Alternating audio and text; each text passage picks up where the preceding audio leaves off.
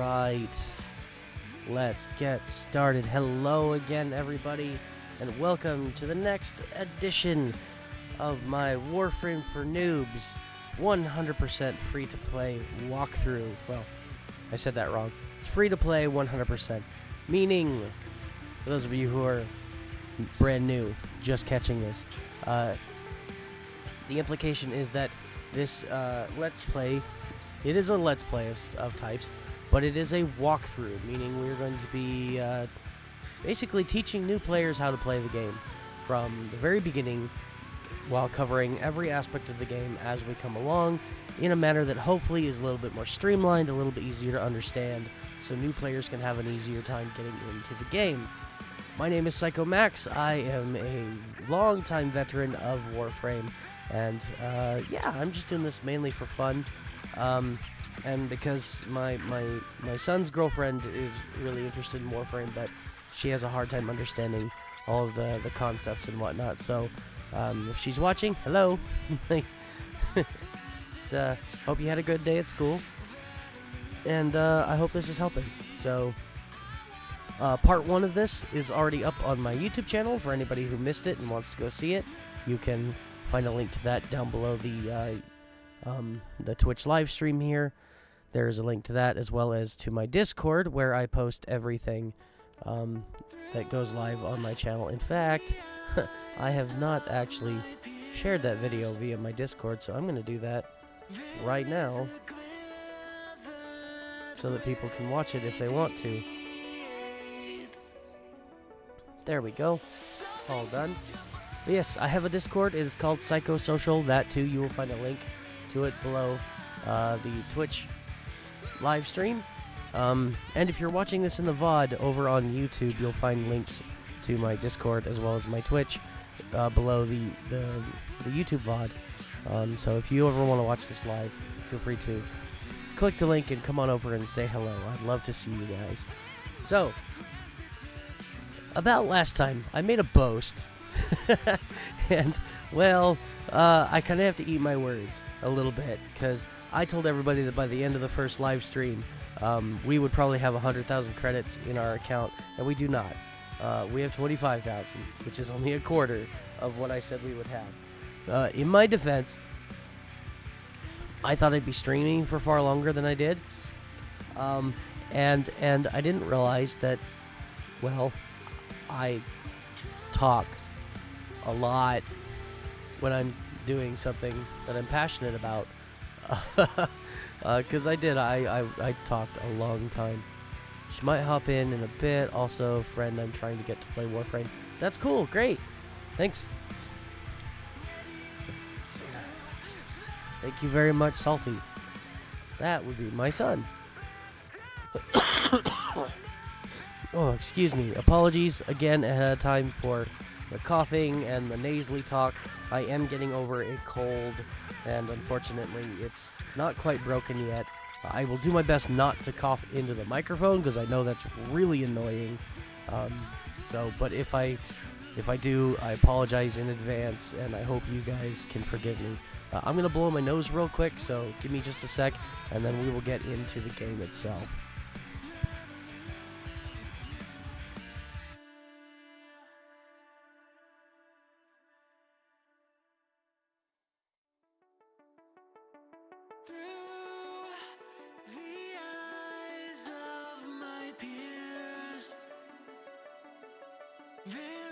Okay, that's much better. I can breathe, at least for a few minutes. So yeah, just if you haven't caught the first part of the walkthrough, I streamed for 3 hours, and in those 3 hours, I spent so much time talking and discussing things that we did not even finish the opening quest. I mean, technically we did, because the prologue quest is different. It's called Awakening versus what we're doing now, which is called Vor's Prize. But you have to do the Vor's Prize quest in order to unlock your orbiter and be able to really do anything else in Warframe. And in 3 hours, I couldn't get it done. which to me it's just like, could I possibly, like, if I shut my mouth and I just focused on gameplay, could I have gotten through that in that amount of time? Easily. Very easily. If I had just been focusing on playing the game, I could have gotten through both the Awakening Quest and Vor's Prize in and about 30 minutes. Maximum 30 minutes. But because I spent so much time talking about different systems and different mechanics and trying to describe tiny little bits of lore and stuff in between, yeah, 3 hours of stream and I couldn't even get through Vor's Prize. So, yeah, apparently I talk a lot. So, yeah, one other thing that we're going to probably change just for today, because I don't have it set up, is my webcam. I had my webcam up on the last stream, so if you really want to see my ugly mug, you can go check that out. It's, again, over on my YouTube channel. It's also in my Twitch archive if you want to just see that. You can navigate to my videos and see it there if you don't feel like going over to YouTube. But, yeah, so today I'm going to go ahead and we're going to not use the webcam just because I don't have it set up. I got a ton of stuff on my desk sitting in front of me that's kind of preventing me from being able to set it up right. So I'm going to go ahead and leave it down for today. Let me go ahead and put in my password real quick and hit log in. Someone is attempting to contact the operator. Please check your inbox. And now we'll switch over to the game itself. When you are ready, proceed to the navigation console. Alright, so we left off at the end of the mission last time to rescue Darvo. And as I stated in that video, Darvo is a con man. And he works for the Corpus, but like, the Corpus are bad guys, but as bad guys go, Darvo's even kind of worse, which makes it weird that he's kind of our friend. But at the same time, like, he hates some of the practices of the Corpus and the Grineer at the same time. But again, he offers you this special discount deal on platinum purchases for things that you should absolutely not be buying with platinum. So again, I want to reiterate, do not ever buy a Darvo deal. Okay, this is new. I like this little thing. Welcome to the market. Here you can buy items using credits, earned admissions, or platinum obtained through purchases. Use credits to acquire blueprints and craft items in your foundry, or gain instant access with platinum. Hover over build requirements on an item's market page to learn how to acquire it through gameplay. Alright, that's actually a really nice little addition there. I like that. And then you pop in, and so this is the market. Wasn't planning on doing this right now, but here we are. And you've got a bunch of different things that you can buy. Again, this is going to be a free-to-play thing, so I'm not purchasing anything with platinum until I actually can gain some platinum the free way, which is by trading. And we went over trading a little bit in the first one, so in the first part. So again, if you missed that and are curious, go back, watch that. I promise you it is worth it. I actually think I did a pretty good job. Oh, but there are some things in here that we can get for just credits. So we'll go ahead and I'll buy that. And this is only 1 credit. And this one's only 1 credit. Ooh, that one's really nice. I like the prismatic effect that's kind of going on there. The Warframes I featured are Banshee and Octavia Prime. So that's really cool. What do we got here? Oh, 25,000 credits. Okay, we will come back to that. We're going to finish buying all of these ones that are just for 1 credit, though. Which, this is really nice. This is one thing that DE absolutely, I love that they do, is they have holiday events, which pretty much every MMO does. But specifically, ooh, free color palette. Oh yes. Oh, that is going to be so good. And that's one of the best color palettes, too. But anyways, back to what I was saying. DE will occasionally just release a bunch of free cosmetics, or like these, easily obtainable by just purchasing for 1 credit in the market.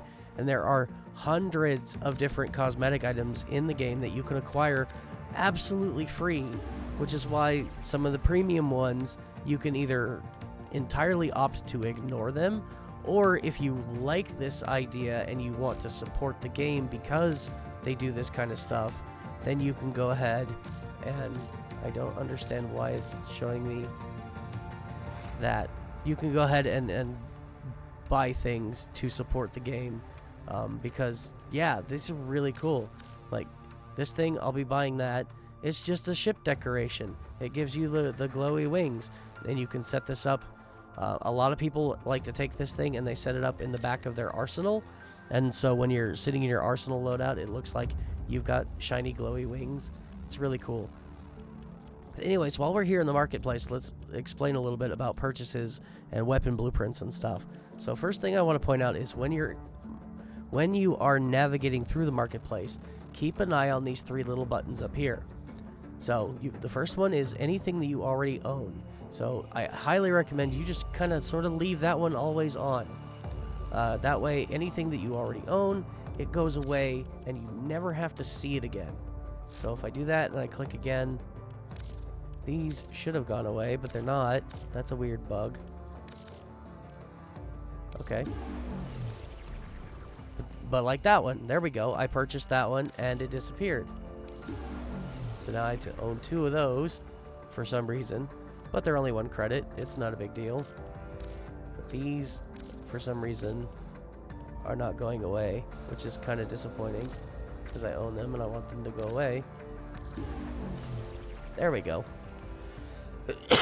So as you purchase things in the marketplace that you had for credits or for whatever, once you own a specific object, just by checking that box, it will get rid of it. Now let's go look over at weapons. The next thing I want to point out is this big drop down feature here. This is going to show you different categories of basically everything that you can pick in the game, and you can customize it to be very, very specific. So say you just want to look at primary weapons and see what you have available. There you go. And the best part about this is it shows you which ones are for credits. This one, it has a platinum purchase, but if you click on it and come inside, you'll see, yeah, there's that, but just below it, you'll have the blueprint option where you can buy the blueprint for credits, and if you hover over the blueprint, it shows you exactly what materials you need in order to build it. And some weapons that are locked, like this one, where the blueprint is not readily available here in the marketplace, you hover over that, it'll still tell you what you need to build it, but then it'll also tell you, like in the description here, acquire A-Lock blueprint from Zariman bounties, complete Zariman missions to collect components. Don't worry about whatever that just says right there, just understand that it will tell you in the blueprint description where it is you go to farm the blueprint for that specific weapon, and it does it on all of them. So this is why I say that don't ever accept a Darvo deal.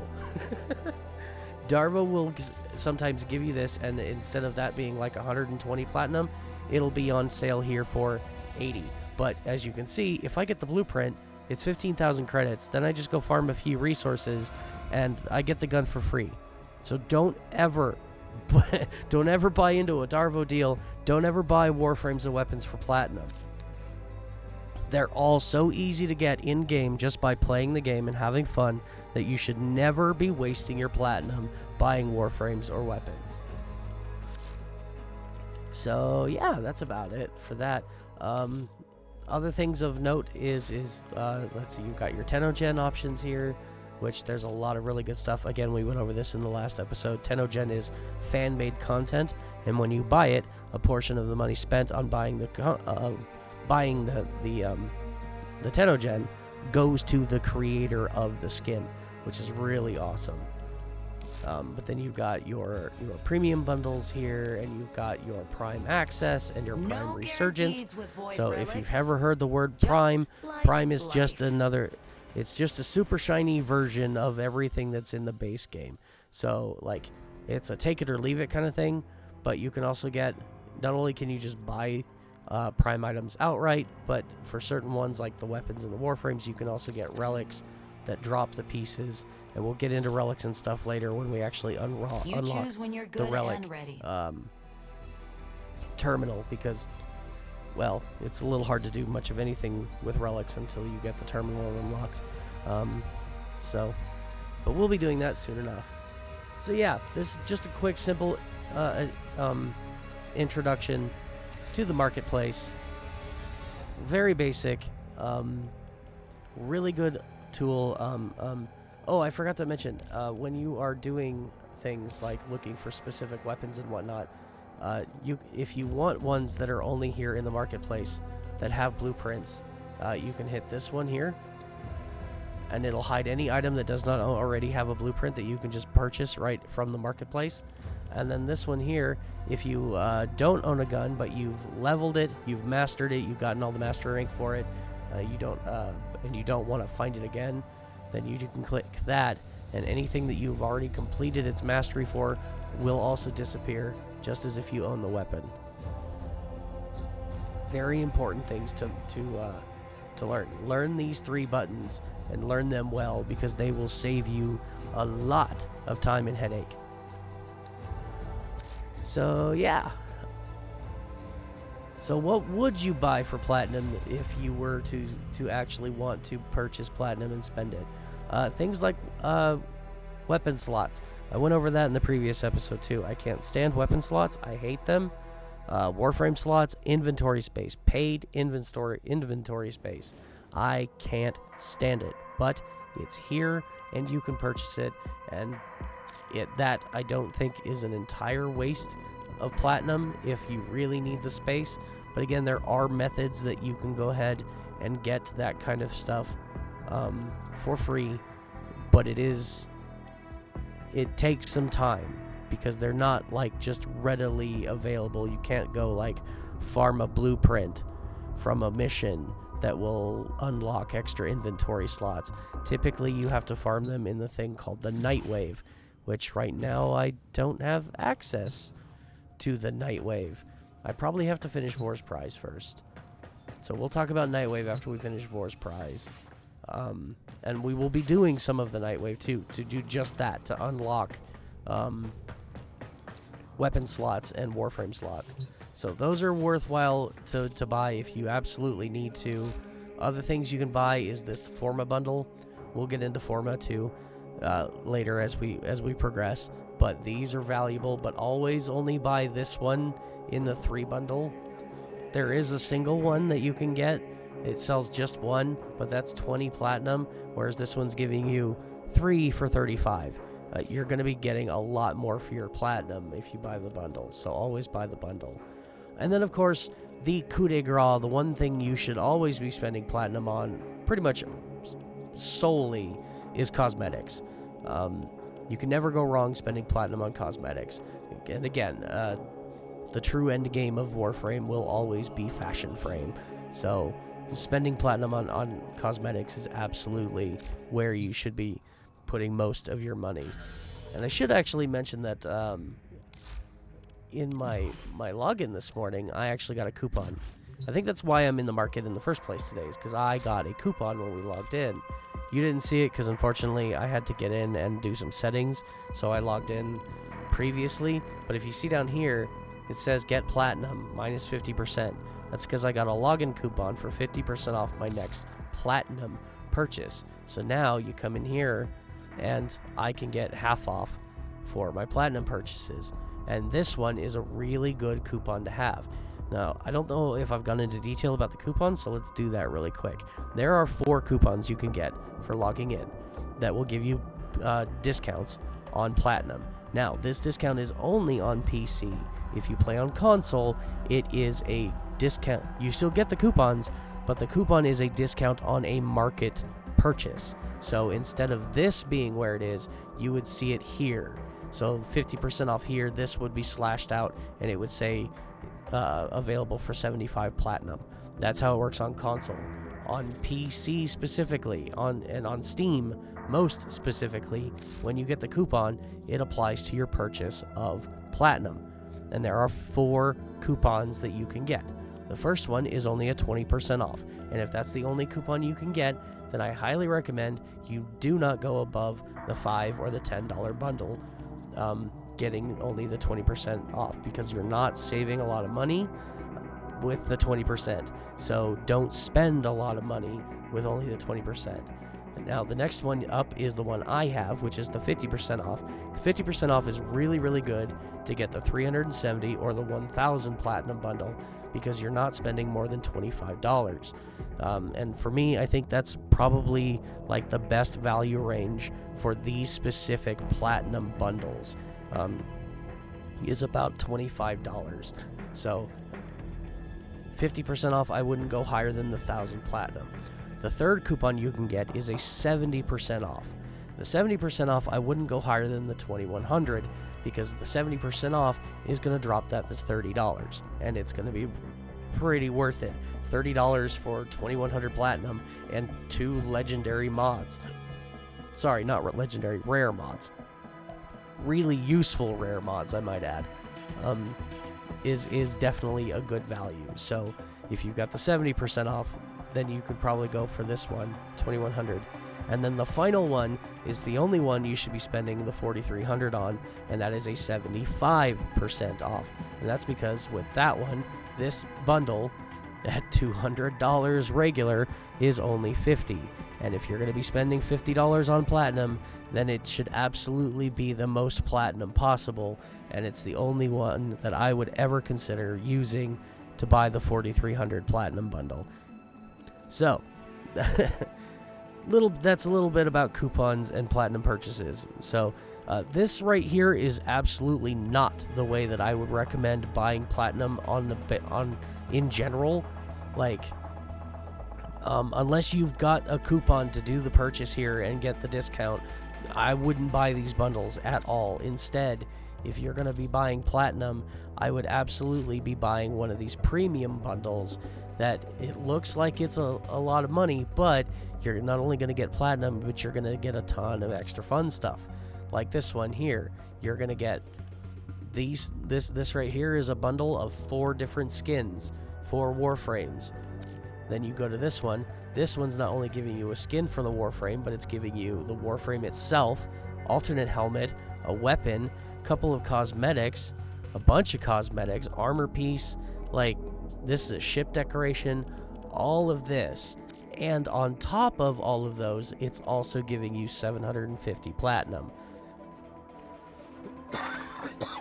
So if you're going to be looking for just buying something from the market that's going to give you platinum, this is by far the best way to do it, because it's going to give you the most value for the money that you spend. So you should always be buying premium bundles if you're looking to purchase platinum. And of course, the best value of them all is the Prime Access, which is also the most expensive, but what you get for this is absolutely absurd.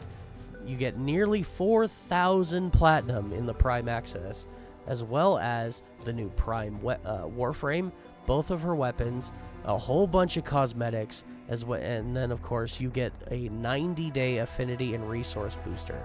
And then what I like to do is, once I get this, I take this 4,000 platinum that I have, and there are 2 other boosters that you can get that will increase your credits and your mod drop chance in the game, and I will go buy those for an extended 90 days using the platinum. So I have all 4 boosters running at the same time, and it greatly increases my ability to just farm stuff in the game. So if you're going to spend money in this game and you're going to be using it to buy platinum, this is by far the most valuable way that you can do it. Now again, this particular account is a free-to-play account, so I will not be purchasing any of these. Not a single one. And it's gonna hurt, because I love my cosmetics and stuff, and I love this game enough that I feel more than willing to support it by throwing some money at it every now and then and buying the Prime Access and whatnot. But yeah, I'm not doing that with this account. So like this one here, this one is amazing, and I own this in my main account. and I absolutely love it. This is for Rhino. Rhino is one of the greatest tanks in the game. We will be farming Rhino relatively soon, because he's one of the first Warframes you can get after finishing Vor's Prize. So yeah, like,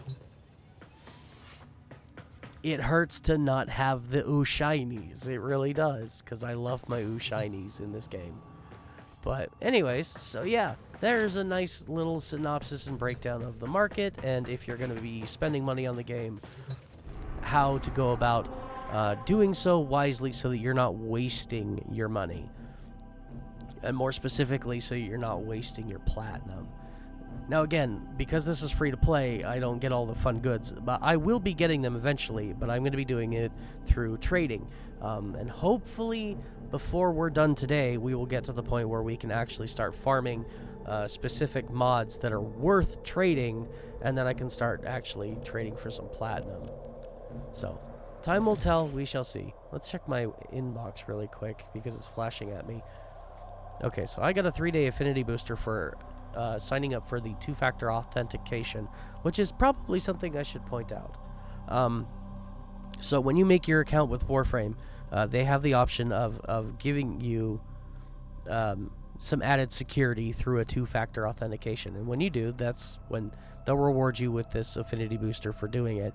But it also opens up the ability to cross-play. I think you have to have 2FA active if you want to play cross-play. And just a few other perks. Basically, though, it's protection. It's definitely worth it, I think. And it's just, all it is you click a button on your account on Warframe, and they will send you an email. Go to your email, click the confirmation link, and it's done. It's really that simple. And then it helps protect your account from hacking. So, absolutely worth it. And then, of course, like I said, you get this free affinity booster for doing so. Also, because of the anniversary event going on right now, I've got a nice new glyph and my first ephemera for free, because it's the anniversary. I'm surprised I didn't get the sword, but we'll get those eventually. Maybe. I don't know. The anniversary event right now is actually over with, so it might be a while before we actually get to play with the dex weapons. Well, we're going to continue with ones we have for right now.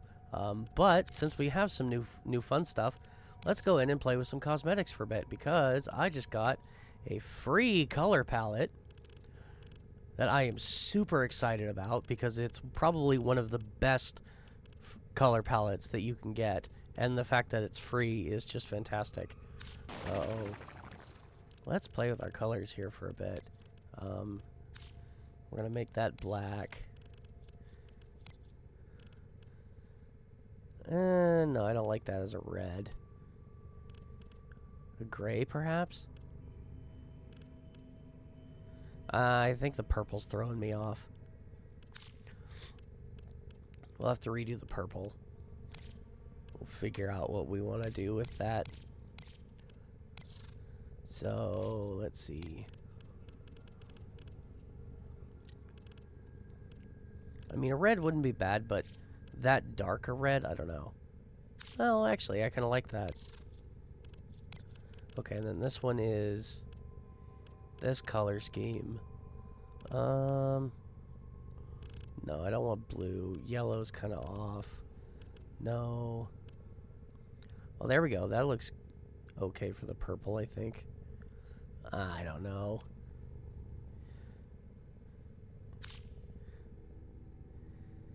It's a lot of color. What are my accents?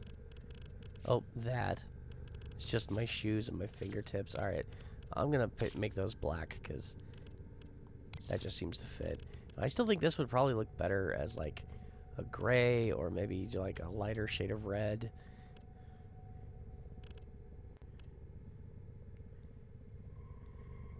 Or maybe I make, this the dark red, and I switch this one to the light red.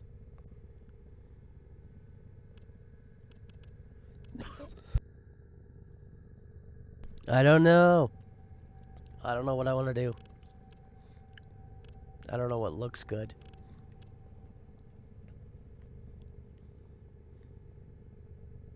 I just don't want it to look bad. And right now it kind of looks bad. Maybe I should just go with the red. Yeah, I think I'll go there. It's slightly lighter so that you can see like the two-tone difference, but it doesn't look as off. So, yeah, that works. That works. Okay, and then I want blue and more blue. I don't know. We'll worry about these later. That was that one. Okay. Attachments. Do we have? I do not have any attachments for anything other than the ephemera, which we're going to equip because it looks, honestly, it looks pretty cool.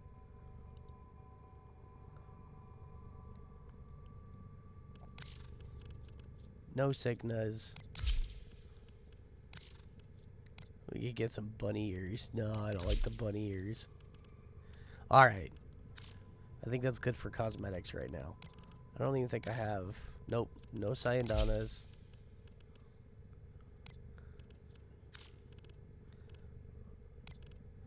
I don't even have sigils.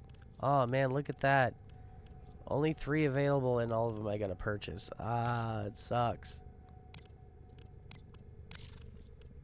Oh, mastery.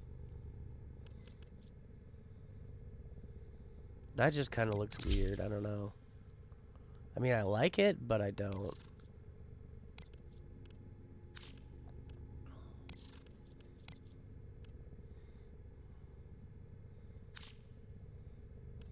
Yeah, sure. I guess that kind of fits.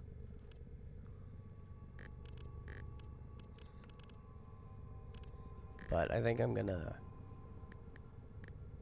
move it up and kind of align it with his chest a bit. There we go. Also, while we're looking at appearances, let's go ahead and turn that off.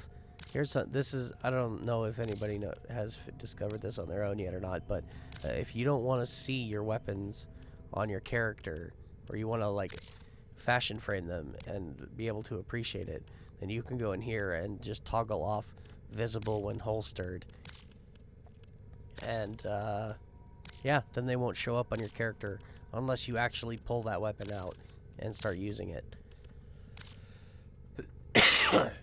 Which makes it really nice, especially when you're customizing appearances, because then you don't have your weapons in the way, interfering with your cosmetics. It's really nice. Definitely worth doing. And you can customize your pairs on them too. Alright, let's get into a mission. Let's actually go finish Vor's Prize today, because oh my god, I can't believe I haven't finished it yet.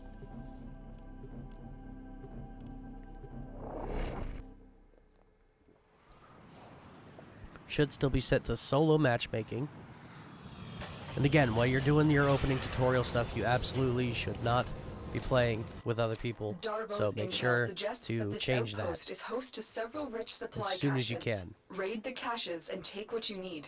By this outpost stage of the game, belongs you to the should Corpus, absolutely be able to a change secretive that. but extremely powerful merchant cult known to be working with the Grineer. Yep, today we Darvo get will fill introduced you to in. the Corpus. Legions of robots, mindless automatons, freaking layers. My aim is terrible. These guys are bad news, but they're also loaded, which is why you're here. Corpus Moa. So yeah, the Corpus are a technocracy. They worship technology and money. Nice.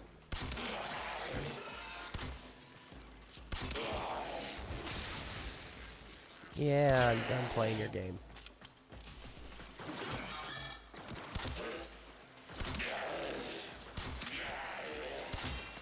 Yeah, don't do what I'm doing either. Like, just standing around taking fire. You can do it. They're weak enough at this stage that you can just stand there and take all the hits, and it really doesn't matter. But, you probably shouldn't be doing that. Let's go ahead and equip my sword.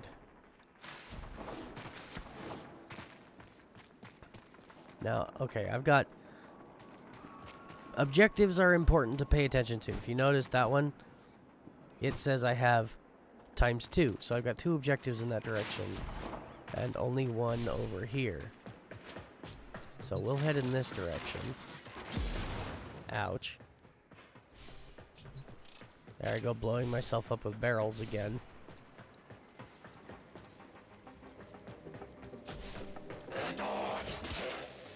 Slide attack. Alright. Hopefully in this episode we can also get our next set of weapons. At least, like, we'll at least, like, get them... We'll buy the blueprints. Maybe even get them building in the foundry. Goodbye, sir. Again, we're poking around looking for loot and stuff. It's funny that we're... The map we're on right now is currently the Venus tile set. And yet we're still on Earth. Ooh. My stance at work there. We'll pop up here and grab some loot.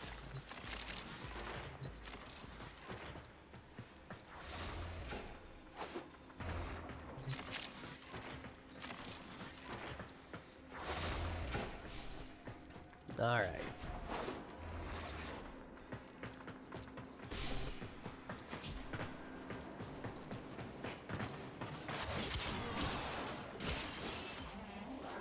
Ooh, another new mod, Shotgun Barrage.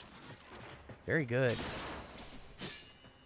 We don't have a shotgun yet, but we'll get there. Grab some extra resources. I think I need to adjust my field of view, because it seems really zoomed in.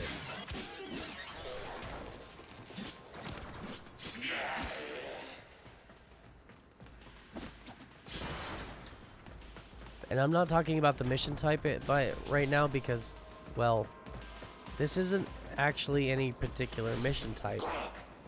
It's like unique by itself. Like it's a resource mission. Our job is to hunt and collect a specific map tile. Ooh, so here's a good chance to show you the other hacking tool. So that's a corpus hacking mechanic. We saw the Grenier one in the last episode. The Grenier was just like it had the little spindly wheel and you just had to time your button presses. This one, you've actually got like a little puzzle that you've got to solve. And just like the corpus, the Grenier one, the higher in level you go with the hacking, the more complicated, more complex it'll get. I am hearing something fun.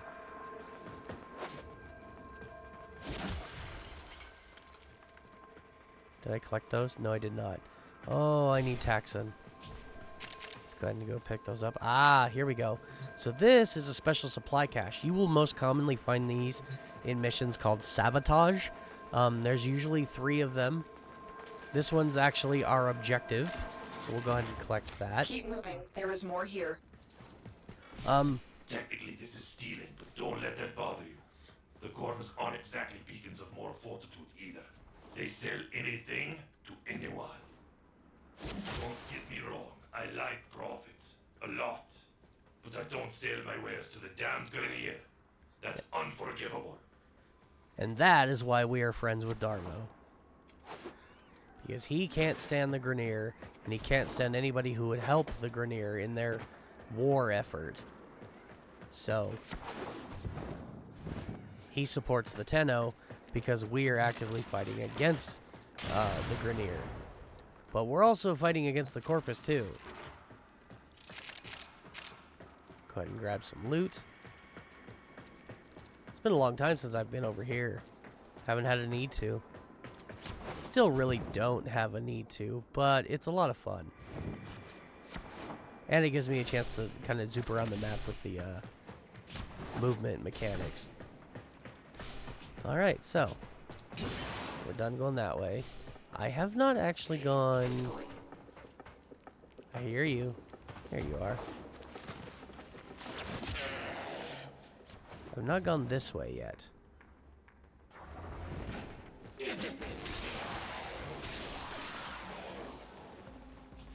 I don't know how many guys I just zapped, but it was a lot.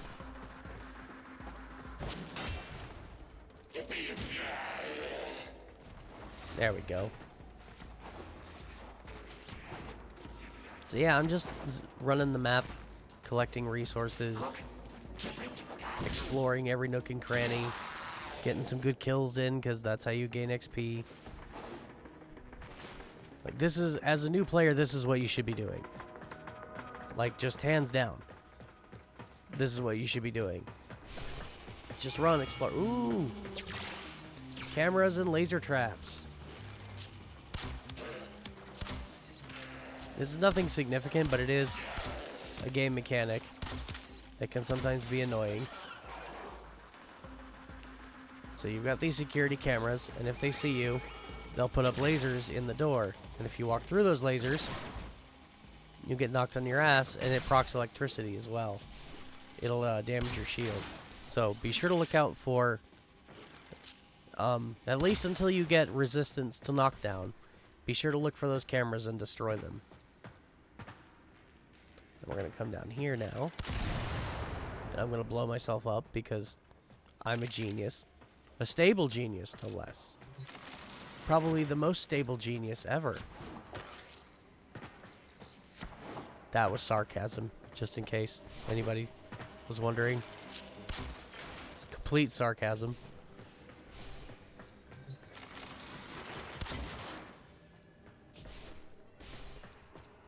There we go. Headshot.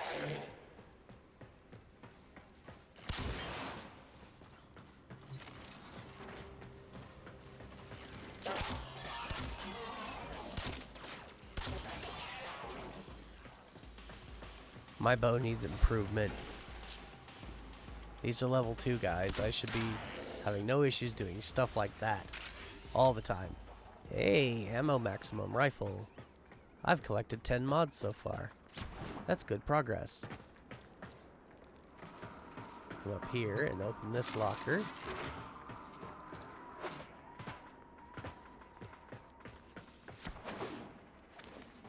Come this way. Get rid of the camera.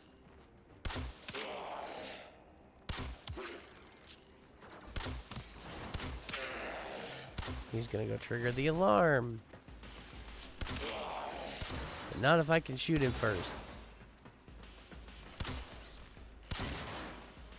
It really doesn't matter if he triggers the alarm or not. It's just something I like to do to spice up some of these more mundane missions. You do these kinds of things long enough, and they do tend to get repetitive and boring. And to that, I say, if you're starting to get bored with Warframe, don't be afraid to put it down and go play a different game. Because it'll always be here. And if you haven't made it to end game yet, by the time you start getting bored, that's okay. It's totally fine. Do not be afraid to go and play some other games. Because Warframe isn't going anywhere, at least not anytime soon. It'll always be here if you can't, for whatever reason, find something else to play. Alright, we get some polymer bundles.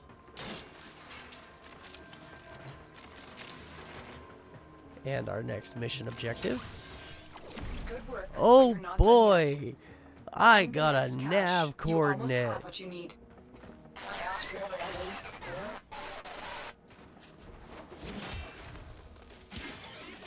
Oh, looks like Vor's gonna be paying me a visit again.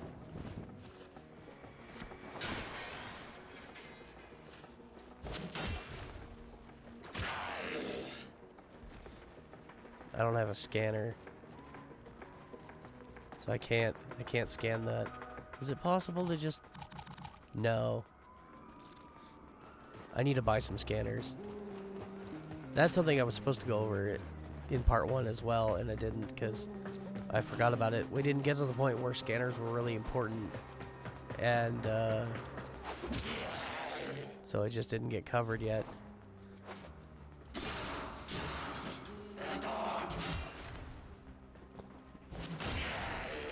There we go. Ooh, fun thing.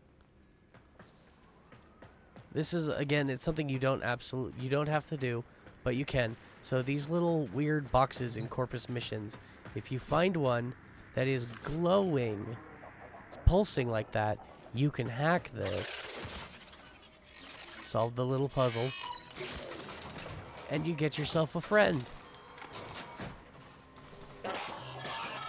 It's little stuff like this that gets completely overlooked when you get to the end game power creep. Like, at the point my main account is at, things like this, we don't do that anymore, because there's no point. Because by the time it becomes, you know, relevant to do something like that, everything is already dead. And so there's no point. So, it's one of the nice things about being a lower level account. Ooh, 60 stealth kills already. I'm doing really good with those. Goodbye. Also, it used to be that if you jumped up here, you could actually phase through this and get outside the map. I don't recommend it. If you can still do it, if they fixed it, great. Because as fun as it was, it wasn't a good idea. Because you could really break your game doing that. And then it'd force you to relog, and just, yeah, it's better not to, but to avoid glitches and whatnot like that. Okay, let's go ahead and get rid of that camera. So those cameras will also trigger turrets, like this here, this little sentry turret. You can destroy those too. Also, if they trigger the alarms, then all the sentry turrets will start firing at you when you come into range. But the cameras are the biggest culprit. And he just triggered the alarm. There are 2 stages of alarms. I should probably point that out. I hate the alarm system. It's one of the antiquated things that I wish they would kind of get rid of. Like, the hacking is fine, but the triggering of the alarms is kind of annoying. Because right now it's in stage 1. So all it does is it alerts all enemies to your presence, and it makes stealth attacks impossible. Not a big deal. Not really. But if you allow it to get to stage 2, then they will trigger the alarms a second time, and it will lock all the doors. And then you're just kind of stuck until you actually unlock them again. It's not a big deal, it's just it can be a bit annoying if you're running along and just all of a sudden you can no longer progress because some idiots triggered the alarm and locked all the doors. It's just a minor irritation. Crap. 20 crewman helmets, yep. We will end up getting all of those. Again, without hardly even trying. Alright, here's our last supply cache that we need. And now Vor's going to play with our Warframe a bit. The Ascaris has reached your mind and rendered your lotus mute. You will return to me over your own free will. Yeah, you keep telling yourself that.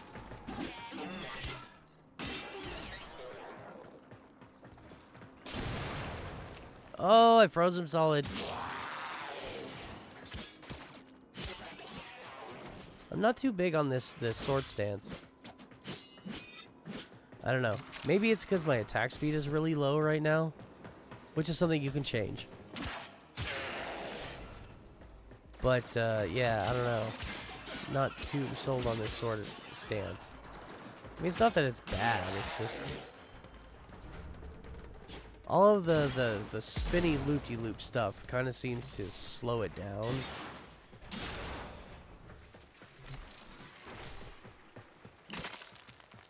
And I'm not a fan of that.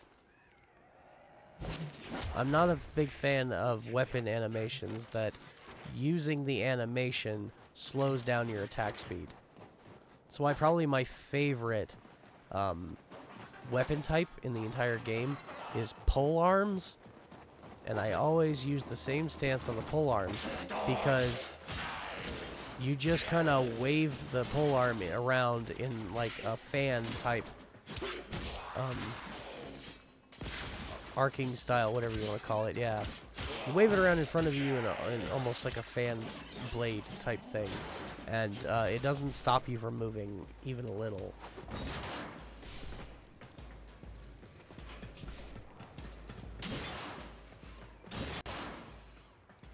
Get some good resources here.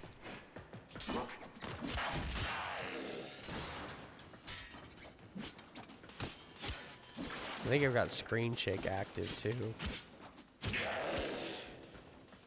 But something is messing with my vision. Like I feel like I'm bouncing along the trail on a horse and buggy or some shit. It's a little bit disorienting.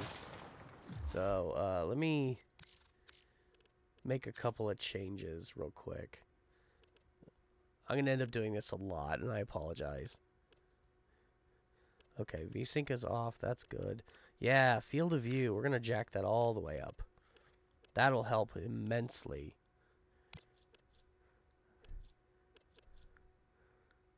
All my graphics are at medium. That's fine. I used to be able to play on maximum graphics, but then they updated all the graphics in the game to a new render engine, and now suddenly I can't do it anymore. It sucks. Let's see. I'm gonna turn off bloom and glare and film grain. Distortions. Not entirely sure what distortions is. No, I'm looking for like screen shake.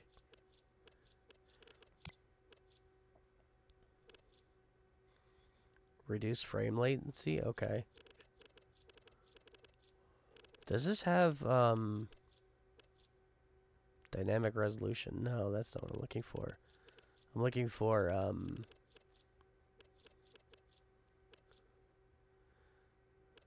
well, for me it would be FSR because I have an AMD graphics card, but DLSS for everybody who is smart and actually goes with NVIDIA. All right, that should do. We'll do that and see if that helps. Oh, that's already so much better. Just being further back from my oh my god, it gave me equilibrium as a quest reward. Holy shit.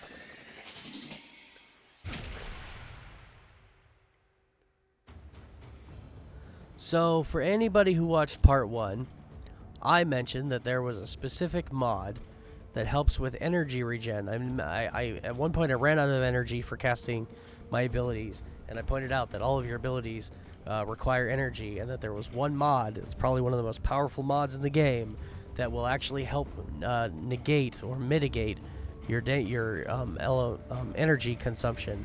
That's it, right there. That's the one. It's probably one of the single most powerful mods in the game, and I just got it as a quest reward. And all it is you pick up health orbs, it gives you energy. You pick up energy, it gives you health. And the reason that's so significant is that even if your health is at maximum, you will still pick up health orbs, and they will give you energy to cast your abilities. Meaning, once this mod is maxed out and put on your Warframe, you effectively have infinite energy. That's why it's so powerful. And I just got it as a quest reward for Vor's Prize. The only other way to get this mod in the game, if you don't get it like this, is you have to go farm a specific boss fight on the moon of Mars called Deimos. You have to fight an enemy type that hopefully we'll get to today, but no promises, called the Infested. And there's a specific boss on the Mars mission that you have to fight, and he's the only drop source for this mod. The one and only drop source. So if you don't get it here, you have to go farm it there, and it is a slog. It is a serious slog. It is so hard to get this mod to drop.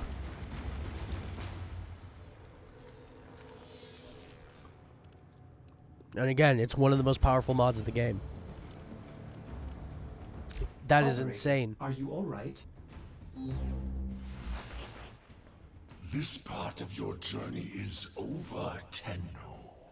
I admire you for your struggle, but now I am part of you. Lotus, do something. Help the operator. Let's build this. We Grineer are millions strong, but with a flaw. We are diseased, rotting, sterile. But now we have you. You have nothing. Operator, do not abandon me again. Build the countermeasure. I did this for my love, my queens. They will forgive my insubordination when I deliver you to them. Our love will be reborn as we feed on your divine blood. Our children will flourish without disease. And I will die at last, at peace. Father, grandfather. What do you think you're doing? Foiling your plans.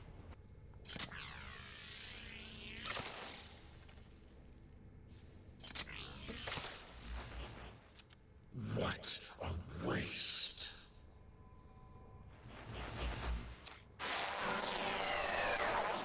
Tenno. Good. You managed to disarm Vor's Ascaris. I thought I lost you.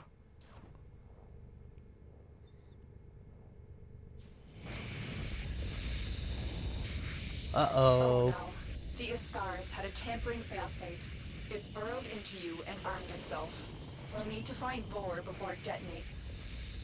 Get to navigation.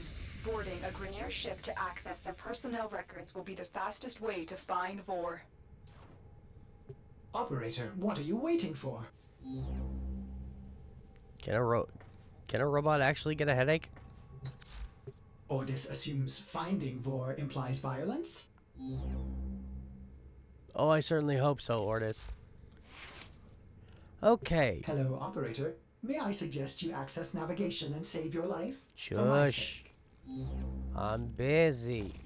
I'm doing a thing here. I don't have any endo. What do you mean I don't have any endo? How rude.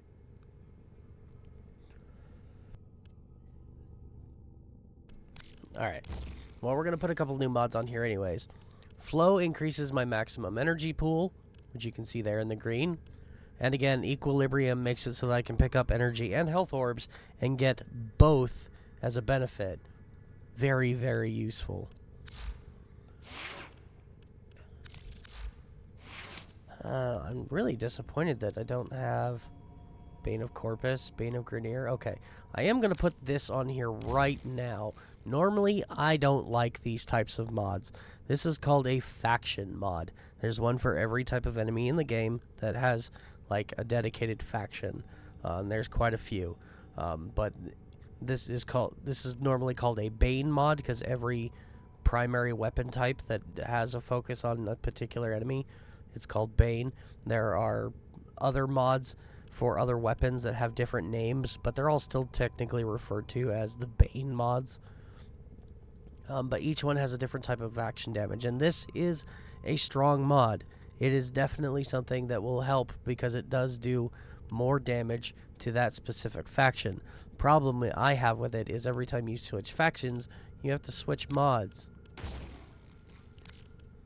And I can't stand doing that. Or you can set this one up with this mod, and then you can go to config B and set that one up with this mod. But then you have to go, if you don't want to deal with swapping these back and forth, you gotta leave it on whichever config you want, Then you gotta come up here, and you gotta set specific loadouts. One for Grenier, one for Corpus, and I don't like doing that. And it's really not necessary. Because by the end of the game, with all the other mods there are, you are doing so much damage that nothing stands a chance even without the faction mods. So I don't like doing it. I prefer the one build to kill them all method. And we're going to take those off now. And we're going to do this and apply radiation damage to my kunai. Even though I'm probably never going to use the kunai because the kunai aren't very good. And I still have blast damage here. Oh, hey, cool. Attack speed.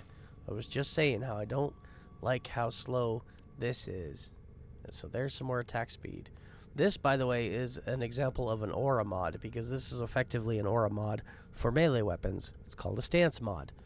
But this has the same effect as an aura mod for your Warframe, like I talked about in part 1, where instead of the drain on the mod removing points, as you can see if I take it off, I've only got 1 capacity now. So I put that back on and it goes up to 5, because instead of removing capacity, it actually gives me more. Very, very useful. Do not sleep on aura and stance mods. Do not do it. Hell, I wish they would release a type of mod like that for primary and secondary weapons, to give those more points. Alright, let's go kill Vor and finish Vor's prize finally. Still on Earth, surprisingly. And yet we've been through like 4 different biomes.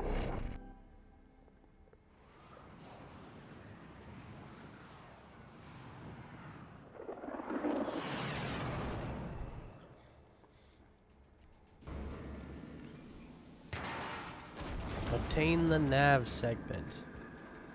The systems on this Grenier galleon can be made compatible with your ship. Find and extract a navigation segment. Okay, so this is not the mission to actually kill Vor. I was wrong about that. That's the next one. You have murdered my sons and disgraced me before my queens. But soon, the Ascaris will complete its task and bring you to me. Dude, you're making it really hard to shoot people in the face. I don't appreciate that.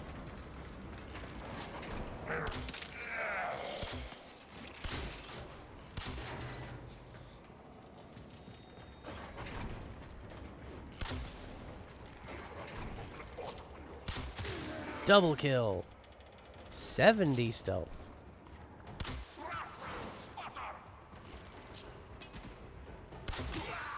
Bye-bye. Oops. Headshot. Headshot. Always aim for the head. Like, I'll say that right now. If you're playing a shooting game and you are not actively aiming for the head with every kill, you're not really playing your shooting game correctly. You should always be aiming for a headshot. Because in every single shooting game I've ever played, headshots equal critical hits. Meaning more damage.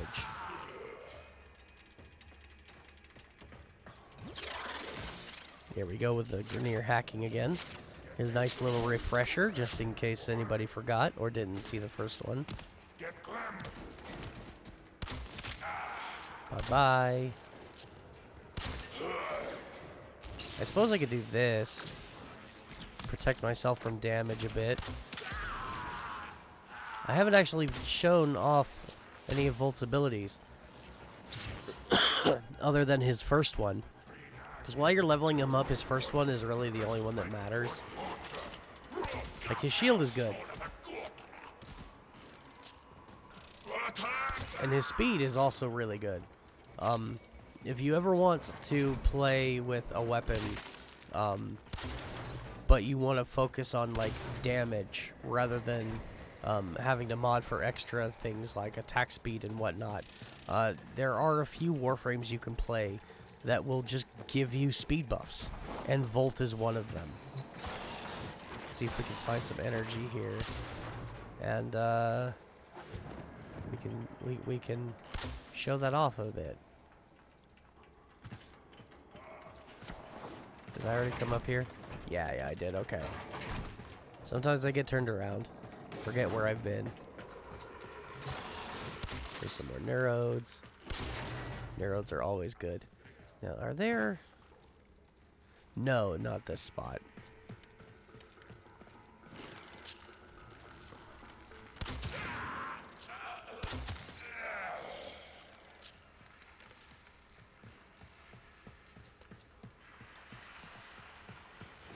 I suppose I should talk about the stealth affinity a bit. Don't know if you noticed the 200% up in the top right corner of my screen. That is a stealth bonus multiplier that goes up to 500% for 5 consecutive stealth kills. And it applies to your XP gain. So if ever you want to level things fast, that is a really good method. Doing so is by exploiting the stealth affinity bonus. And there are also Warframes that will make that significantly easier. We have a couple of Warframes that literally just go invisible. And, well, enemy can't kill what they can't see, so you're virtually invincible as long as you can't be seen. It's kind of nice. And we're just gonna hop down here.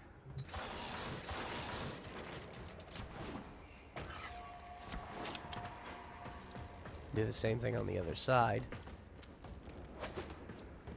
Nope. Those ones are closed. Alright. Pop right back in the middle here.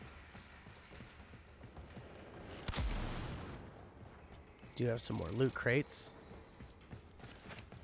Go ahead and open those and get all the goodies inside, because brand new account. Always farm for your resources on a brand new account. Seriously? Wow, my aim is terrible.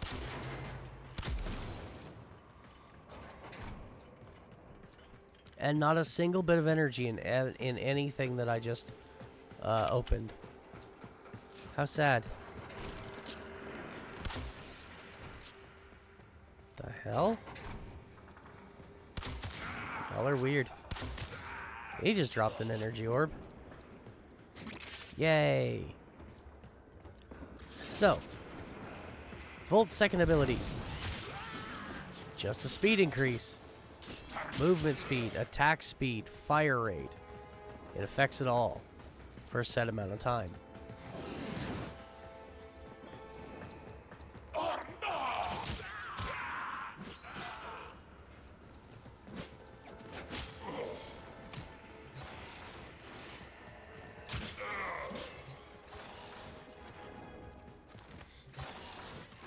I don't know if I've unlocked his fourth ability yet. Oh yeah, I'm level 12.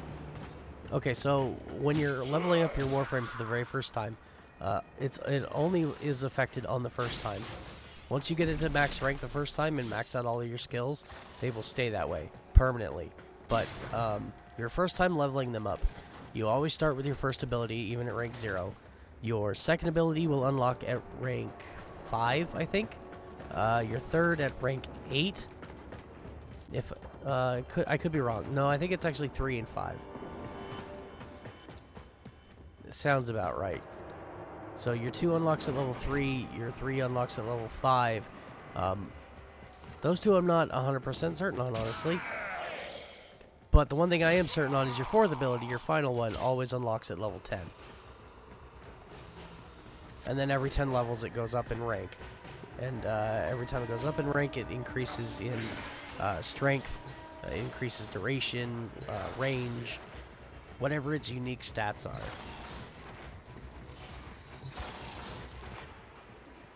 There we go.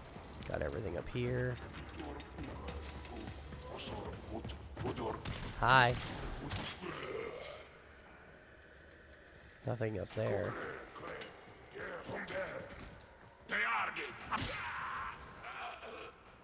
Next. Come on, I know you wanna. I saw you. Fine. I'll come down to you. Because now I'm gonna go down the hole. Because there's more chests to loot down here.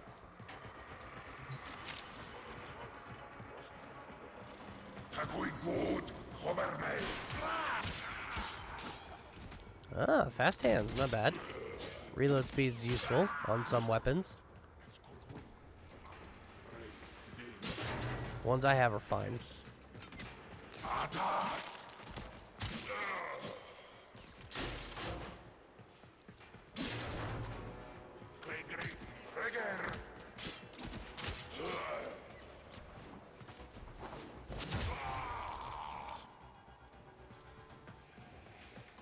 There we go. Oh, some more friends. There we go. Let's go ahead and turn this alarm off so they don't lock the doors. I don't like it when they lock the doors. Ooh, Fever Strike for melee, yay! I think that's my third elemental mod for melee weapons. That's good, because that means now I can better demonstrate how elemental combinations work. Because I have 3 mods, rather than just 2.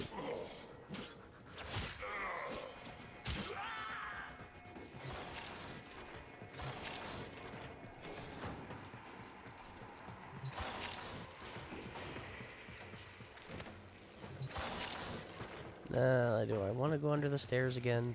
Probably. Because again, brand new account, we need all the loot we can get. So, we're going to hop down here, and you are alive. Whoa! Went too far. At least I didn't have any active abilities. So yeah, there is no fall damage in this game. Anybody who's brand new to it, there's no fall damage. And you do not die if you fall off an edge. All it does is it teleports you back up to the last location where you were standing. The negative side is if you're playing on a high-level mission and you're playing like a tank character, like Rhino for instance, and you have a defensive ability active that keeps you from taking damage, the moment you fall off like that, it'll turn off all of your abilities. And if you're really high level in content, that means now you're instantly vulnerable. It's not a good time.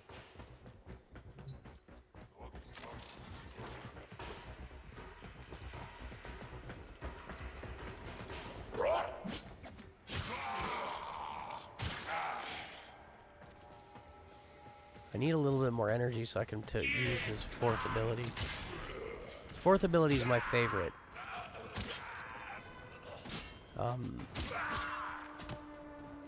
Because it gives you shields. Or at least it can give you shields if you have the augment mod. Which we'll get into those when we start talking about factions. And faction standing. Which won't be until we hit Mastery Rank 3. Which we could do today. It is possible to get to MR3 today. Used to be that you could only level up once per day, your Mastery Rank. It would only allow it once per day, period, done, end of story.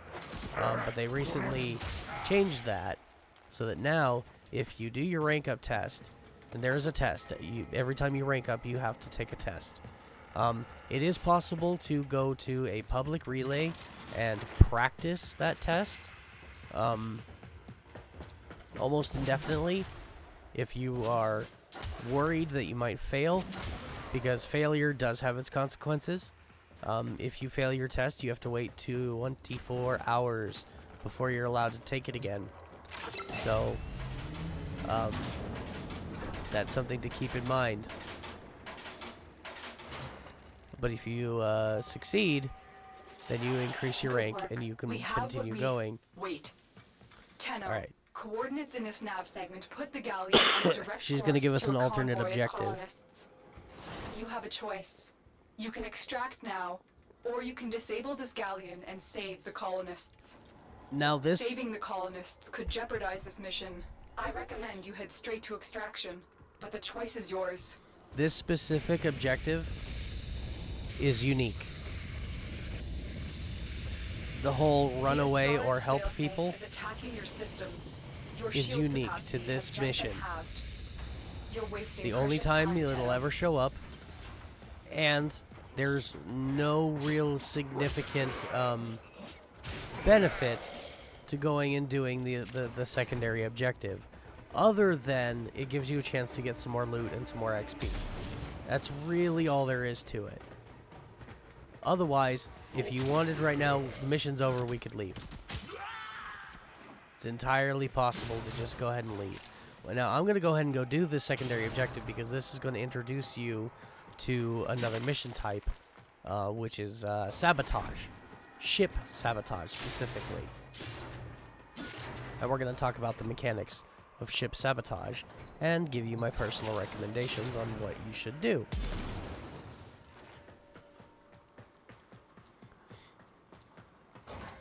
So, this is the room. This room always looks like this. Guaranteed. I recommend killing this thing. Otherwise, it does a lot of damage. These guys will get on it. They cannot take any damage from the front while they're on the rampart. You've reached And the it ship's power is systems. kind of Destroy the devastating. reactor. Alright, so this is ultimately our objective. But normally, this is weird. It doesn't have the actual sabotage options. Normally there would be power cores you have to go and pull out.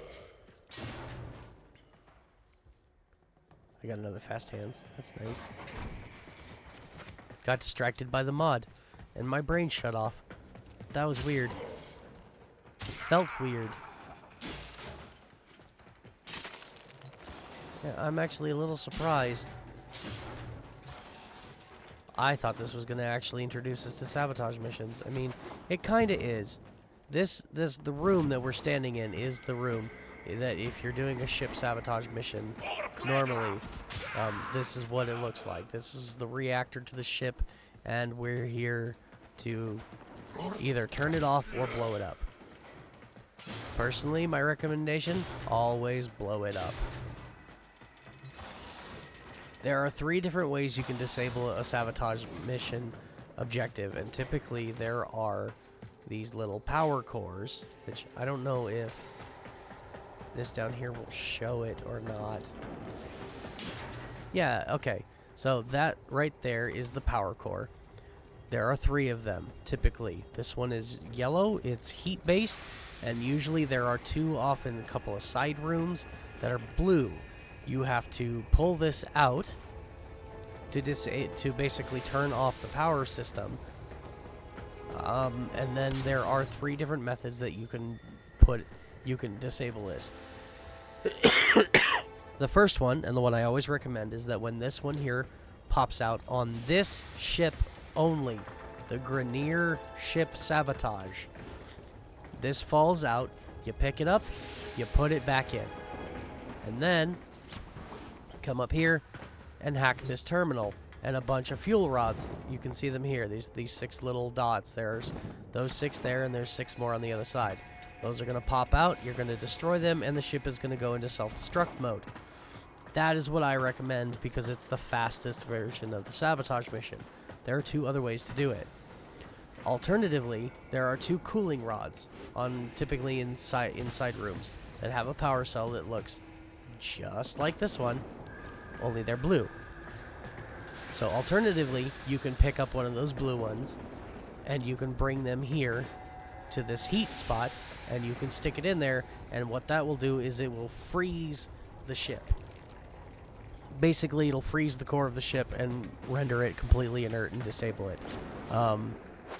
But when you do that, you come up here, you have to hack this terminal, and then it requires you to spend like a minute defending this spot against oncoming enemies while it does its job and super cools the ship, and it takes time and it's kind of annoying, so I don't recommend it.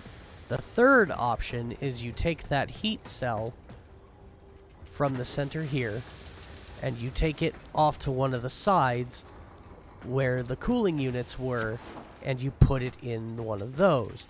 And then you'll come back here, you'll hack the terminal, a timer will go off where it's doing its thing, and you just have to defend this terminal from tampering.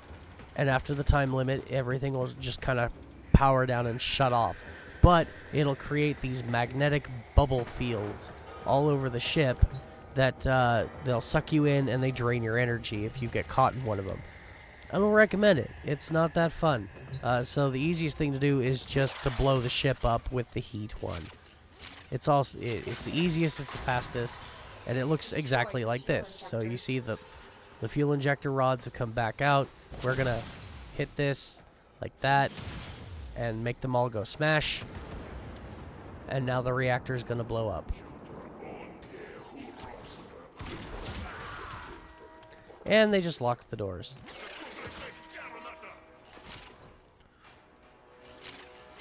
So you saw how the little objective or the little extra symbol on the thing was yellow? That's how you know that the doors are locked. Alright, but now we are completely 100% done with this mission. The ship is exploding, and we have an invisible timer, believe it or not. I think it's like a 5-minute timer. Also, when you do the heat one, these little patches will show up on the ground. Avoid these, because if you step on them, they light you on fire. Doesn't do a lot of damage, but it does enough. And heat damage over time hurts a lot. But anyways, as I was saying, now that we've sabotaged the ship, we have an invisible 5-minute timer to get to the end, or else the mission will fail. I don't know why that's there, but it is. Sometimes the timer will actually show up and you'll be able to see it count down, and that's how I know it's there. But most times, like right now, that timer is invisible. You cannot see it. But it is there, counting down. You have 5 minutes to get to the end and complete the mission, or even though all of your objectives are met, it will still do mission failed. It's silly. Oh, I have enough for my fourth. Boing. Boom! Electroshock. Wow, that did nothing. I need some endo. We need to go do some endo farming. Hopefully after we finish with War's Prize we can do that. Hey, endo! Only 180. Not a lot. But it's endo.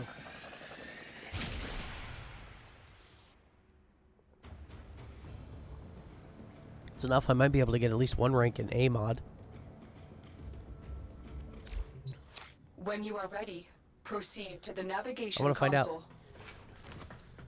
console. Question is, which mod? Oh, right, and the, so I wanted to show you more about the elemental, stuff. Because now I can actually put in the damage I want. So you see here I've got the 3 elementals in the row. And, I have viral damage, which is being combined from the toxin and the cold. And if I swap these two, like this, nothing ever changes. But I've also got heat damage on here now. But, if I was to, say, divide those like this. Or hell, I don't even really need to do that. If I just took Molten Impact and I move it up here, now the heat is combining with the toxin to make gas damage, and the cold damage from Northwind is by itself. And then again, if I was to take Fever Strike and I was to move it over here, now they've switched around again, and I have blast damage on the weapon, and I have toxin by itself. It's possible to do this to get up to 2 different combo elementals at the same time, using electricity with this as well. But it's always important to know where your mods are in your loadout so that they can give you the appropriate combinations. And for me, I want viral heat because it's really, really strong. So that's what we're gonna do. And I'm gonna put these back up here too because I have the mod capacity. Ooh, and speaking of which, I should increase this if I can. Oh, not quite enough for all 3 ranks. I need another 30 endo to get that to rank 3. Alright, well then we'll settle for rank 2. And now I've got another 4 points. And with that, I think I'm going to try and put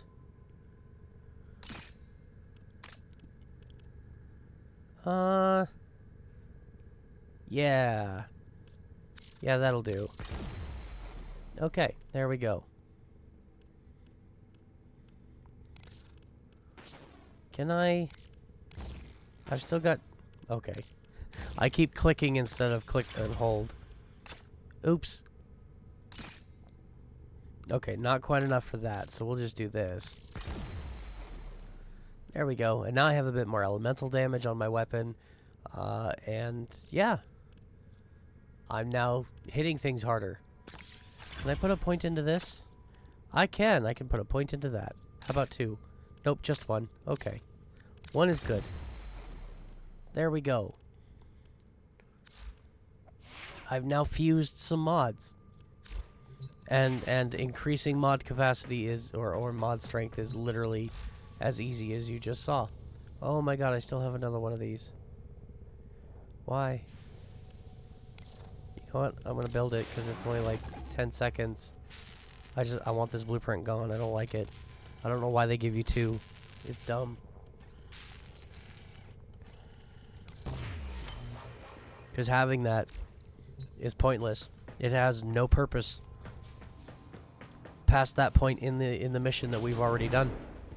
Hey, navigation segment. Charging up. You need to bring Vor down. He thinks he can capture you again. Don't worry.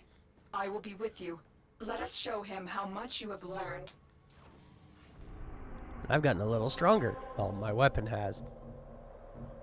Did that unlock the rest of the... No, it didn't. No. It's kind of silly that it didn't, but it didn't. So, okay. Are you ready, Tenno? Let's go kill Vor and finish Vor's prize. It's only taken another hour and a half.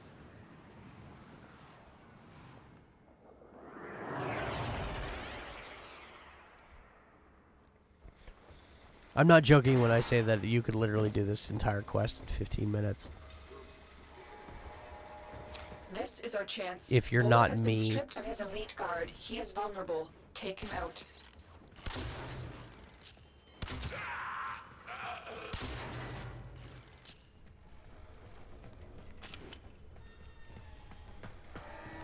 There is a terminal back there.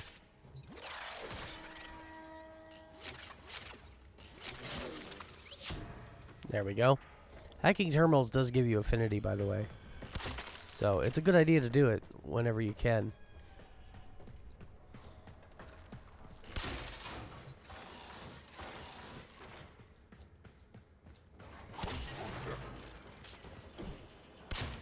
I think not, sir. He just tried to hit me in the face with a shield. That wasn't very nice. Punch through!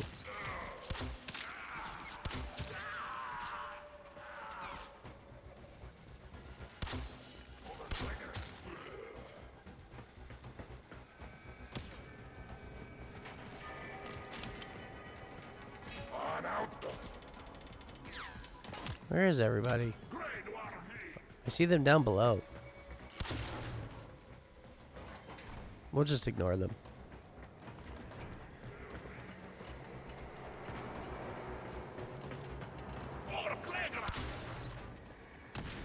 Oh yeah, also don't do what I'm doing and shooting containers open. Use your melee weapon. Don't waste your ammo.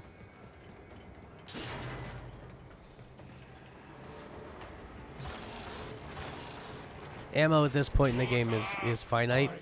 So yeah, don't waste your ammo by shooting open containers. Maybe it's not too late to draw your divine blood.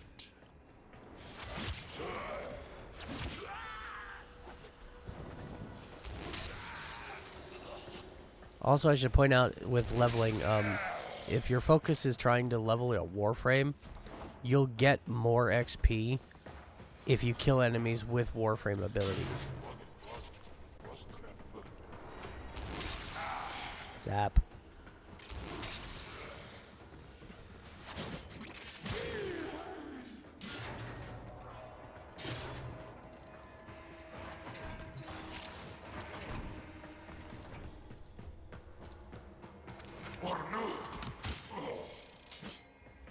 That one's already open. Alright.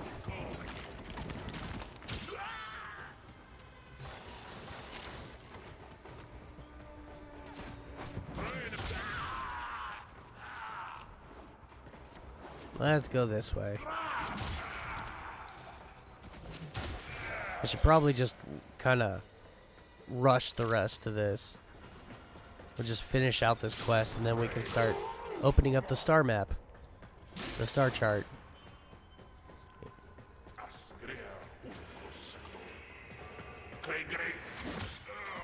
I will put you down like a rabbit coop.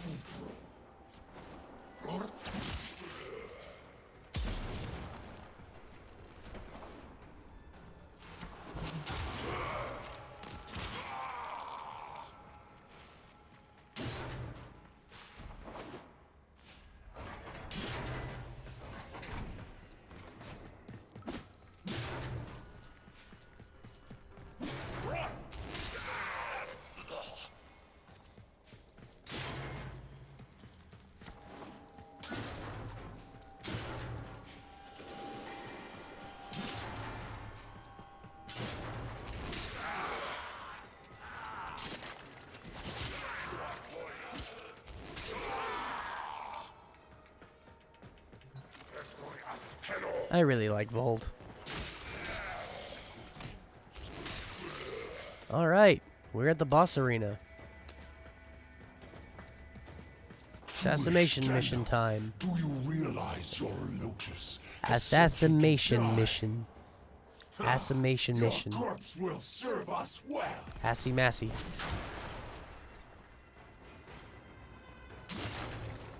Hey look, a loot room. And he followed us down here, you dummy. You've located the VIP. Time to go to work. He located me.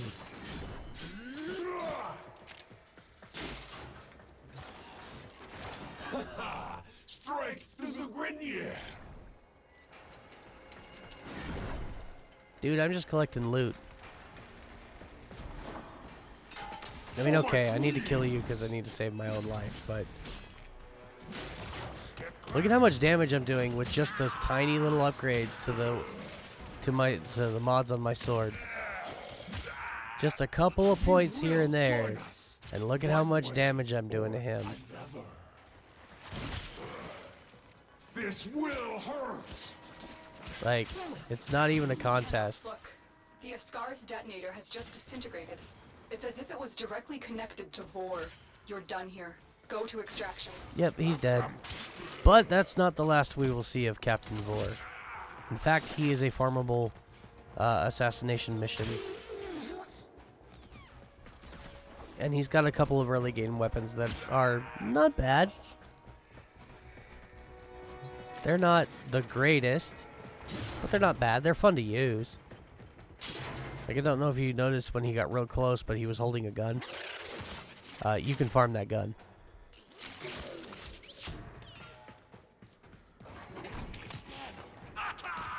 Ooh, this is probably one of my favorite little loot rooms. Not this one. I've already seen this one. Oh, I saw ferrite. But this one. This used to be harder to get up to the loot at the top of the room. Back before bullet jumping was a thing. But now, you just kind of boing, and you're up at the top, and right back down too. Oh boy.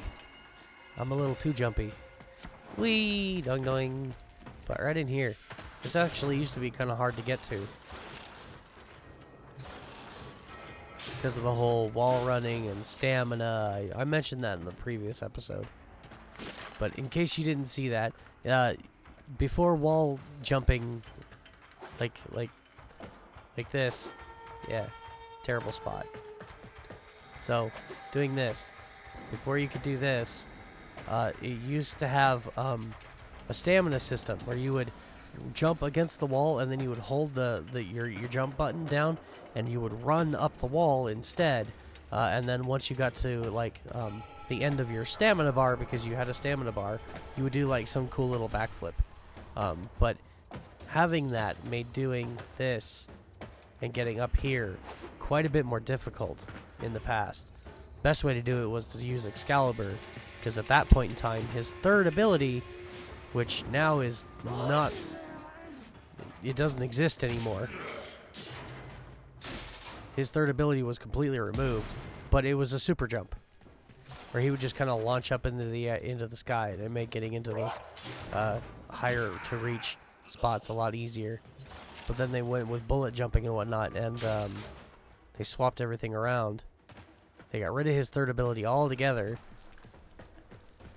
and then they moved his fourth ability at the time to what is now his third ability. It's called Radial Javelin. He sticks his sword in the ground, and he creates an AoE fan of swords that fan out in 360 and stab enemies around you. It's pretty fun.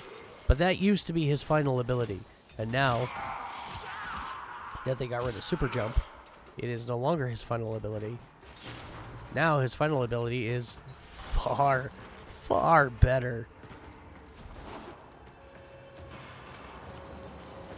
And I still remember playing with it when it first came out. It was something.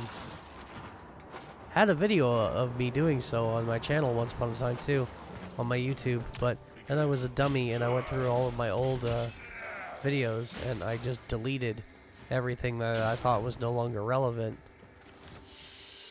So that was a mistake. Assassination contract. But there we go. Great work. Another 14,000 credits out of that mission. And some good resources. And we're doing pretty well in our leveling progress too. 15, 18, 14, 17. Not surprised the kunai is not really keeping up, because I'm not really using it. I will show you a good way, early game, to level your stuff relatively quickly. You've done it, Tenno. Vor's Ascaris is gone. And it'll be really easy to do that now that we're done with Vor's prize finally. Begun. The origin system is in chaos, and it needs you, Tenno. Vor was just a part of the Grineer machine, and we have seen that the Corpus have begun amassing weapons of their own. It is a dangerous time.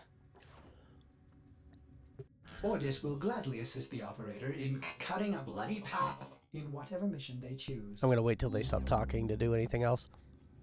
We will be at your side. There will be others too. It is time for the Tenno to return. So, what mission will you do next? How nice of you to hint that there are more missions that I need to do. Though I wish you could have awoken to a kinder face than Vor's, you have already shown your mettle. Hope remains for this system. Know that you are not alone, that I will guide you, and that your Tenno brethren will fight beside you. Continue to grow in strength, so that you may join the Tenno who fight on other planets. Alright. You have restored valuable orbiter segments that will help you as your strength increases. There is much you might have forgotten while you were asleep. I recommend you explore the training section of your Codex console. We already looked at that a little bit. It's actually kind of useless. Which is why I'm doing this walkthrough instead. It contains information about your foundry and mods. Yeah, very basic, very pathetic information. Vor's platoon attacks Cetus in their efforts to capture you. Now we must support our Ostron allies who live there. As soon as you are ready, let us take the fight to the Grineer. Should you become strong enough, you may even confront Vehek himself, the commander of Earth's Grineer forces. I am counting on you, Tenno. the Lotus. Alright. That is entirely something we are not going to do right now. Alright. With that, we are finally done with Vor's Prize, the introductory quest to the game, and it only took me 4.5 hours. I'm not joking when I say that this quest, if you just like plow through it as quickly as possible, you can get the whole thing done in about 15 minutes. But because I kept stopping to explain things, and I was looting, which I highly recommend you loot, even in the quests, do some looting if you can, especially ones that introduce you to new areas. You should absolutely do some looting. It's very, very valuable. Because it saves you from having to do it later, and when you need to go and build something, and suddenly you just don't have the resources, and then you have to go waste time farming them anyways. It's better to just spend some extra time when you're opening your star chart, you're doing missions on the regular. Take your time, run through the map, explore the map, look at the scenery, enjoy it, solve what little puzzles there might be. Find all the nooks and crannies, and get as much loot as you can. It'll save you a shitload of time later on farming resources. So, this is the point, and I'm going to point this out because it's very prevalent. This is the point in the game where like 90% of new players stop playing the game, because at this point they are completely lost and have no idea what to do next. And I've seen a few streamers who have come into Warframe and they play and they're new to the Warframe and don't know what they're doing, and people in their chat are trying to be helpful, but they're just bombarding them with just copious amounts of information that is completely irrelevant to starting a new game in Warframe. Another big reason why I'm doing this walkthrough. So, at this point in the game, you're done with Vor's Prize, you've unlocked your Orbiter. What are you doing next? It's really, really simple. You are leveling. That's it. That is your goal. You are leveling. You're leveling your weapons. You are opening your star chart. You are focusing on upping your mastery rank so that you can do things like this. Unlocking this terminal. It says mastery rank 3 required. And we are currently not even ready for mastery rank 1 yet. We're very close. Oh, actually we are ready for mastery rank 1. That's kind of nice, actually. And I have an unread inbox message. Why? What is this? Ha! Friend, I owe you big. You got me out of that jam with those Grenier goons, so I'm sending you a weapon. Something to help you. Yeah, something to help you help me, in case I ever get into trouble like that again, void forbid. Yes, it's a blueprint, not a complete weapon, some assembly required, so you'll need a little bit more ferrite before you can forge the bad boy in your Orbiter's foundry. No, I won't, because I've already farmed it, exactly why I was saying you should farm resources. Ferrite is everywhere on Earth, sometimes it's not even guarded. Just help yourself. Your pal, Darvo. So cool, he gave us a burst-in. It's a 3-burst rifle. It's actually a pretty good gun, early game. These items have been dropped to your inventory, and he gave us some of the necessary requirements to build it. See, I've already got all the ferrite I need because we spent some time farming resources in those missions. This is exactly why I say you should take the time, farm some resources, kill some enemies, explore the map. This is exactly why, because now I can just go build this gun. I have absolutely everything I need for it. I can just go build this gun. And we're going to do this the fast way. And there's 2 different ways you can do this the fast way. First way is from your start menu here. You can go to equipment, and you can go straight to your arsenal, your foundry, your inventory. You can pick anywhere that you want. Orbiter is a different thing altogether. That your Orbiter is the thing you are standing in right now, and you can decorate it with various cosmetics that you can find throughout the world, because there are quite a few that are free. There are a few premium ones that you can buy as well, but I highly recommend that unless you have spare platinum, which at this stage of the game, unless you're buying it, you do not have spare platinum, so don't waste it on ship decorations. But you can place those if you want. You can change the color. Nightwave's available now too. Alright, we're gonna drop this because I don't like the wear and tear. We're gonna get that to 0. That's color of the wear and tear. We'll just put that to black. Now, you can go ahead and do this, individually color everything, or you can just hit this here and shuffle and see what color combinations you come up with. It should only pull colors from available color palettes, ones that you have unlocked already. So, for me, it's going to be incredibly limited. I actually kind of like that. I like this, the dark, the black with the purple. I like that. Maybe not so much this light blue. Maybe that one should be like a dark blue or also a black. And then green. Yeah, that's really cool. These are your light, your panel lights there. I'm gonna make those red. Fascinating choices, operator. And then you have... Oh, I've actually got 2 of them available. The Christmas or the Spring Festival. There are more of these you can unlock too. They're just little extra decorations. They only affect this half of your ship. So it's entirely up to you if you want to use them or not. I think I'm going to go with the festival ones. I like those. I think they look nice. So yeah. That's how you can color the inside of your ship. It looks fun. And if you pick landing craft, the game has several different landing crafts. You will see this in your loading screens when you go between missions, and you can actually control it and move it around and stuff, and it's pretty fun. But this can be colored in multiple ways, just like your orbiter. I'm going to go ahead and... No, not that, no. Let's make that the purple, because I like that. This one, we'll make that the red. I think that should probably also be red. That, I don't know. That almost seems like it would be good as like a gold or a silver. Let's go with silver. And then finally black. Wait, well that's my engine color. I want engine color to be nice and shiny red. Maybe not that shiny red. There we go. It's a little better.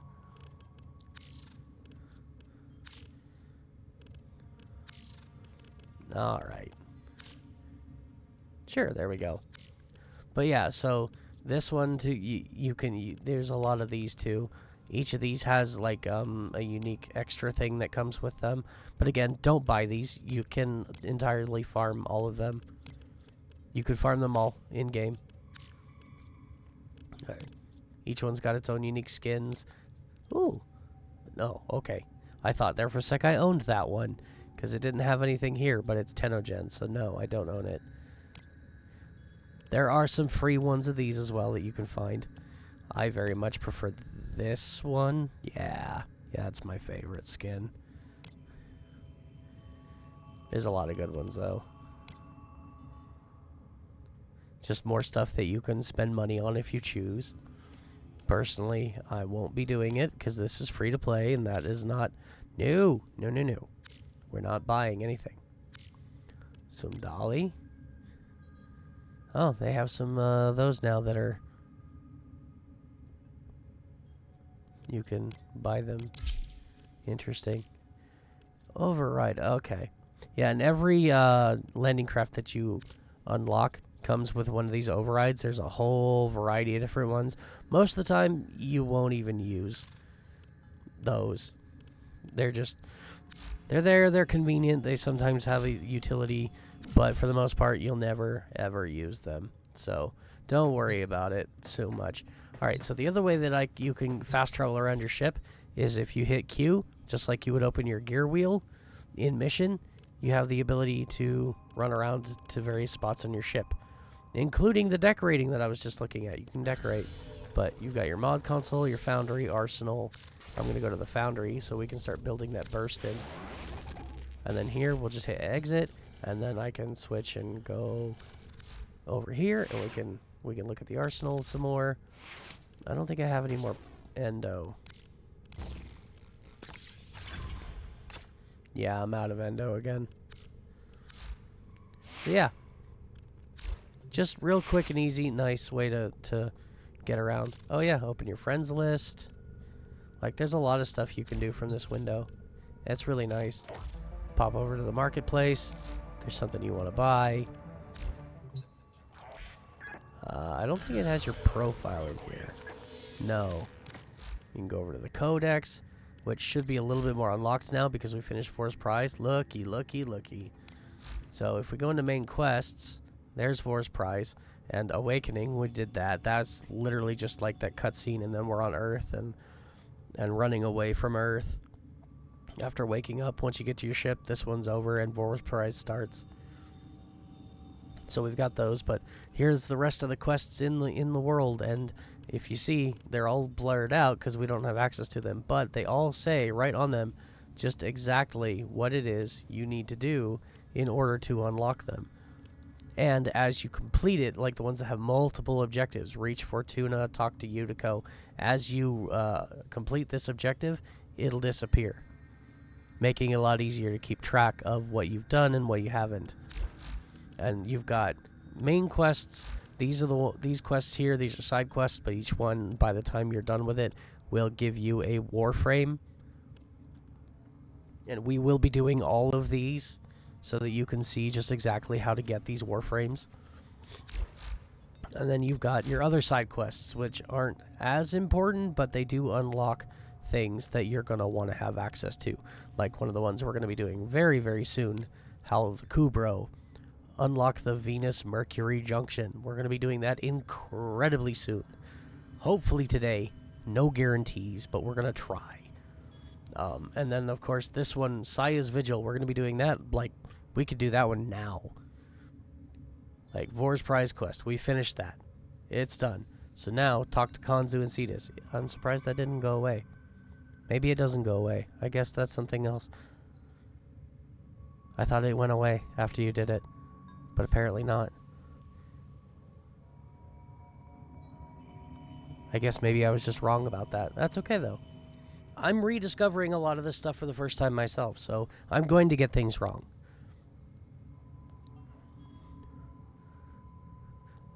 Never tried to hide that fact. I am flawed. I'm only human. I make mistakes. And when you're a streamer, those mistakes are on display for everybody to see. Anyways, but yeah, we could literally go do Saya's Vigil right now. But I don't think I want to.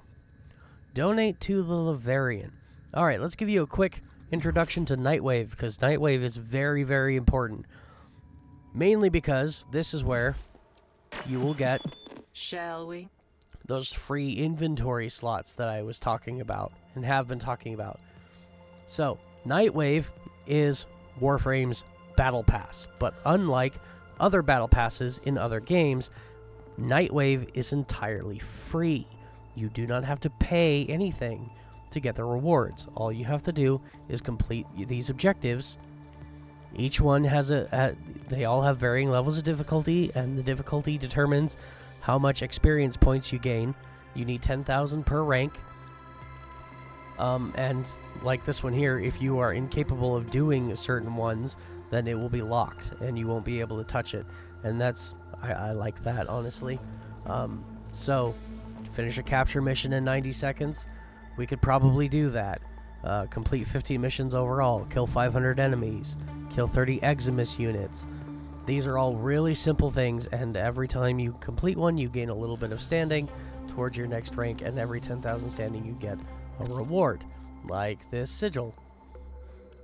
Free cosmetics. Here's an Orokin catalyst. This is that weird little potato thing. We were talking about reactors yesterday. This is its counterpart, the catalyst. You put this one on a weapon, and it will double your overall mod capacity on a weapon. Here we've got a skin for a hammer. Like, these are all fun little rewards. Here's a skin for another one of your little drop ships.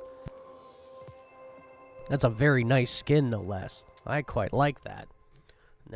We won't be getting the parallax for quite some time.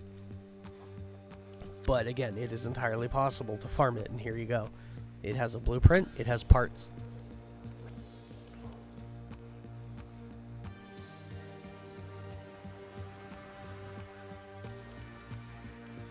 So yeah, don't waste your money on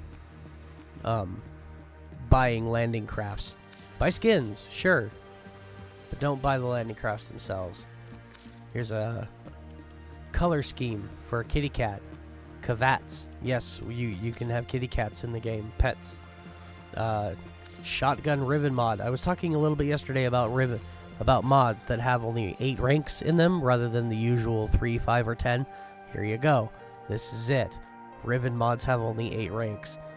This is a very unique type of mod, but I don't like them. Player glyph. Zakuraya glyph. I hope that means we're going to be getting a skin as well. Here's a bundle of Forma. That'll save you 35 platinum. Absolutely worth it. Arcane Fury. 3 copies of it, no less. That's going to be very valuable. So we're going to be doing Nightwave as much as we can because there's a lot of stuff in here that is absolutely worth collecting. And here's a free Warframe slot. So the Nightwave is pretty much the only way I know of to get free Warframe and weapon slots, but it is absolutely worth doing it because otherwise you have to spend a ton of platinum on these things, and I can't stand that. I hate them. Ooh, the fractal shoulder pads. Definitely want those. Special mod for a special gun that you can't get any other method. And sure enough, that is a Warframe skin for a Warframe that I very much like. It's a very good Warframe. That's a very good skin for that Warframe. Beautiful. I will have to be farming this for sure. And this is an ephemera. Just a special body effect that you can equip in cosmetics. That one actually looks pretty good. So yeah, we're going to be doing all of that. To start, I think we're going to go to the Laverian real quick. Pick up 15,000 credits. I've already done that, but okay. Find 5 Syndicate medallions. You can search by yourself or with a squad. Syndicate medallions might be a little bit challenging right now because we don't have Syndicates unlocked. We'll have to see if we can do that. But first, let's go to the Laverian. This is the Laverian. It's that easy to find. Go to the Codex, click Laverian, pick one, anyone, doesn't matter which one catches your eye. I think, for me personally, let's see, of all the Warframes listed here, the one I'm going to be farming the hardest is Ivara. So let's go visit Ivara. Hello there. So, first time then? Yes. Drusus Laverian. Welcome to my humble cabinet of curiosities. Drop any donations in the little box. Now, the Laverian is a bit of a work in progress, but please do look around. I only ask you be gentle with the collection. The displays are quite valuable, quite rare, and some may still be armed. Right, so this is the Laverian. It's supposed to be like a little museum type thing that showcases the Warframes and gives you a little bit of story with each Warframe. The problem is of late they seem to have sort of abandoned the Laverian. So hopefully that's not the case. Ivara, the Huntress. This tale comes to us from the secret history of the Orokin court by the historian Porvis. Have you perhaps heard tell of the Myrmidon? No matter. A preternatural beast figure straight out of myth he was. One whose prey had no equal. Warframes were what this villain hunted. It is said a number of frames had been erased from history by this monster. Models who no longer exist on any record. Those who are not remembered. It hardly seemed possible that a single person could stand against a Warframe, let alone destroy it, let alone several.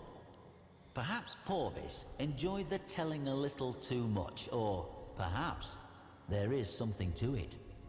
Ivara encountered the Myrmidon quite early in her history. Quite early indeed. Alright, and now we just hit escape.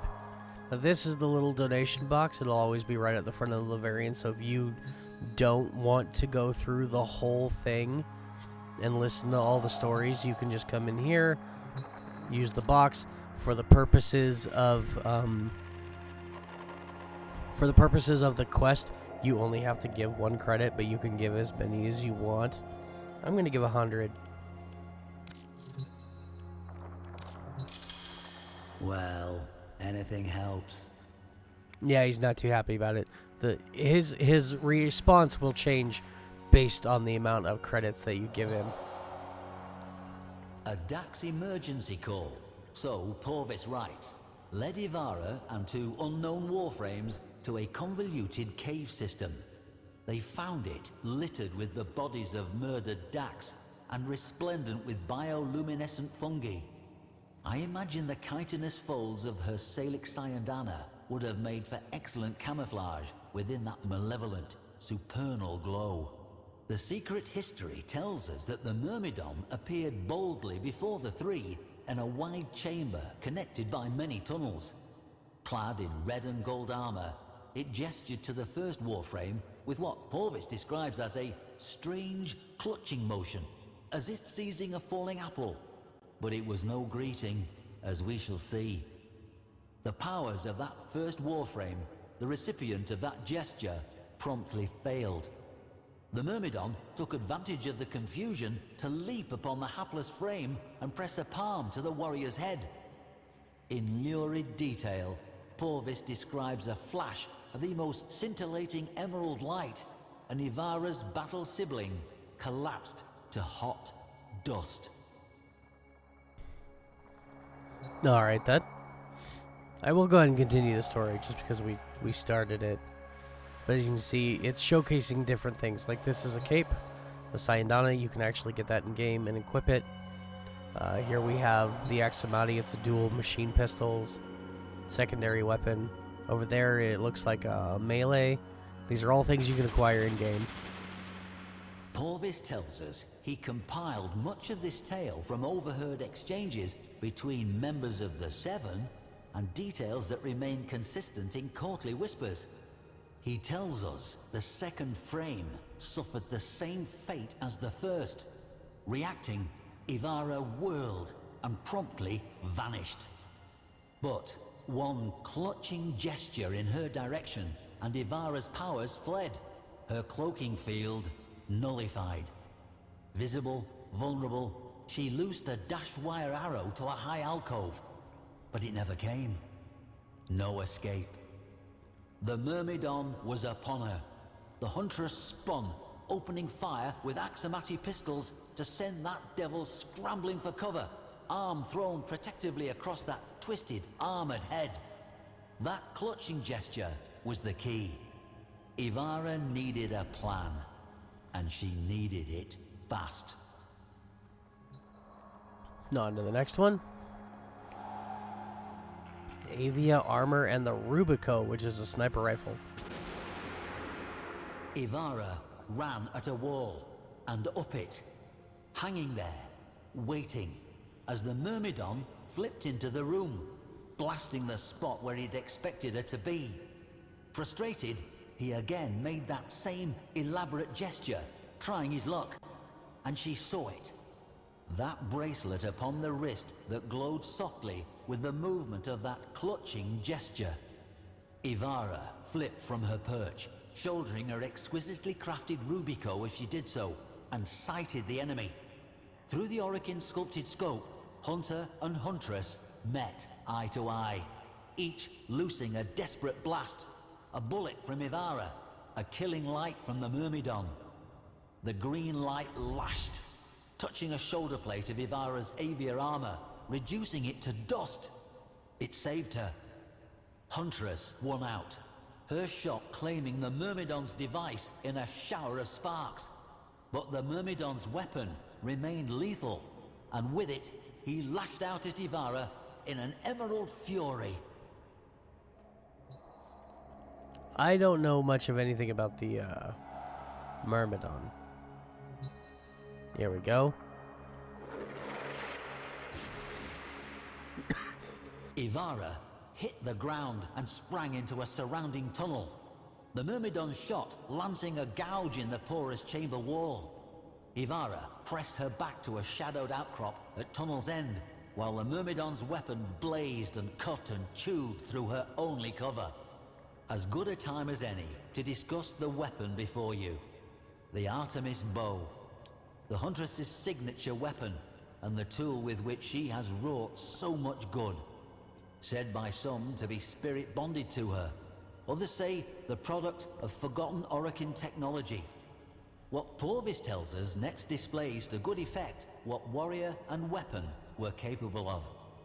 Pinned behind eroding cover, seconds from death, Ivara summoned her Artemis bow, and it came to her. She and weapon as one. Without rising, she pulled back, aimed high. She and arrow as one, and loosed. Under Ivara's guidance, the arrow turned its path and shot down the corridor toward the Myrmidon, and lengthwise through his weapon. Around Ivara, the walls flashed green for a microsecond as the Myrmidon's weapon erupted. And then, silence. The Artemis bow is not a weapon you can obtain in the game. You cannot build it at a foundry. It is the fourth ability of Ivara herself. It is a part of her. Arrows? Just arrows? What is a bow without arrows? And these arrows? The Origin system has never seen their like, able to change their very nature at the whim of Ivara. Sleep, cloaking, rapid fire, they are the embodiment of her legendary versatility. Ivara drew her bow again, this time for her fallen comrades. With inhuman speed, shot after shot snapped and plucked each segment of carapace from the Myrmidon's lean frame. Straps severing, clips popping, he was undressed with swift efficiency by the preternatural accuracy of her aim and rapidity. Even before her final arrow belted the visored helmet from his head, she had the killing shot knocked and ready. There he stood, the Myrmidon, slayer of Warframes. Naked, beauty, symmetry, even the capacity for language, sacrificed for raw power. But his face was a mockery of an Orokin face. Those she was sworn to never kill. The smirk on his pallid, angular visage told her he knew it as well.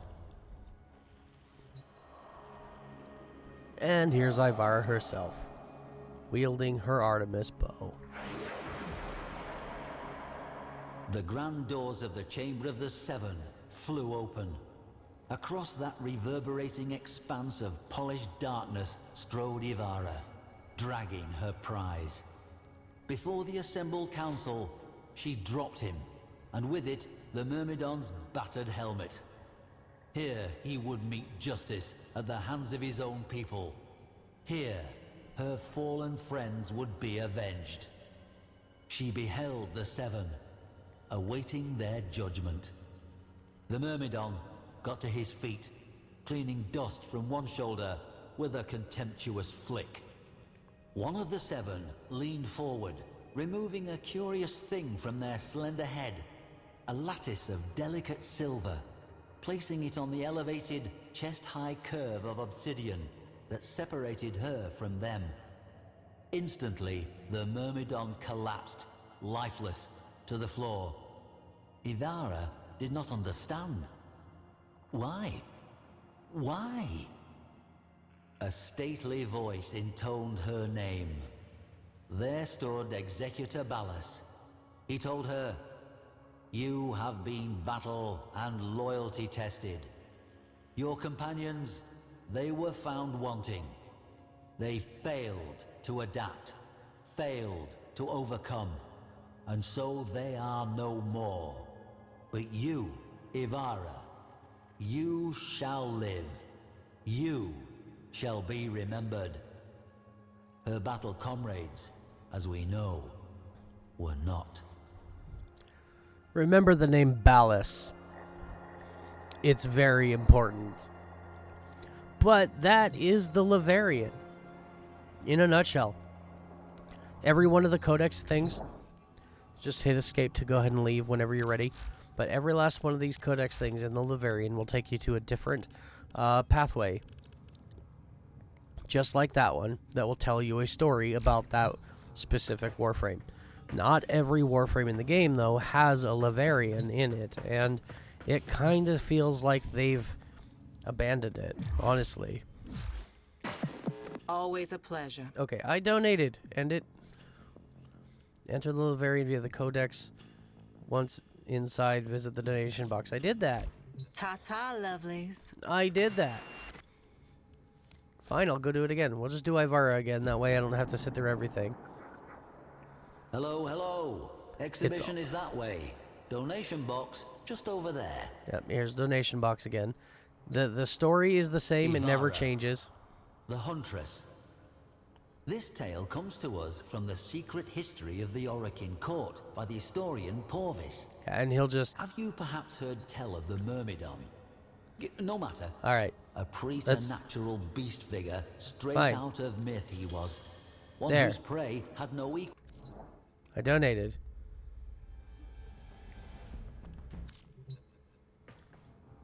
I donated more that time. It still didn't count. That's really annoying. That's really annoying. I wonder if it's bugged. Alright, anyways, well... yeah, that's the Laverian. The Laverian. Nothing super special about it. But you can go visit it whenever you want. So, I've given you a little bit of a tour of Nightwave. We tried to do the objective. So our next our next thing that we should do is just go run some missions. Now we've already got a couple unlocked in the navigation. I don't think I have anything else I can really do. Oh, and always ignore that one. Don't ever just pretend that doesn't exist. Because for all intents and purposes, it doesn't. Alright, so at this point in the game, you may be completely lost, have no idea what you're supposed to be doing. Literally, this is what you're doing. This is your star chart. We've explored the star chart already. There's quite a few planets. Every planet has mission nodes, and when you complete a mission node, it'll turn out white like this, followed by this little blue diamond here. Blue diamond means that you have not done this mission yet. And by going and doing this mission, you will unlock the next one, and so on. I very highly recommend that before you move on to any planet, because your next big thing that you're going to be doing, you see this is blue down here, it says Venus Junction. When you click on that, you can see that it has objectives that it wants you to complete. I wish I could, like, click on it and bring it up without actually going into the junction, but it's not going to let me do that. But anyways, you can see it says Venus Junction, and then below that it says complete the junction path and all goals below to gain access to a new planet. We've already completed them all. Complete Vor's prize, activate new quest using codex, blah blah blah, and use fusion to rank up any mod. We did that. And now we have access to this junction, which is going to open up the pathway to Venus. And by completing this junction, you can see the scrolling thing at the bottom. Those are all rewards that you will get by completing this junction. So it's going to give you those mods, the weapon blueprint, the credits. Taxon is a companion. It's a sentinel, and he's absolutely worth building. Clashing Forest is a stance mod. Dreamer's Bond is an aura mod. It's going to give us an Orokin reactor, which is fantastic. But we may or may not actually put that into Volt. That is up for debate right now. So yeah, Orokin reactor, Aura mod, 500 salvage, like, those are some really good early game rewards. So we could go do this right now, and it would unlock the path to Venus, and then we would have all of Venus that we could do missions for. But I highly recommend that before you do that, we focus on opening up the rest of this map. And to start, we should probably actually go back to those missions that are already open and get familiar with the mission type. So, we're going to start with these back here, E Prime and Mariana. Two different map tile sets, but both of them are exterminate missions. Nothing real substantial about them, but it's good to get a feel for the missions, and this is what you should be doing right now, is just getting a feel for what the missions are like, how they feel, what they the objectives, running the maps, getting used to the tile set. All of that is important. So that's what we're going to do. First, though, because we're on Earth, there are things on Earth that I want. So we're going to come to the arsenal here, and we're going to introduce you to the gear wheel. Now, I've talked about the gear wheel a little bit, but it's important to see it. So the gear wheel allows you to equip various utility items that you can take with you into missions and use them to your benefit. And as you can see here, these ones are all hotkeyed to my number pad. So it's real easy for you to set these up, and at the press of a button you can activate them. It's really fantastic. And in this top slot here, I always like to put my codec scanner. So this is the codec scanner, and as you can see, it's 500 credits, but it's not going to give you just one, it's going to give you 25 for those 500 credits. So they're very valuable, very useful, and this will allow you to scan objects in the world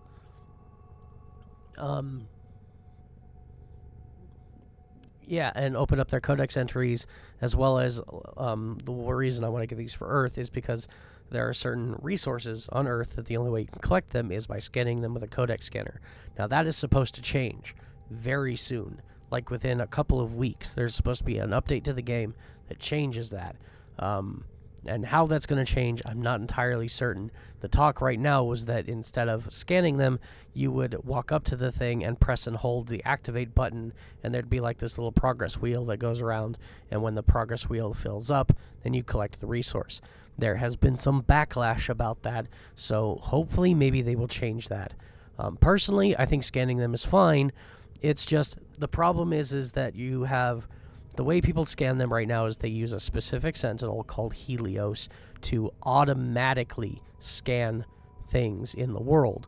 The problem is Helios will only scan them until they're will only scan items in the world until their codex entry is complete. Because everything in the world has a certain number of times it needs to be scanned before all of the information about them is unlocked in the codex.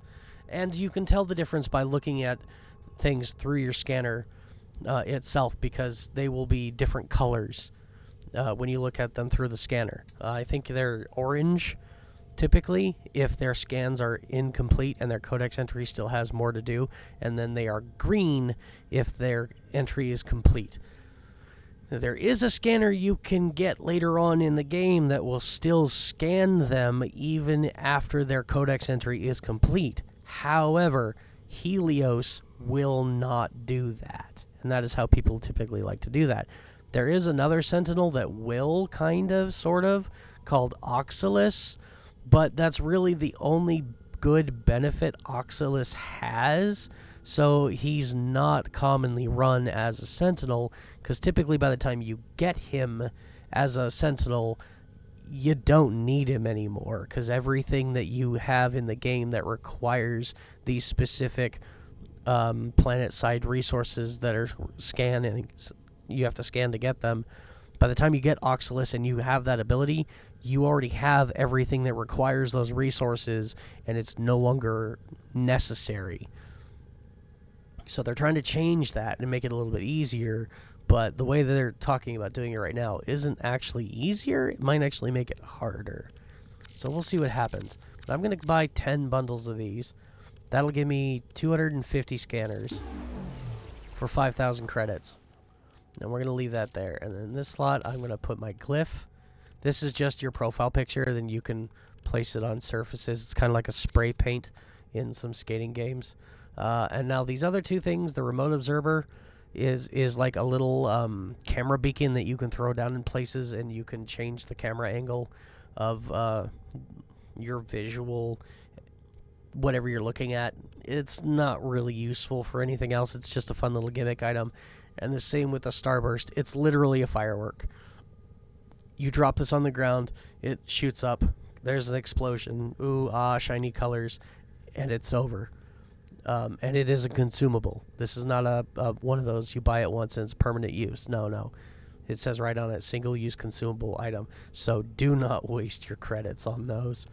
Right now, we're just going to go with our scanners, our codec scanners, and our glyph prism. There's going to be, this menu is going to fill out as time goes on. There is so much stuff that you can put in the gear wheel. It's ridiculous. Here's where we equip our companions. Here's Auxilis. This is the one I was just talking about. And it says right up here in his description, designed to assist in search and rescue operations, harsh landscapes around the Orb Valis. Also comes with a Molten rifle, whatever that means. Scan aquatic life forms and scan matter as default precepts. So yeah, he will scan like fish on the planet surface, and he will scan plants so that you can collect them. But again, by the time you can actually farm him in-game, you don't need to do that anymore. There's no point in it anymore. Helios is the one that typically everybody runs for scanning purposes. So yeah, and the one that we will be getting here shortly is not in this list, and that is Taxon. Taxon is probably one of my favorite As ready as you will ever be. Sentinels, because Taxon will steal armor and shields from enemies and give it to you to help keep you alive. That's really fun.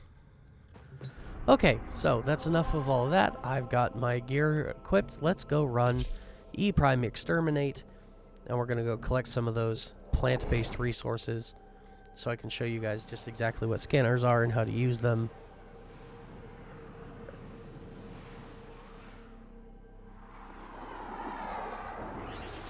And show you the Exterminate mission. There is a large platoon of Although we've Green already Marines seen the stationed Exterminate here. mission. I don't Leave really now need to show it to you again, but it's worth it just for a refresher.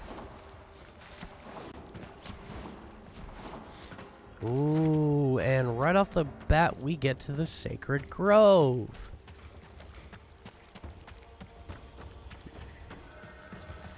I'll go ahead and explain this for anybody who might be curious. This is a very special alcove in the game. There are these special things that you can craft from your gear wheel called, I want to say they're alembics. Apothecs. Nope, they're called apothecs. Sorry. You craft them by gathering earthbound resources, and then you come to this little stone altar here, and you can see it says Anoint Shrine requires apothec. When you do that, a specter enemy will show up, you kill them, and they give you a special reward. The other unique thing about this alcove is that it has a unique synergy with Titania. It's part of the Titania quest. Dealing with that shrine and fighting those specters I was just talking about is essential to acquiring Titania, the Warframe. Alright, let's go ahead and pull this out. So, let's do a little bit more with your scanner. So as you can see, I equipped it. You open your gear wheel, select it. You can put it away the same way. Oh, and just since I mentioned it and we're doing it, click, there you go. Here's what your glyph looks like. And there is a night wave for doing that. So, you equip your scanner and then press your aim button, or your fire button. Either one is fine.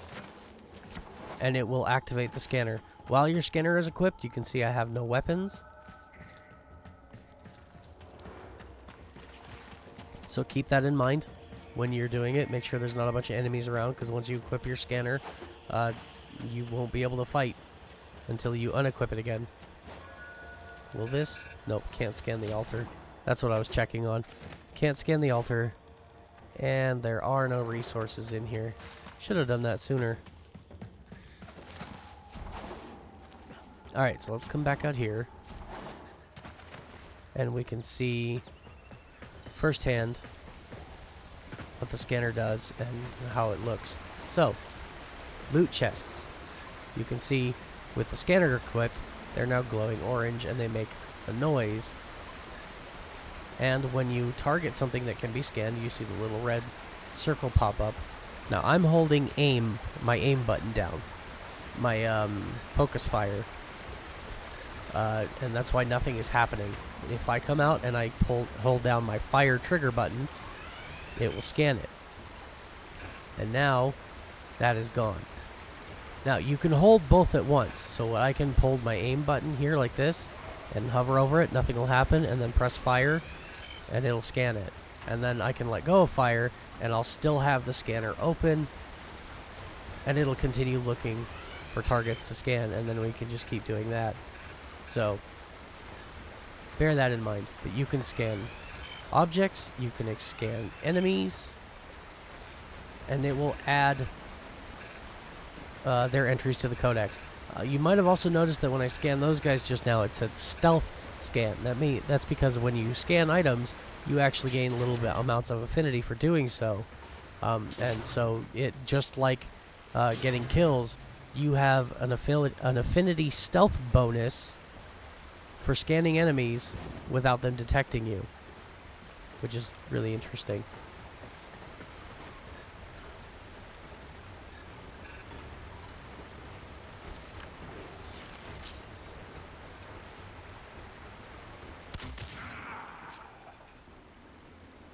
And here we go with our 500 Nightwave kills. Hey, achievement! Perform 100 stealth kills. I can't believe we've already gotten to 100 stealth kills. That was really fast, actually. I'm gonna go ahead and scan you.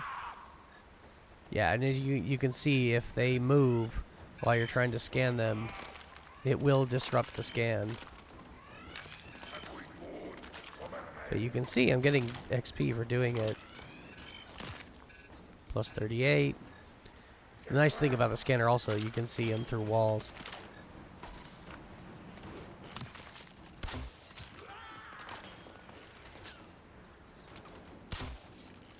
Oh, you just had to move. You're a jerk.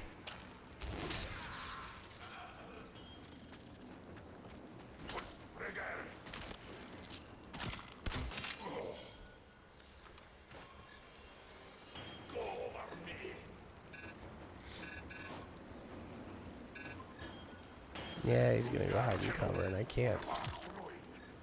I can't target him.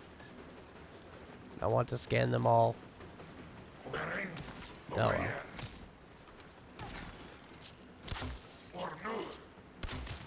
Punch through on the Paris. What? Now that's an interesting hidey hole. How'd you get in there? Oh wow. There's just a kind of a hole in the wall. Oh, we've got a seeker around. Just throwing little balls at me. What do we got there? Pressure point.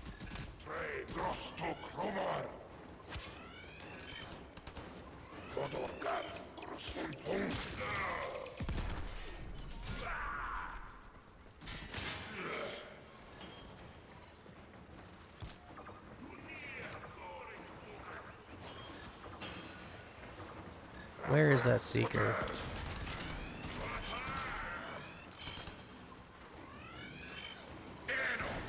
I think there's more than one. They're throwing those out really fast.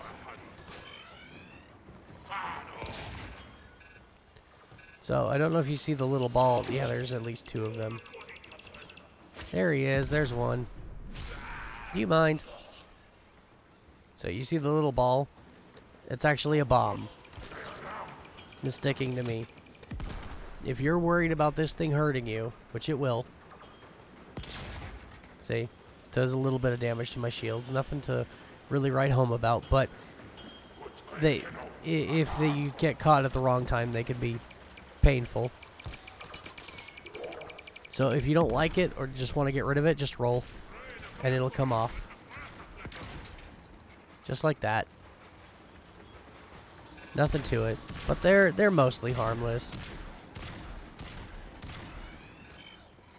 Do you mind?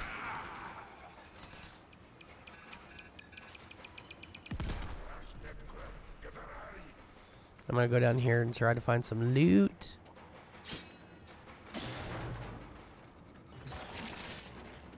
We gotta get that 15,000 credits, so doing this is valuable for that. I'm losing my voice again. It's not fun. Hello! Aren't you just a thing of beauty? Haha, it helps me aim that. It's great. Oh, go ahead and boom. There we go. Okay. I can scan these, and you can do it from a distance, which is nice. I'm surprised I can't scan the big containers. But I'm going to go ahead and scan as much as I can right now. You can hear the little beep beep. That means there's still something nearby I haven't scanned that I can. So now I gotta find it.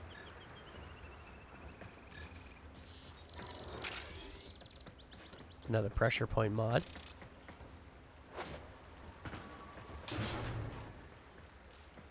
Let's go ahead and open these. Get all the goodies. And if anybody watching this right now is a veteran and sees that and goes, "Oh my god, why haven't you picked it up?" It's because I want to talk about it. Don't worry, I'm not leaving without picking it up. Ah. Is that what I'm hearing? No.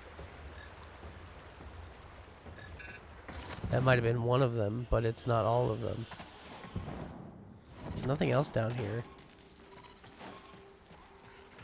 Yeah, it's definitely something in this room.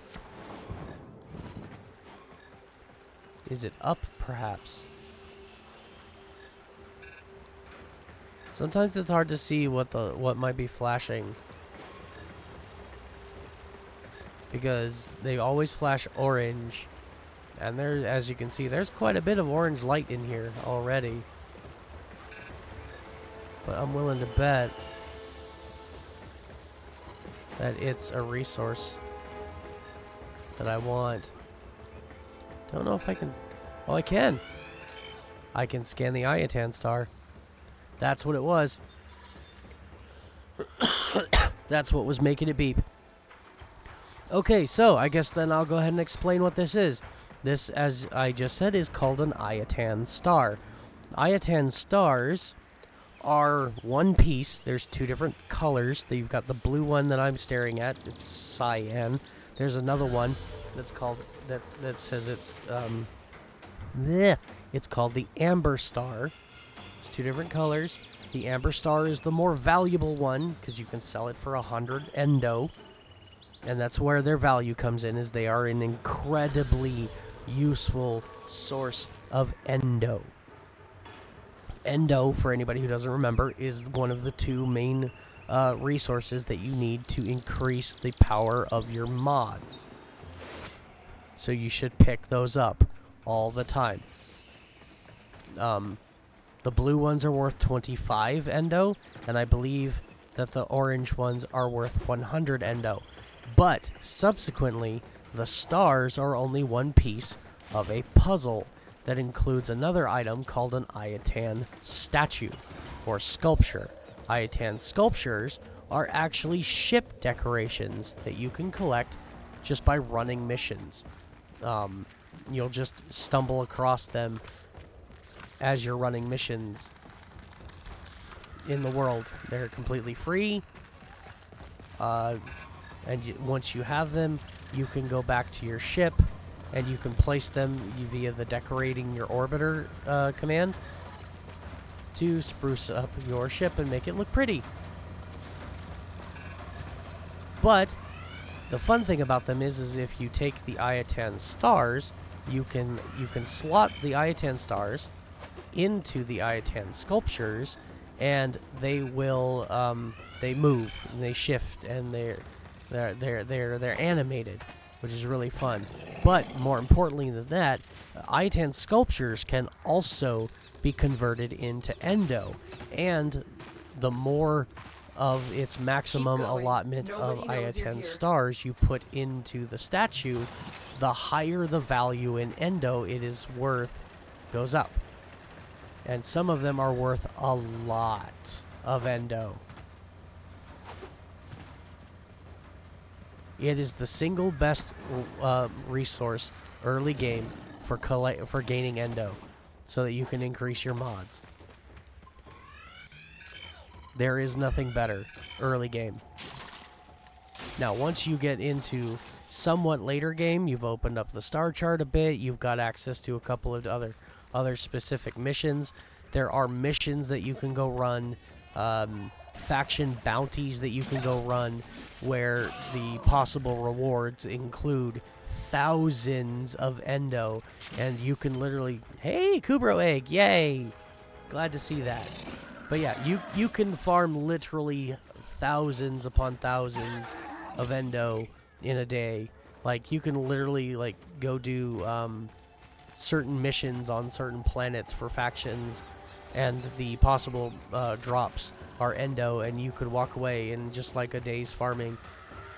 And by a day, I don't mean 24 hours worth of farming. I mean, like, you get on for a day and you spend like 2 or 3 hours here, 2 or 3 hours there, as you're running around doing other things for yourself or watching videos or whatever. But you can nonchalantly farm 100,000 endo in a day. It's not hard to do at all. Oh, and here we go. Here's some of those resources I was talking about. You see, I've got Sunlight Dragon Lily at the bottom of my screen.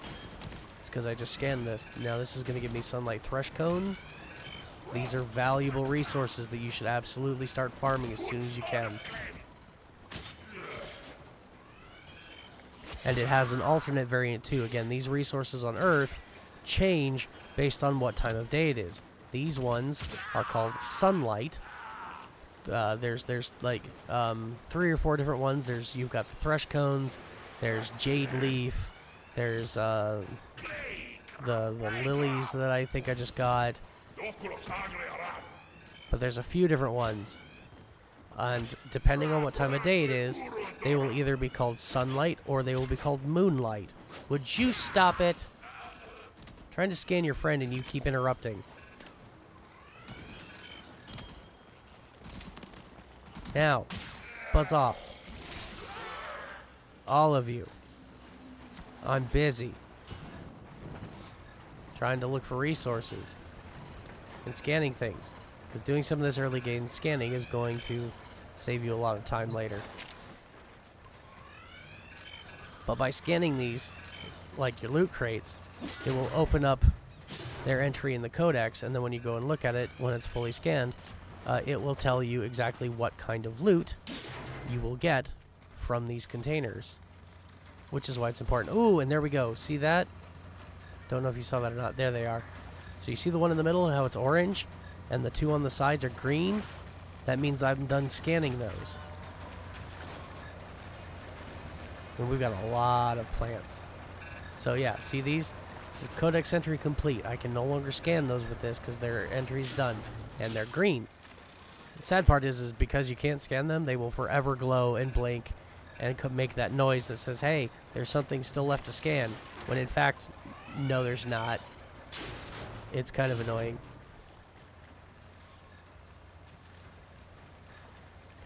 But yeah, we've got more Thresh Cones over here. Lots of them. These 2. I'm going to scan. These, I think, are an exception in that once they're codex entry is complete. It's one of the only things that you can continue to scan even after. That one is in the ground. I can't actually collect it. How rude. Oh, that one too, kind of. Very careful. Looks like I gotta find a sweet spot. How about this one? No? How many of these do I have so far? I can't tell from that window. Let's open the other one. 5. I have 5 of them. Okay. Five is good. 5 is not as many as I would like to have, because this is very tedious.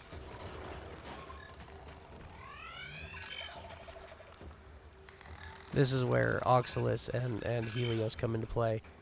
Come in really, really handy, because you don't have to do this quite so much by yourself, manually.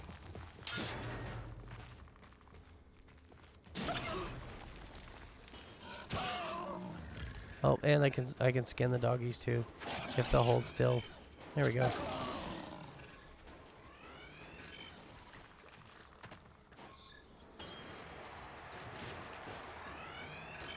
Scan the Kubro Den. Scan the Kubro.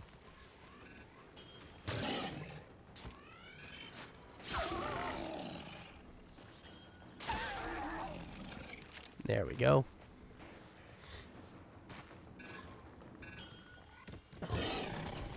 Ow.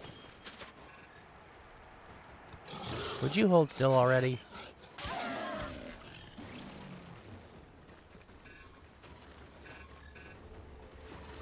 Is he standing inside the den? Kinda, yeah. Scan him anyways. Alright.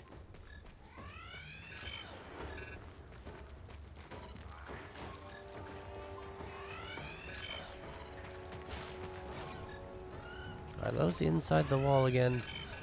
Nah, we're good. 39 charges remaining. I bought 250 of these things. What do you mean I've only got 39 charges remaining? Ooh, there we go.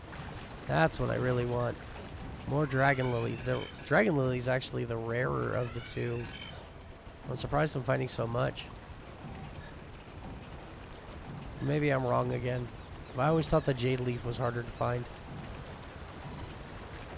Alright. I think we're done in this area.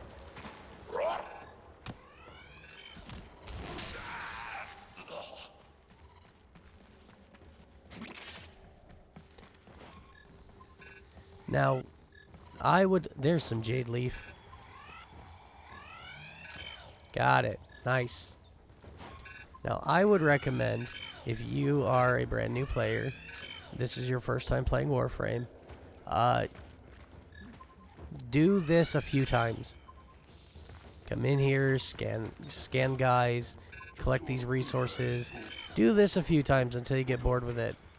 Now me, I'm not going to do that. I'm going to move on from this as soon as we're done with this mission, for the interest of, like, moving on to more stuff to talk about, guide-wise.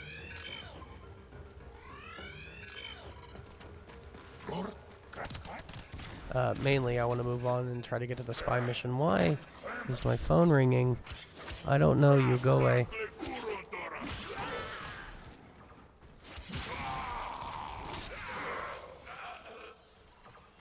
Someone was trying to call me and I don't recognize the phone number. So they can just leave a voicemail. You have broken Or their they can ranks and piss they are off. on the run.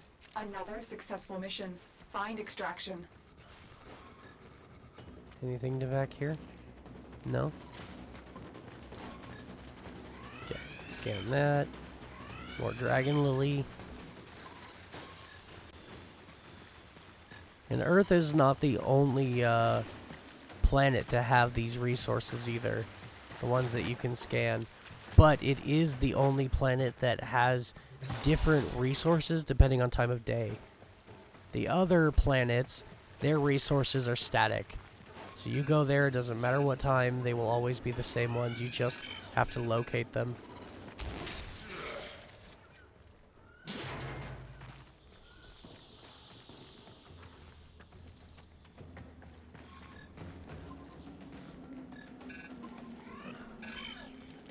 there's actually been a bit of minor backlash because of these resources, because they're annoying to farm, specifically the Earth ones that have the daytime limit on them. Because the daytime limit of Earth itself.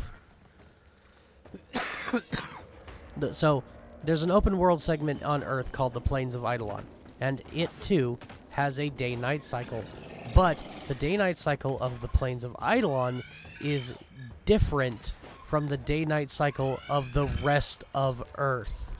And we don't like that. We think that at the very least that they should be kind of, you know, synchronized so that it makes it easier to come in and farm the specific resources.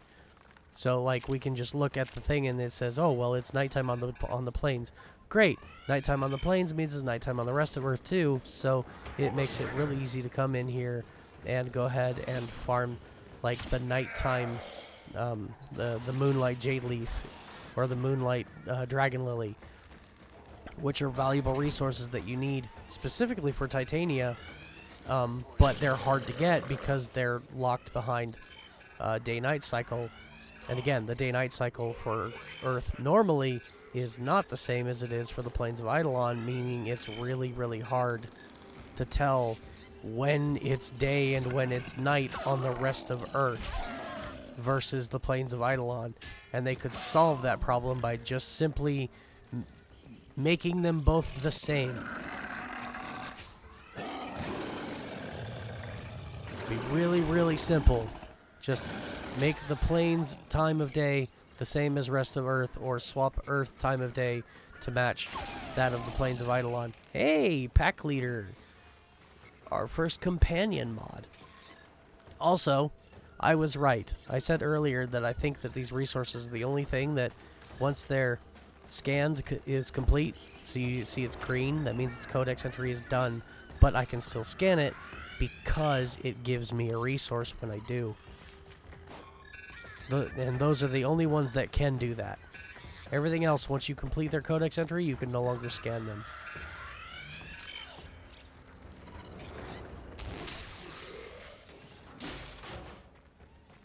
Ooh! And this is another thing that we can scan. This is called a Cephalon fragment. And this unlocks the story of Ordis, as well as some extra lore history about whatever planet that you're currently on, in this case Earth. You saw that one said there are 3 of those. So every time you come in a mission, that will be there, and when you find it and scan it, it will give you progress on that. 3 of those, it'll unlock Earth, and every planet has 2 codex entries that you can unlock. And when you unlock them, not only will it give you, like I said, more story and lore about Earth itself, as far as how it played a role in the story of Warframe, but there's also a special hidden secret on there that when you find it, will give you some unique history about Ordis, your ship Cephalon, your best buddy in the whole wide world, Warframe world, who will never shut up.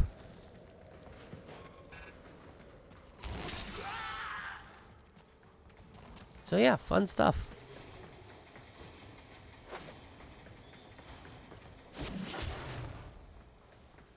Alright, I'm not going to farm all of these again. It's all the same stuff I've been farming this entire time. Another job well executed.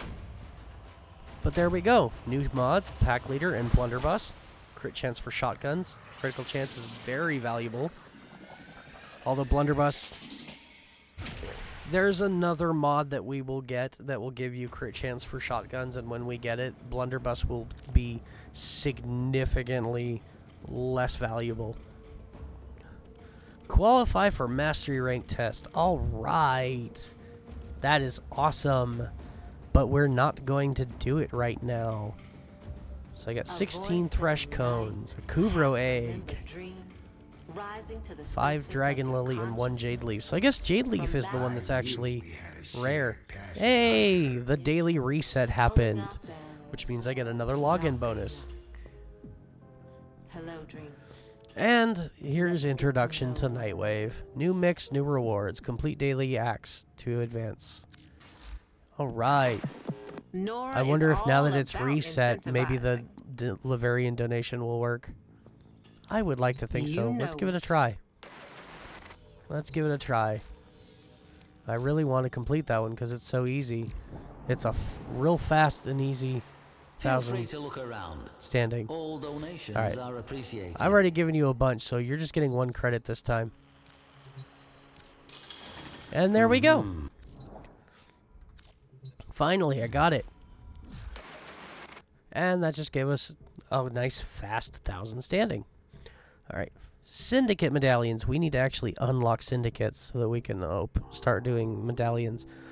Catch fish on the plains of Eidolon. That one we need to actually go get a fishing rod. And it says rare fish, so that is fastest one is a fish called a merc ray. Kind of cool looking, honestly. But they're the easiest one to get. And the one that'll be the fastest. So we might try and get to that. Complete 3 scans for Cephalon Samaris. Now this is interesting because we haven't talked about Cephalon Samaris yet, or his scanning, because Cephalon Samaris scanning is uniquely different from all of the rest of scanning. I'm not sure if I want to talk about that right now or not. Honestly, what I want to do is see if I can go do this 90-second capture mission. I might be able to.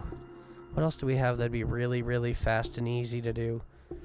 Well, in trying to do this 90-second capture mission, I could probably complete a bunch of missions. 30 Eximus kills, we need to actually find Eximus.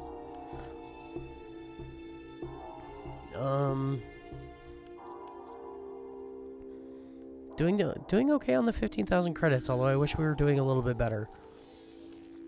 Alright, actually, I think the next mission in the list of ones I wanted to do was a capture mission, so let's see if we can do that. Get that done in 90 seconds. I think I'm going to need a little bit more movement speed for that, though. Let's see if I have... I don't know if I have a mod yet or not. No, I do not. I do not yet have a mod that would allow me to do that. Do I have any endo yet? I'm still out of endo. Speaking of endo, since we were talking about Iotans and endo in that last mission, I told you could slot stars into statues. This is where you do it. You'll come to your mod page, and you'll see this little box up here. It says Iotan Treasures. This is where you'll find your stars. And it tells you how much they're worth. Actually, oh, 50. Okay. That one's worth 50 endo. But you'll find your statues in here as well. But right now I don't have any statues, so... Operator, I've run there's diagnostic nothing I can do. regressions. All systems And I nominal. have no You don't endo, need to so thank me. can't do anything there either. Alright. So the next mission I wanted to do anyways, I was going to skip Mariana because it's just another exterminate, just a different tile set, different map. This one's underwater, which is unique and fun and interesting, but it's still just an exterminate mission. So we're going to skip that one for now. And we're going to move on to Mantle, which is the capture mission. I'm going to show you what the capture mission looks like. It's real basic, real easy, and it's one of the fastest missions in the game. And if you're farming primes, you want to do capture missions because capture missions typically give you to find our target and bring them to the extraction point. void Copy relics. So we're just going to fly through this as fast as we can, because we want to try and get this mission done in 90 seconds. And I'm going to get stuck on a bunch of stuff. Capture them quickly before they escape.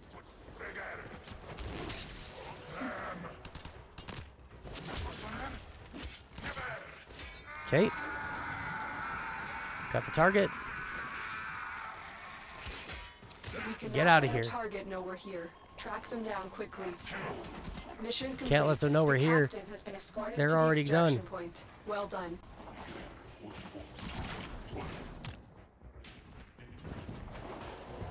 We are just gonna fly as fast as we can through this map, try and get done in 90 seconds.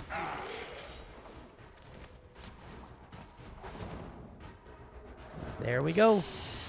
We're at the end, and Excellent work, Tenno.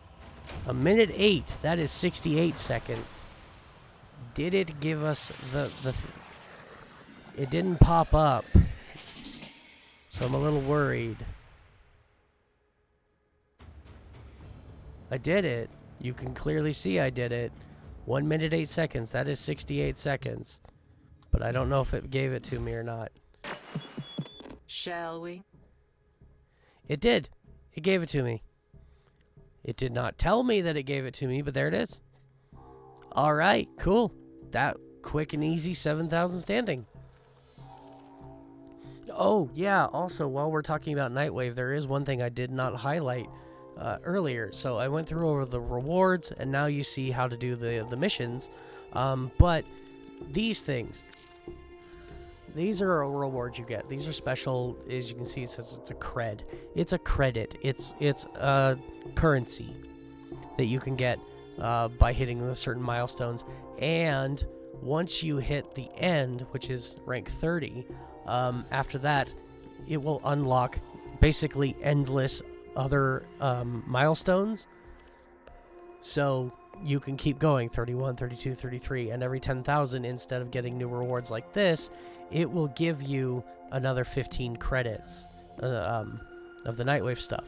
And then to spend these, you just come down here to this button right here that says Cred Offerings, and click that, and in this menu, for these creds, you will find more cosmetics, you will find blueprints for weapons, you will find your aura mods, all of your aura mods, minus the one we're going to get for the junction.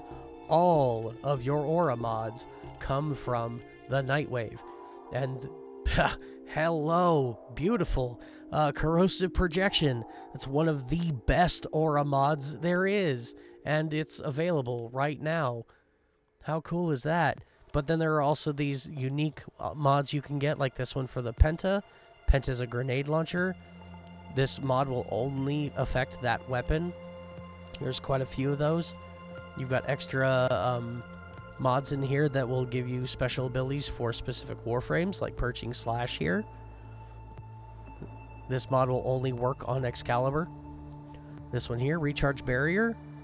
Electric Shield Augment. Allies that pass through it gain shield recharge. Really, really useful. But yeah, in addition to that, you've got a Warframe that's in here as well. Vauban. This is the only place you can get Vauban parts. You have to buy them with Nightwave credits. Like I said before, you'll get some weapon blueprints, special glyph, some ship decorations here, and then this is also where you will get Orokin catalysts and Orokin reactors to put inside your warframes and your weapons to double their maximum mod capacity. This is the only place to get them outside of, like, every now and then there will be special missions that'll pop up that will give you blueprints for them as a reward. But this is also why I say don't ever buy these with Platinum, because it's really easy to just farm the Nightwave credits and buy them from this shop, and these never go away. You can see the timer down here where it says the inventory, the items that are on display right now, they will rotate. There are more than what is showing here, and they swap out every week to new ones. But these reactors, the Nitane extract, the Vauban pieces, the Orokin catalyst reactor, those never go away. They're always here. So it's real easy to go ahead and just farm the credits, farm the Nightwave credits, buy yourself a few extra Orokin catalysts and reactors, and keep them on hand for when you get a new Warframe or a new weapon. So don't ever spend Platinum on those. Also, there's a couple of them of Warframes and weapons that require Nitane extract, so don't forget to stock up on Nitane extract as well, and this is the only place you can get it. So yeah, Nightwave. But again, all of this is free. That's the biggest caveat to all of this is the Battle Pass, and everything about it is free. You don't have to spend a cent on any of this. It's fantastic. Alright, so we're going to go continue farming some credits. And I think we might head to the Plains of Eidolon and see if we can catch some fish. That's all we have time for. So, that was the capture mission. Next on our list down here, we've got the interception. I'm going to ignore that for right now. And the spy. We are going to farm the shit out of the spy mission. And I do mean farm the shit out of it. We're going to spend a lot of time doing the spy mission because the spy mission has a lot of really valuable rewards for doing it. But for right now, I want to focus a little bit more on the Nightwave, because there's a few things I want from the Nightwave that are really, really valuable for a new player. So we are going to head to Cetus. And we're going to go to number 4 because it's calm. That means there are fewer people. This is a public player hub, by the way. Cetus is a public player hub. You will encounter other players in there. You can talk to them. You can set up chat arrangements if you want. You can talk about maybe joining a guild. All of that is possible. Speaking of which, I need to set up my guild, my clan. We'll do that in a bit.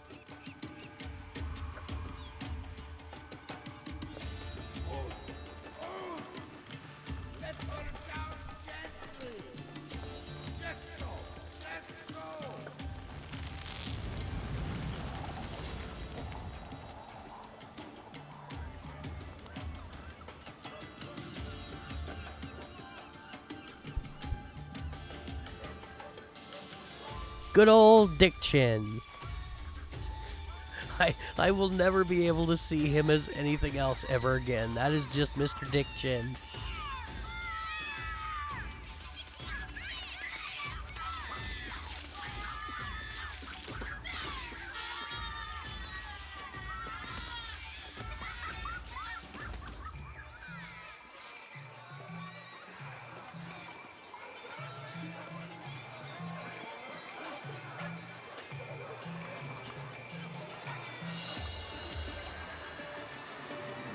Welcome to Cetus, home of the Ostron. Oh, my ship is pretty colors. I like it.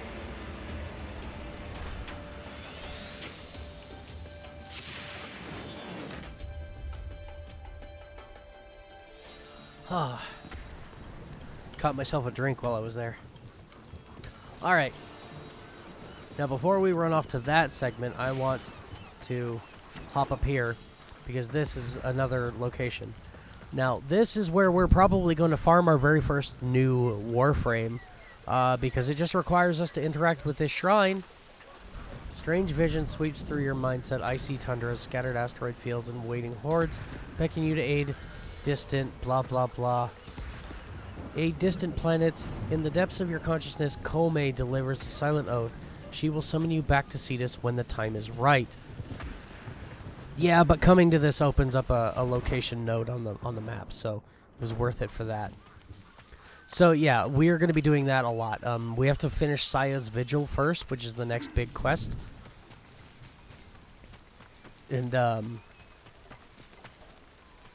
once we finish Saya's Vigil, then the quest for Kome will appear. And then we will be farming Kome, because she is actually a very good Warframe. And you can get her almost right away. Alright, so, welcome to Cetus. Let's go ahead and take the tour. So to start, we came up the stairs. If you go to the left here, yep, Fisher High Look. Different fish need different bait, and Fisher High Look is your one-stop shop. Swazdula, stranger. So out on the plains, you can go and actually catch fish. It's spear fishing. You'll buy a spear from her at some point. We have to get some standing first, and then we're gonna sort these by default, I think. Yep. So we need to get 500 standing, and it will give us our first fishing spear. We want the Lanzo fishing spear. We're gonna try and do that today if we can, as well as I'm gonna get a few luminous dye. Farming standing is not hard. It is time consuming though. So, and you want to have some gear because the enemies on the plains are about level 15. So they're not too high in level, Check but back tomorrow. they are New stock kind of difficult if regularly. you're just walking in and you don't have a loadout, no mods, don't know what you're doing. But when you get your fish, you can bring them back to her, and any fish that you have caught, you can either say provide fish, and this will give you the ability to turn them in for standing, or you can choose cut fish, and it will turn them into fishing ingredients, and you can use those fish ingredients to craft things. And this is actually a collection of different fish ingredients that you can find by fishing. So again, do not buy these with platinum. It is a waste of platinum. Fishing is really easy. Getting all of the fish you need, all of these ones here, really easy. Just takes a little bit of time. This is a waste of platinum. Do not spend it on this. I'm going to say that every time I come across something new in the game that is available to purchase for platinum. I'm going to tell you, again, whether or not you should buy it for platinum. And more often than not, the answer is no. You should not buy that with platinum. So next on our list, we're going to come up here to this gentleman. And this is Old Man Sumbat. Name's Sumbat. If you want to draw wells from the cliff face, then I've got what you need to do it, huh? Mining tools, scanning gear, that kind of stuff. Yep. This guy is, he likes to, he'll take gemstones from you. Another passive activity that you can do out on the plains is mining for gems. Again, those gems, you can use them to, if you go and look at his thing, he has these blueprints where you can take them with other resources and craft them into more valuable gems. And then you can take those, and you can either trade the raw materials or I don't know if you can trade the crafted ones. I don't think so, but you can trade. Lucky I don't charge Yeah, you for trade time. gems for Ostron standing. So you can you go out into the plains, you farm your gemstones, and then you can bring them back here and turn them into him for more standing. So, like I said, earning standing for this faction is very, very easy. It's just very time consuming. So you're going to spend a lot of time just doing a bunch of mining and fishing, and I will show you the most efficient ways to get the maximum amount of standing for the least amount of time. I will absolutely show you how to do that. So stay tuned, pay attention. And him too, just like Fisher Highlook, you have the upgraded crafted materials here that you can buy for platinum. Do not do it. It is not worth your platinum. Not when you can just come in and get the blueprints for standing. And each of these, when you go to craft them, it takes 60 seconds to finish. 60 seconds, and it gives you 20 Fair Steel Alloy. It gives you 10 Marquise Veridos. He had 10 Tier Azurite sitting there. Look at that. It requires 10 regular Azurite and 1,000 credits, and 60 seconds crafting time. So do not waste your platinum on his gems. But when you get enough standing with him, he's going to have different things like the Captura scenes. Captura is a photo mode that you can go into, and you can actually create not just pictures, but also mini movies that you can then upload to your various social media sites and share them with people if you want. But yeah, so Captura scenes he's got in here. He's got a bunch of ship decorations that you can get, a couple of glyphs, profile glyphs. Again, don't waste your money buying profile glyphs because you've got like hundreds of options in the game that are for free. Maybe not hundreds, maybe like 100, but still, there are enough free options that you should not be spending money on glyphs. Move along then. But yeah, Not running a social we'll go club. get a little bit of standing, and he has your first mining cutter here. This is actually not the best mining cutter. In fact, if you want to wait to do mining for here, the best mining cutter tool that you can get is actually from Venus. So, and it's for the same amount of standing over on Venus, and it will give you literally the best results possible. He's got 3 different cutters, I think. Yeah, here we go. No, maybe it's only 2. But still, he's got 2. This one and that one. This one is more advanced. The one over on Venus is basically both of these put together. for 500 standing. So it's worth it to wait, honestly, with the gems. Now the fishing, on the other hand, we will not wait, because the fishing rod on Venus is very different from the fishing rod here. So we won't be waiting on that one. We'll get that one as soon as we can, especially because I want to get to fishing for the Night Wave. Alright, next on our tour, let's go talk to Master Tessanai. Idle activity on the plains number 3 is wildlife conservation. There are various animals running around out on the plains of Eidolon that you can capture, and they will give you tags. Now, when you capture them, they will also give you standing for every animal you capture. You will capture them by getting a tranquilizer gun, which I believe he sells. These are lures. A lure will help you lure out a specific animal type. So if you're needing a specific type of animal, like a rare kuwaka, for an example, you can drop a lure and it will help you get a better chance of getting that specifically. It'll help you find kuwaka specifically, and it'll increase your chances of being a rare one. And the pheromones are the same thing. They will increase your chances of getting the rarer species. So these are worth getting, and again, they're you buy them for standing. So, but this is also where you will find mods for your companion as well. Your beast companions, your dogs, your cats. And some of these mods are incredibly powerful. So the fact that you can get them so early in the game is astonishing. Because it'll take no time at all to get this faction up to max standing. Every faction in the game, with the exception of, I think, one, goes up to, has 5 ranks of standing. So you can see he's sitting at neutral, and I'll show you all of those. We'll go talk to the guy who actually shows the standing, and you can peruse through them and see the different ranks and whatnot. Oh, hey, there's a Necros standing next to me, and that's a Nyx. That's my girl. That's my waifu right there. Anyways, moving on with the rest of the tour. Next, we have probably some of the strongest early game weapons you could ever get your hands on from Master Hawk here, who will forge you a Zaw. These are melee weapons that you can put together with various pieces, and depending on what you put together depends on what the weapon is. And these things here, these determine the overall stats of the weapon. So depending on what you get, this one here, you can see from the description it says light strike for a scythe or heavy blade. So depending on the handle you equip, this head will either be a scythe or a heavy blade. And then the handle will tell you the same thing. This handle here specifically is for staves and pole arms. But I do believe,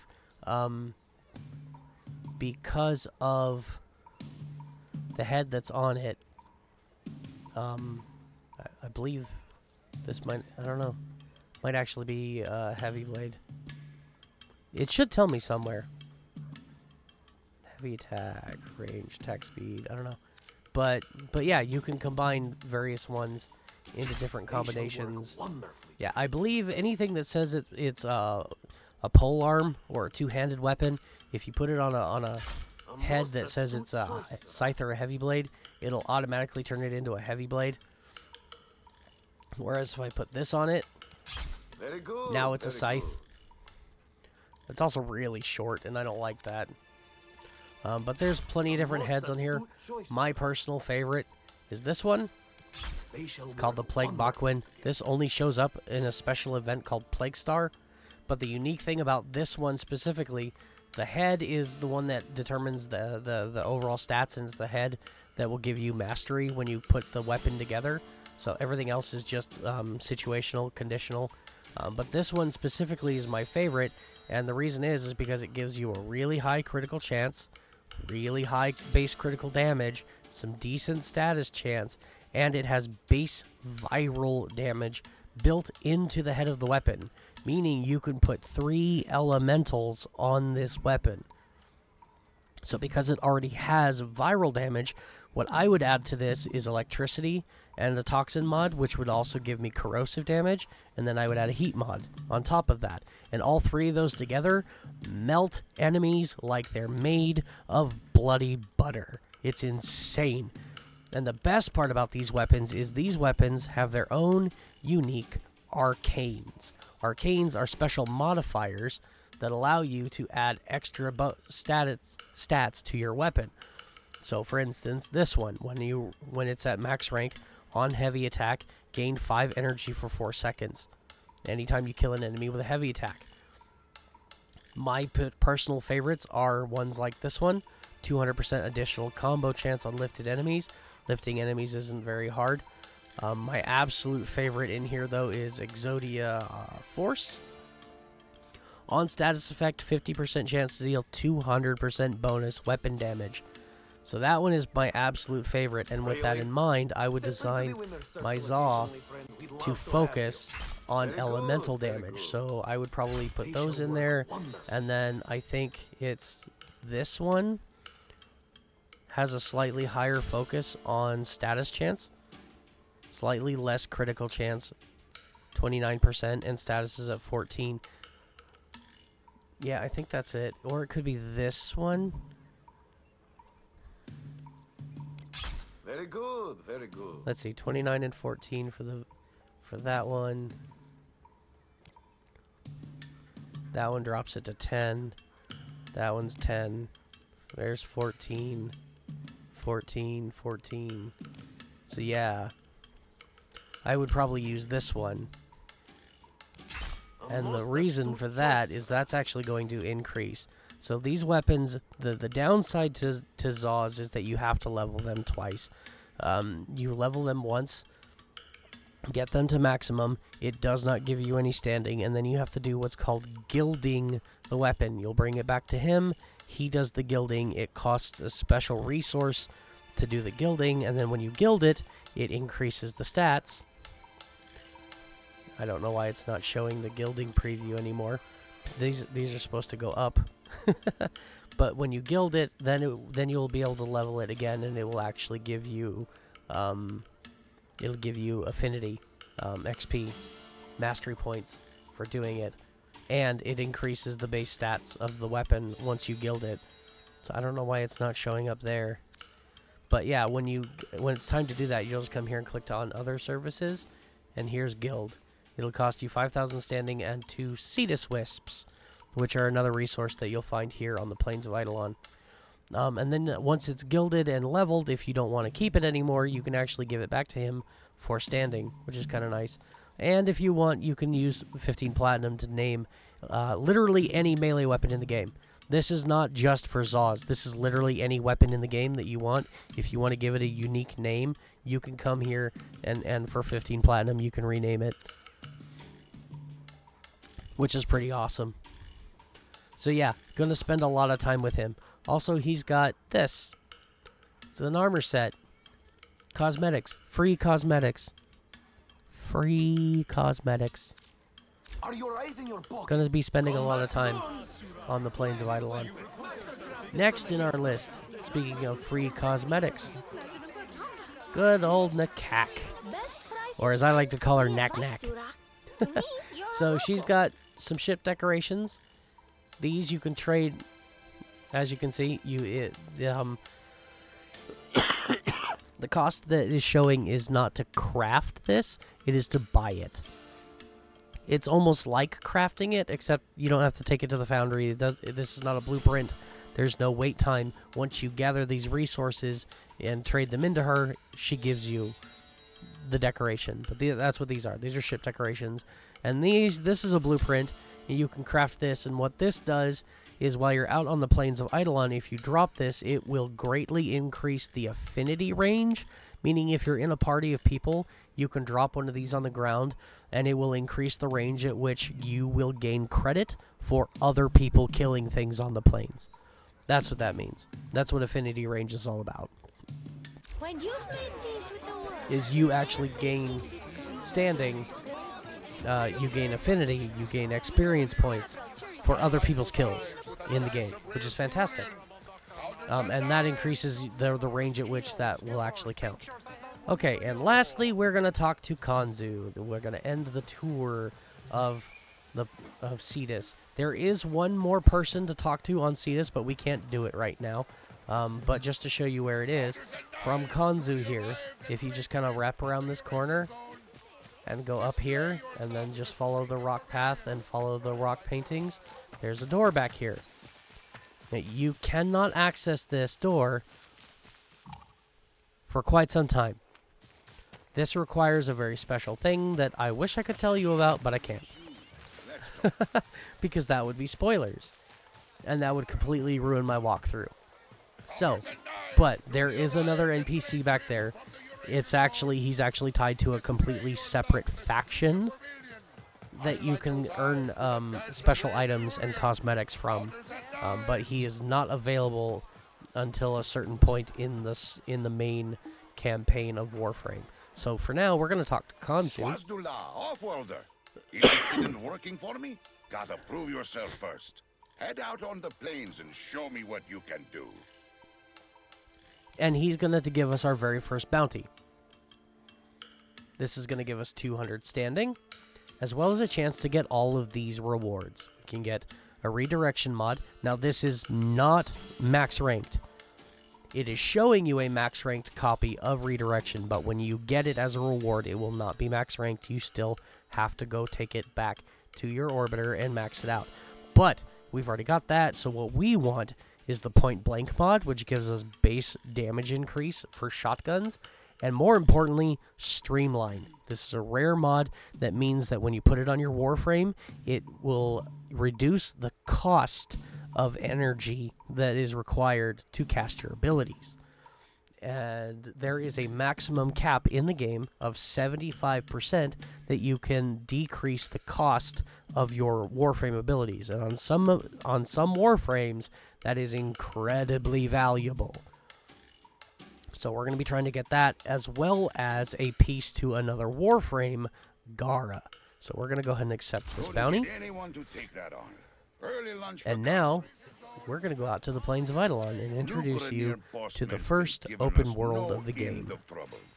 Now, I do not recommend, if you are brand new to the game, you have no idea what you're doing, you have no real weapons, no real mods, haven't put any levels in anything, do not go out to the Plains.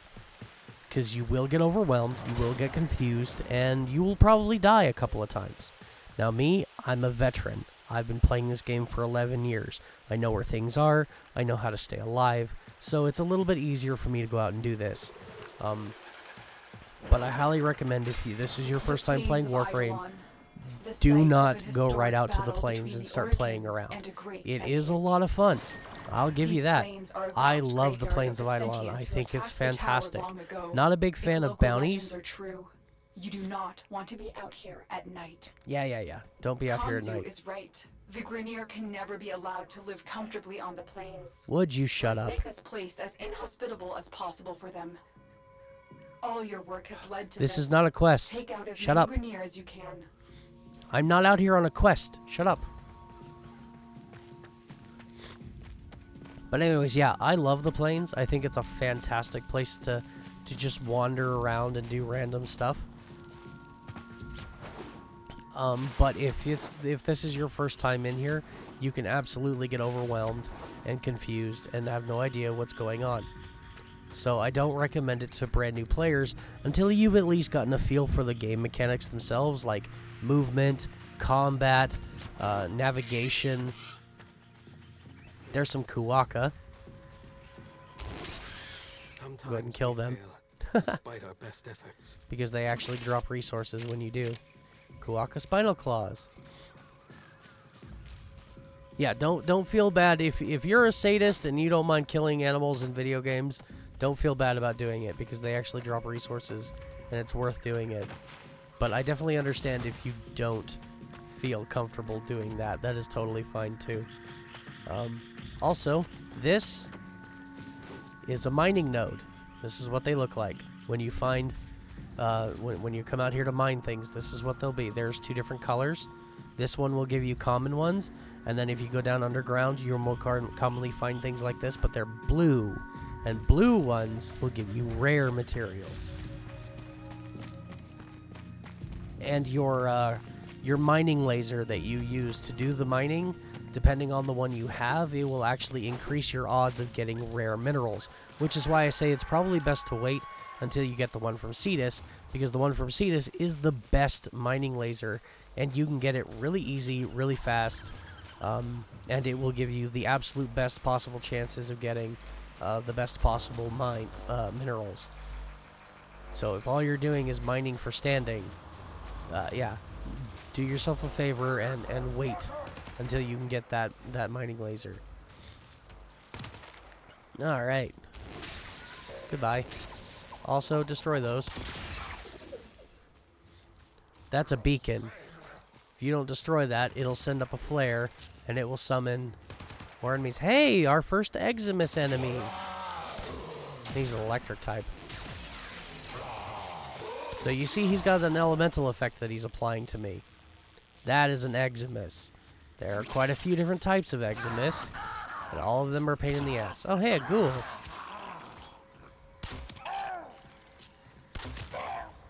Didn't think I'd be finding ghouls right away. Okay. And don't know if you saw that or not, but when he died, he spawned that cloud. That cloud is a gas cloud that will apply toxin damage to you, and a cold proc as well, so it'll slow your movement speed.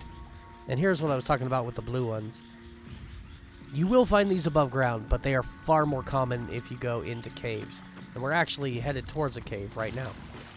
In fact, this is one of the most commonly used spots in the game. And speaking of most common and most useful, this spot specifically, this is a lake.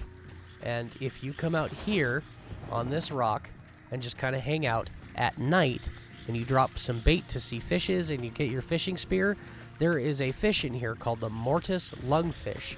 It is the single easiest and most valuable early game fish that you can get for standing. I do believe a large Mortis lungfish from here, one will net you like 2,500 standing when you go to turn them in to fish your Hylook. They're incredibly valuable. It's one of the easiest farming locations in the game. It gives you one of the most valuable fish without a whole lot of cumbersome extra shit. There are higher value fish that you can find, but they all have like special requirements, like you need to be using a specific kind of bait, you have to be in a specific location, you have to be doing it at night. It's a pain in the ass. Whereas this one, it's get some glow dust, throw it in the water so you can see them, and be here at night. And you'll get plenty of fish. Okay. Ooh. Oh, and that was the howl of a Kondrak. Big bird. In fact, if you recall, just a few minutes ago, we were looking at Master Tessenai, the conservation guy. I was talking about it. He had a Kondrak on his arm. That was a Kondrak. Big vulture-looking bird. Discover all the caves on the plains of Eidolon. 1 of 12. I hate it. We're not going in the cave. It's a very deep and vast cave system. Easy to get lost in, but this is probably one of the best caves to go into if you're farming rocks. Just because it's really close to the exit to the world. You just come over here, go in there, there's a whole bunch of mining nodes. You get them all, run back to the exit, turn around, do it again. Do that for an entire night cycle, and you'll pretty much max out your daily standing. It's really fast. Hell, do it for an entire day cycle. Day cycles are longer. Damn it. Oh, not gonna get that one in time. Yep, there we go. It's launched the flare. So now it's gonna summon. Oh, good, energy. What do we got? Dropship? Dropship. It's gonna summon a dropship, and we're just gonna zap all of the guys off the side of the dropship.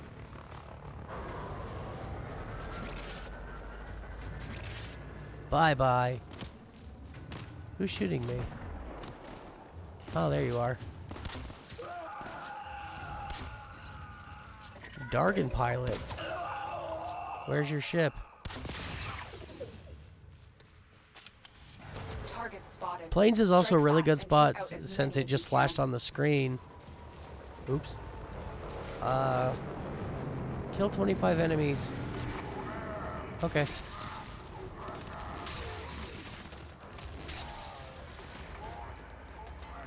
We've got a time limit. More Grenier amassing nearby. Get over there and take them out. We've already killed 10 people. Now it's going to show us another Keep location going. we can They go. won't be able to sustain these casualties for much longer. And if we can complete all 25 kills while there's still 2 minutes remaining in our timer, we will get a bonus. And I just killed another Eximus. Nice. Get the Drock. Croc. Drool. Rock Drool. Yeah, fun name. Okay. 5 minutes remaining. Oh, look at them all. I've located There we go. other massive enemies. Take the fight to them. Ow.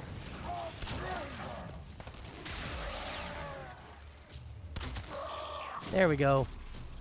And I got the bonus. Almost feel sorry. Got the redirection plus Then I bonus remember 50 who standing. it was, and I'm at peace. Here's your bounty.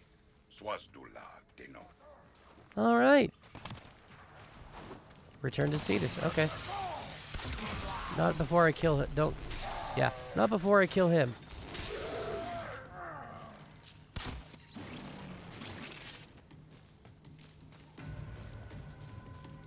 Eximus units. I gotta kill 30 of them. Plains is a great place to find them.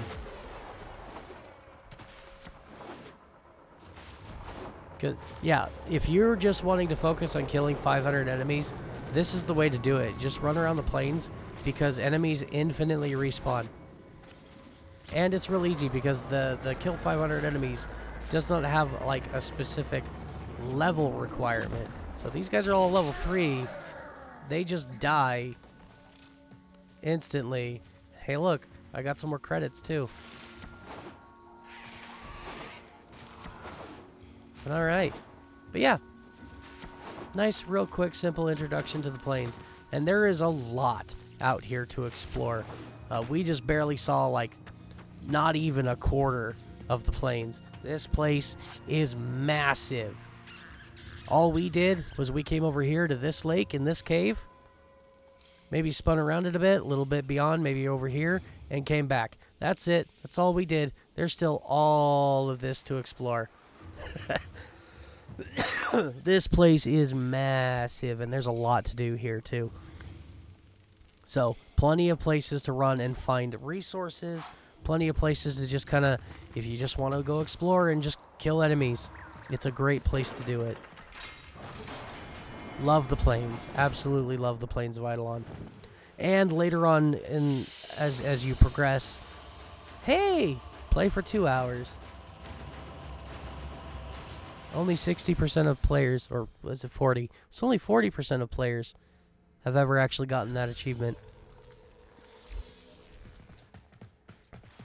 But there you go. Nice quick introduction to the plains. And now we're going to go do Saya's Vigil. Oh, actually, I got some standing. So, actually, before we go back to the plains and do Saya's Vigil, I'm going to come back here to Fisher High Look because I should have enough standing. No, I don't have enough standing. Which is absolutely not filled with a knowable horror. I was really hoping that gave me just enough to get the first fishing spear. I should have been. I'm actually kind of disappointed I didn't. Alright, so just like on my orbiter, I can also do this. So if I don't want to run all the way back to Kanzu, there we go. Kanzu. Have you met Saya? Nice and fast. See? Here's the three of us. Me, And it's going to drop me right and into Saya's headstrong Vigil Saya. quest. We were inseparable Oots. The two of them even got married. They were happy. Until he disappeared. Maybe I'll farm That was Gara. 5 years ago. Saya never moved on. I might farm Never Gara. accepted. We'll see. And Gara's now I'm really hearing powerful queer too. Whispers. Like The really Vanir powerful. found some trace of Anko.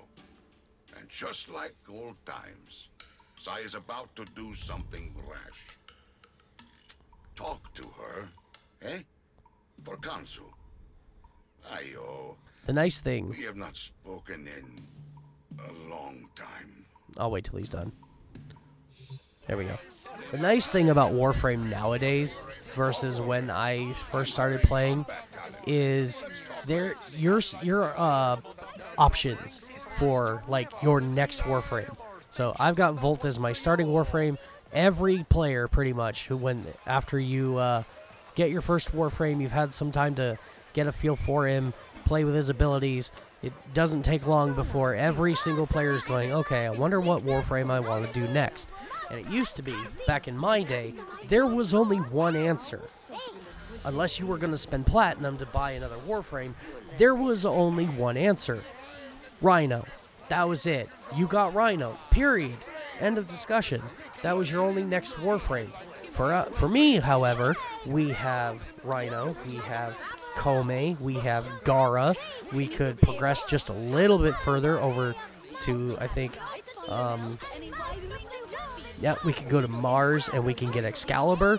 We can progress a little bit further beyond that to Ceres, and we can farm Frost, or maybe it's Trinity. But we have a lot of options of Warframes that we can farm, not just Rhino. Because it used to be, yeah, it's just you started on Earth, it went to, or actually you started on Mercury. Originally you started on Mercury, and you did all of Mercury, and then the very next planet was Venus, and so Venus, you get Rhino. Last night, And that was it. I thought I heard an eidolon howl my name. It sounded like you, Uncle. Isn't that strange? Lady, Isn't that strange? you need to stop reading too much into your dreams. Shut! No time to talk. There's word of my husband. I have to go.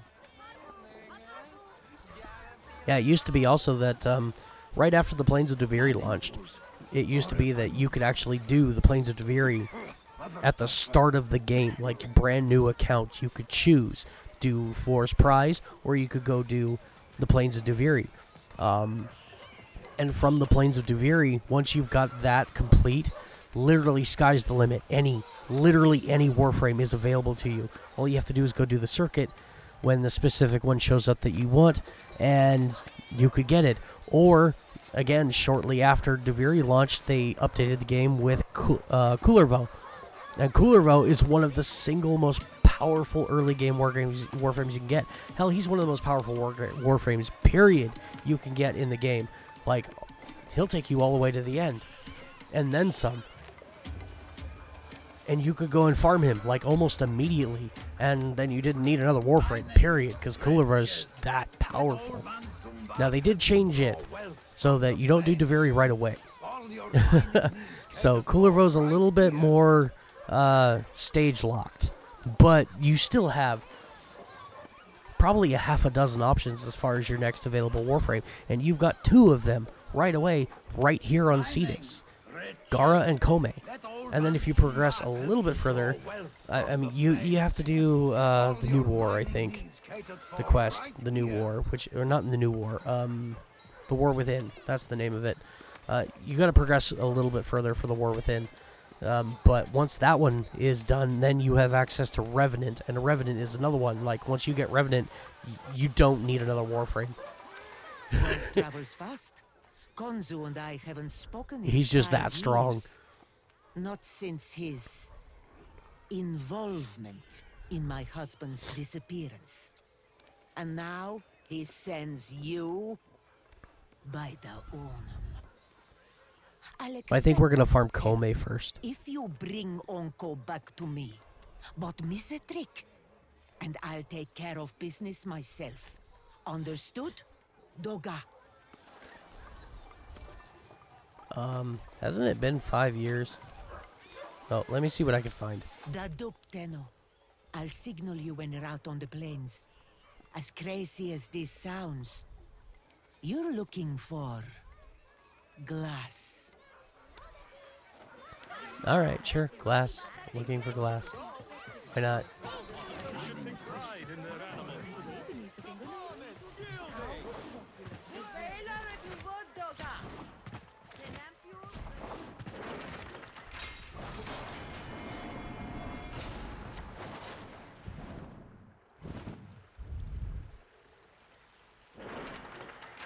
All right, Tenno. Be careful out here. Yeah, Your yeah. numbers increase the further you venture from Cetus. Patching the Ostrons to your signal now. My uncle is alive. I know it. No one cared more for Cetus, for our people, than he did. He worked with the Quills, the Unum's closest servants, to decipher the secrets of the sentient and the glass warrior who sacrificed herself to destroy it. If you search the camp, I know we'll find some sign of Onko. Alright. Search the camp.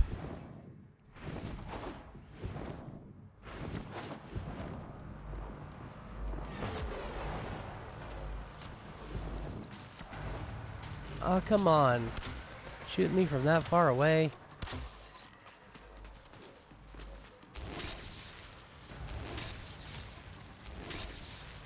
Damn it. These guys are really hard to hit.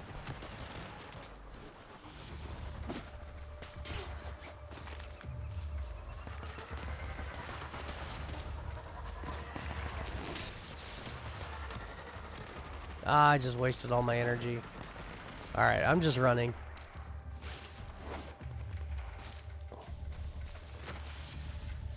Ayo, this is it. This is where the Grenier found some of Onko's work. Has he been hiding here?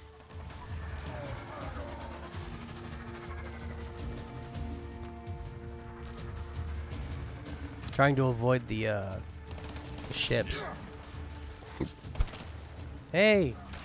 There's another Eximus standing here. Oh yeah, I'm out of energy.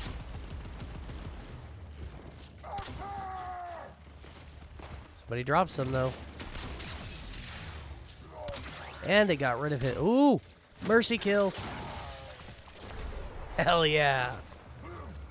My! Tenno maggots and the greasy eels of Bye bye. Hey, Semendo! working together. My tusk soldiers will gore you all the same. That is Counselor Vahek. Heck. I should have known you'd be behind the Grenier incursions here. Who else would feed outmatched troops to an Eidolon if it might further their career?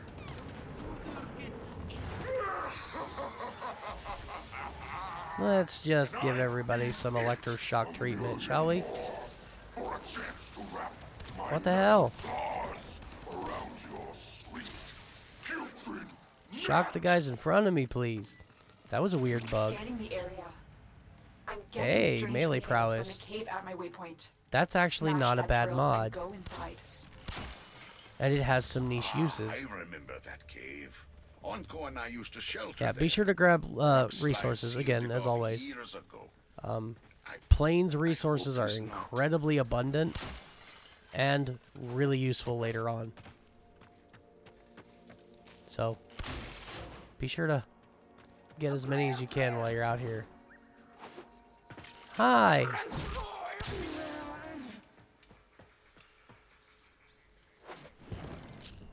Shiny drill. We're gonna break that. Uncle, he should be here. Here's my arrow. 2 of 12. Something in here is making some funny noise. Alright, so I think we have to scan this. Pick up Ostron coffer. By the Onum. Is Okay, that, no, not this one. that coffer his? It bears Uncle's mark. It must be important. If it's here and he is not... There's a lot of mining nodes in here. Please, Uncle. No. Sadly, this quest does not give me any standing. Kanung. I won't say a thing to him, Tenno. I'm guessing he didn't tell you he was with my uncle the day he disappeared. This coffer is strange. I don't understand the locking mechanism. Tenno, I'm gonna open return this. to your orbiter so we can get it open. Hold on. Getting some resources. Alright. And now this, unlike the last mission where we went back into the plains, this one wants us to actually jump on our ship and leave. So there's our orbiter.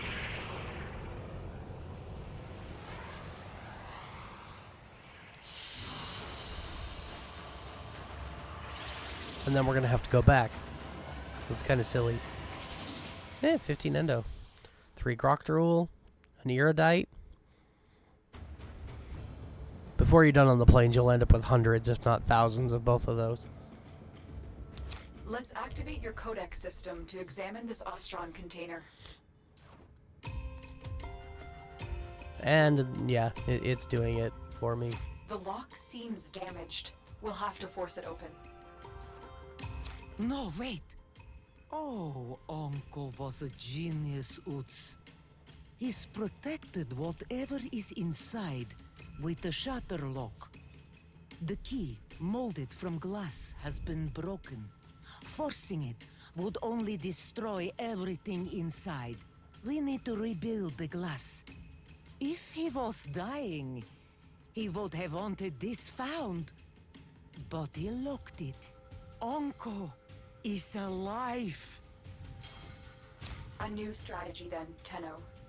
Sending codex scanners to your inbox. These will be essential in locating the Shatterlock pieces out there on the plains. Ah, she just gave me a bunch of scanners. Hold on. Yep, there it goes. How many did you give me? Just the 25? It's kind of cheap. But okay. Tenno, you need codex scanners to find Onko's glass shards. Equip these in your arsenal. If you run out, more can be found in the market. The Lotus. Okay, yeah, so we've already done... This is supposed to be a tutorial in how to use your codex scanner. It's not very good, though. But we already covered the scanner and how to use it, so I'm not going to worry about that. And we already have them equipped.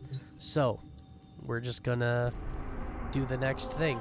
Locate the Shatterlock. Now, if you can't find this icon on your navigation, it's showing you the quest marker right there. If you can't see that, another thing you can do is just come up here where it says locate the Shatterlock pieces, and when you hover over that, you see it says launch next quest mission. So just click that. So if you can't find where the quest is, just click that. Most quests, it's that easy. There is one that I can think of that is not an option. That's because the quest itself wants you to find the mission node by solving a riddle. Let me help. I hate it. I was there. But the Warframe it gives you is fantastic. Oh, so it's worth doing. You are there, all right, Konzu. You both went out on the plains that day, but only you returned. You expect me to believe this had nothing to do with what happened in our early summers? When I rejected your iron flower, your proposal? Iron flower? I can't hear this. You know I had nothing to do with his... I miss him too, Saya.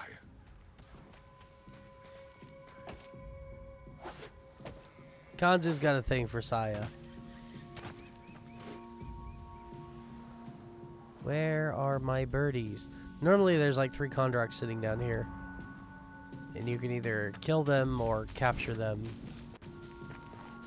Oh, also this thing, I should probably point out, this thing is a fast travel node. That when you click on it, it will open the map and it will give you the option to fast travel. And that's what all of these things are. But you do not need to be standing at this blink pad in order for that to work. I can come over here, and if you just press your map button and hold it down, I can then go ahead and select that one from the big map, and it will just teleport me there. So, in case you want to just focus on your quest and you don't want to run from here to there, you can pick one of these that's closer by and just teleport, and it's a lot faster.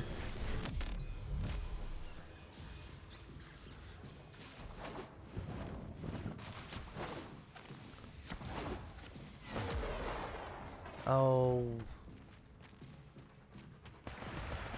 Yeah, it was another Dargan. Damn it. That's a Dargan. It's the ship. Damn it.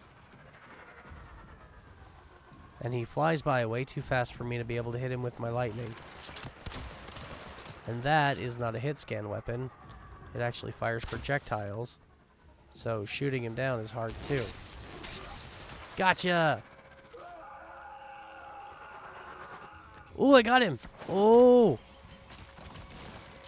Let's make sure he's dead. And now I can actually jump in his ship and pilot it.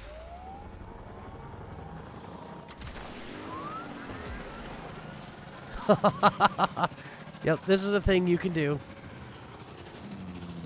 Also, there is an achievement you can get for traveling a certain amount of distance inside one of these. And you can use it and attack other ships.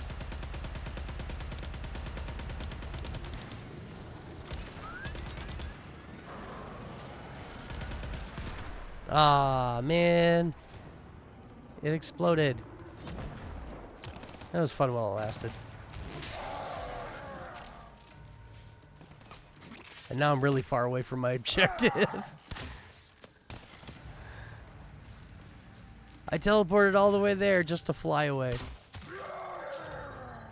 Oh, green. Not bad. Oh, it's color-coded now. That's cool. Before it's green when she's sliding up, and then when it goes to fire, it turns red. That's new. I like that. That's cool.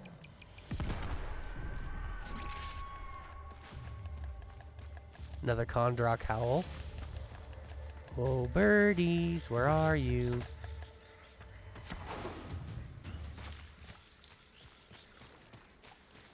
Oop, I see another Eximus, and I think he sees me too. We're gonna take out this turret though.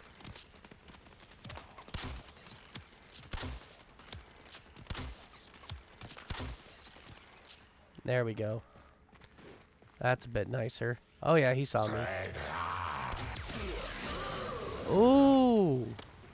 That was quite a good amount of damage. Ow! Jerk.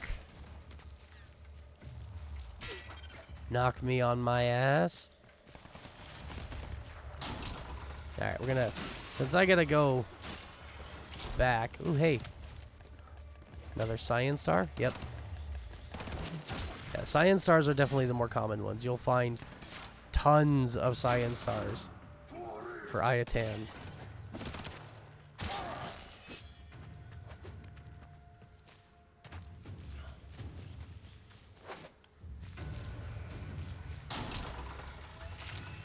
Some more Groctorul, nice. Ferrite, credits. There's so much easier ways to get credits than trying to farm them the way that I'm doing right now. What the? Somebody's shooting me from behind. And I got idiots in front of me too. Bye-bye.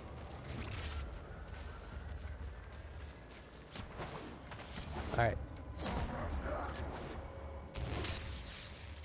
I know I didn't have to run all the way back, but I was kind of taking advantage of my own stupidity to farm a few resources.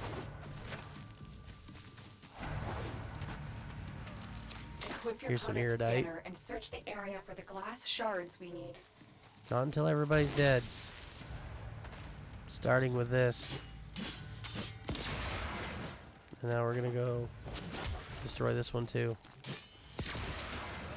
Because I don't want those shooting me in the back. Those things hurt. Here's a glass shard. Excellent, Tenno. There should be more in this area. Childhood games complete. So yeah, there are 3 shards that we have to find in this area. The first one was in there. There's another one right here. You found another shard. And Keep I think looking. the third one is that way a bit.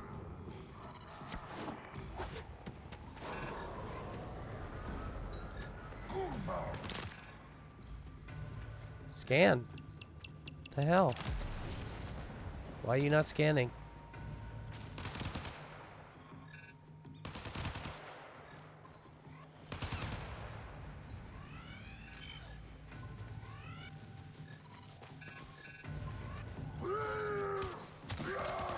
Would you hold still? Yeah, you can go up there all you want. I already killed the rampart. Why is that not scanning? Oh, that was a Kuwaka squeak. Anyways, the third glass piece is up here.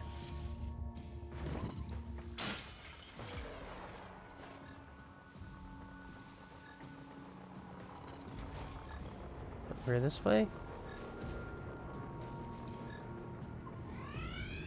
Grogtrol container.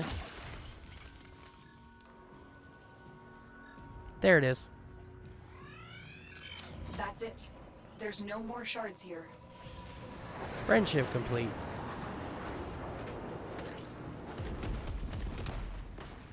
I'm stuck.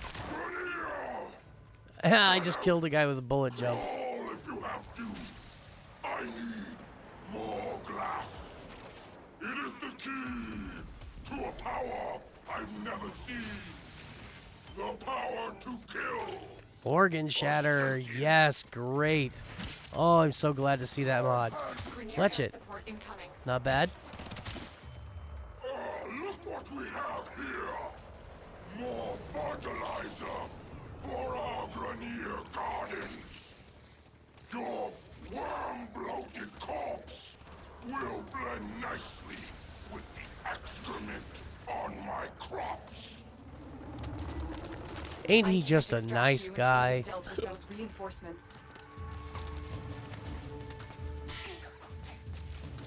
They're gone.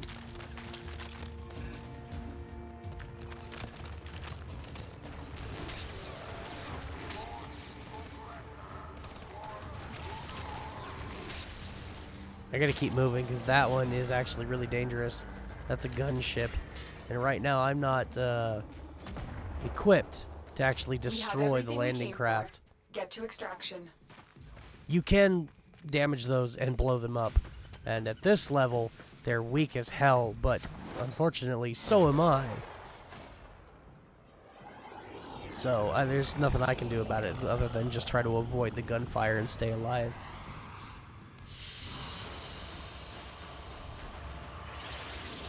There we go, organ shatter. Oh, I'm so glad to see that. That mod is going to make a huge difference on so many weapons. That is a staple mod on just about every melee weapon. Just increases your overall critical damage. So anytime you get a critical chance, you do extra damage. And by putting that on there, that extra damage could be quite a bit.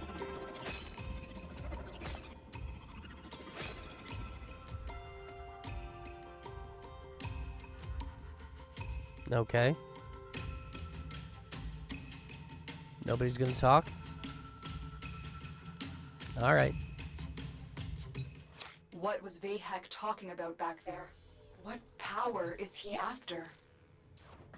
Just gonna clear that so it's not flashing He anymore. found the remains of the Unum's champion, a woman of glass. How much endo do I have? He studied Only her, 15. obsessed about her ancient secrets. The Quitters of Cetus swore us to secrecy, and the secret held until the Grenier captured one. Can't imagine what they did to get one of them to talk. But Vahek's been after that relic ever since. Oh. Aye, oh. Equipped, not equipped. Good. Could he have taken Uncle prisoner too? Do you think he'd make a trade? This coffer for my uncle? No. No. That would go against everything Uncle believed in. The sanctity of our people's home, of Cetus. Tenno, you'll need to find the remaining shards. I've tracked some off-world shipments to a galleon in orbit. Heck may be guarding any key shards he's found up there. Alright. Now we get to leave the planet and go do a ship-based mission. Really? Am I... No, I'm not doing anything there. Sort by name. They should be here. All of these mods. They should be here. Must be a bug. Let's refresh. Yep, there we go.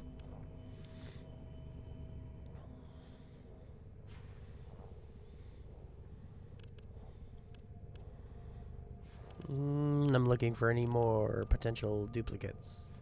Oh, nope. The tab for duplicates is gone. So, nope, I don't have any more duplicates. I sold them all. Well, dissolved them into endo. That's a, yeah. So one very good, very, very fast way to get a lot of endo is just go take all of your mods, your excess extra mods, duplicates, turn them into endo. But I strongly advise you only do that with any mods that are common or uncommon. So copper and silver. Anything that is gold or platinum, for that matter, white, your legendary mods, no. Do not turn those into endo. Instead, you should sell those on Warframe.market and get yourself some platinum. This galleon is huge. Think. Hanko would have known what to do. Each fragment Oh, there are some responds to a uncommon unique mods that you don't want to sell We either. discovered that during my initial work on Cetus's transceiver system. It's too bad we can't walk a wideband harmonic through the ship. Who says we can't? I'll perform a broad frequency sweep. What? Which way am I going? She wasn't lying when she just said this galleon is big. Every direction. Sire, that worked. Onko wasn't the only one with a sharp mind. We are elevated by your work and his. Your marriage was a boon to Cetus. It wasn't always easy. Cetus came first. Always. Things were missed. Special days. Anniversaries. But it was a duty. Oh boy, everybody, I got a nav coordinate.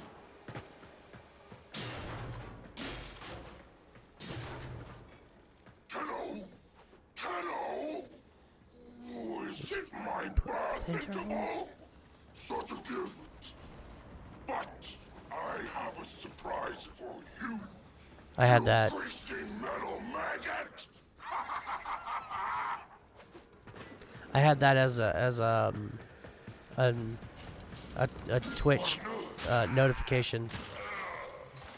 I think it was at one. I don't know if it still is or not. It might have changed, but at one point I think that was anytime I get a new follower, it would say that. Tenno, is it my birth interval? It's pretty cool. I liked it. Yay, another Eximus.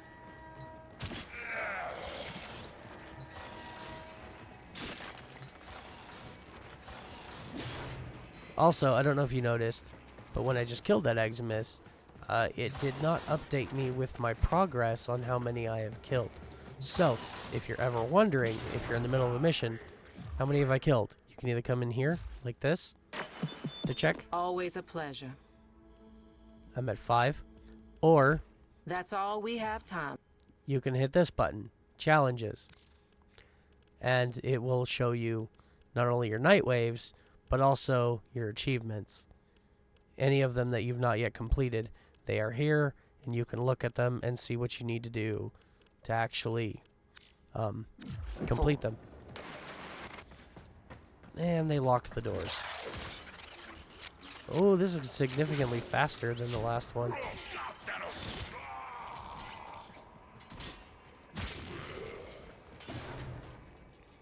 Alright, let's pull my map back out so I can see where I'm going.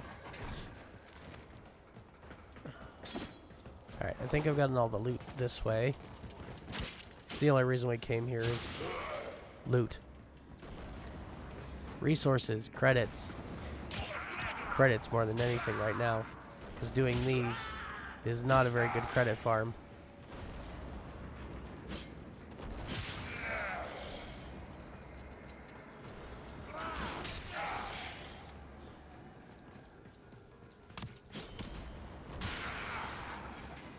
Here we've got this alcove again. You can come in and look for stuff if you want. I'm gonna not worry about doing a whole bunch of resource farming right this moment. I'm gonna try and focus on getting the quest done. But if you're doing this for your first time, then I recommend hang out, get some resources. Look at that, I 10 star. Also, those orange things I keep collecting, they're just bonus affinity points that you get periodically just for the act of opening a loot crate, which is why it's valuable to do so.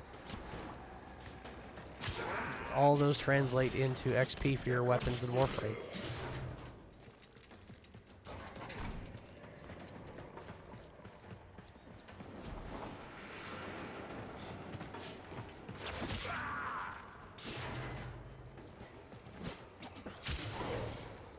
Okay, I said I wasn't going to do a bunch of loot farming, and yet I'm loot farming. Oh boy, another nav coordinate. It's my lucky day. Not quite my birth interval, but a lucky day. Yes, that is heavy, heavy, heavy sarcasm.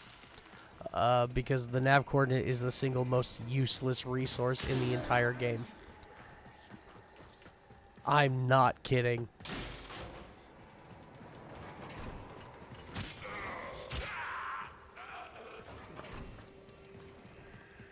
There is quite literally no farmable resource in the game more useless right now than the nav coordinate. I am immensely surprised that it's even still in the game. Because its purpose? Nothing. It does nothing. There are like maybe one or two things that you craft in your foundry with nav coordinates. Maybe. But what they used to be used for is gone. Their original purpose for existing is no longer a part of the game, and yet they kept the nav coordinates around. So literally they're useless. And worthless. They're only good for one specific thing, and that is something I can't talk about because we're not far enough into the game yet.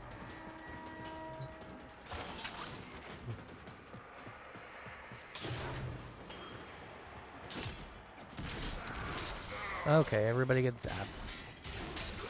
Somebody dropped the Niatan up here. That was not me. Surprise! A gleaming maggot. Is that another blue one? Yeah, it's another blue one. There we go. And another nav coordinate. See you slip out of this one. Sure thing. Hold still. Allow me to proceed with the slipping.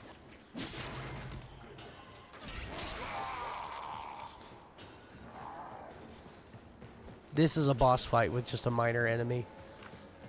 So I'm not concerned about actually doing it. I just gotta shoot him in the head a couple times. And fight's over. There he is. See? Fight's over. I win. What? You pathetic meat piles! Can't you stop one puny maggot from squirming away? Ah! And now he's very mad.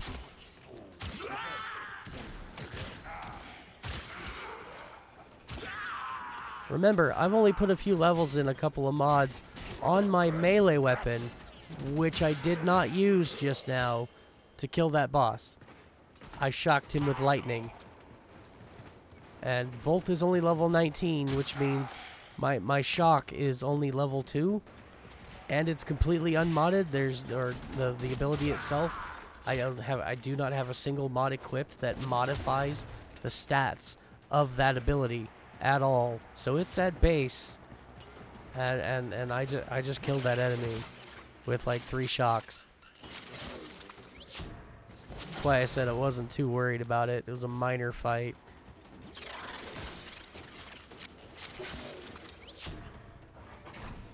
Now this is a spy vault. Now since we're here, I'm going to show you how to do the spy vault, because where it's taking me is not where we would normally go. But this is a very common spy vault for doing like spy missions, especially Grineer spy missions.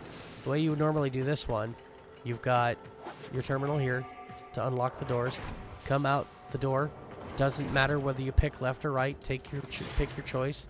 Me, I'm right-handed, and because my character's on the left side of the screen, it's easier for me to jump up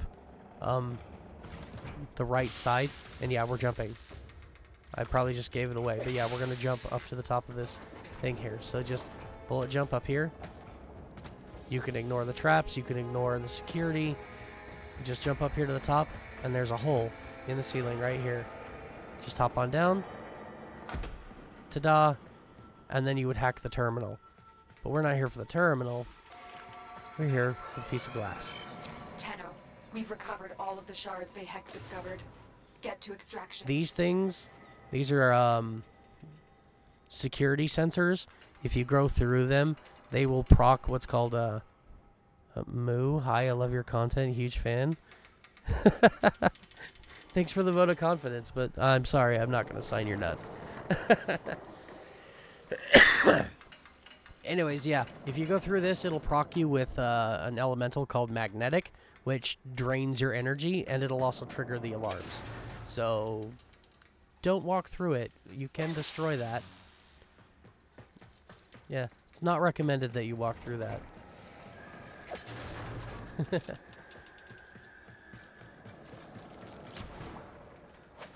And then to get out of here, just go back up to the top, hop over the edge, and you're out the door. Real simple. Alright, let's go ahead and leave.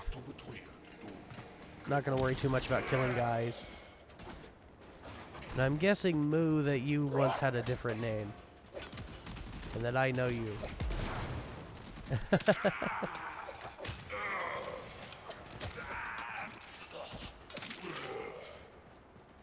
In which case, good to see you again. How have you been?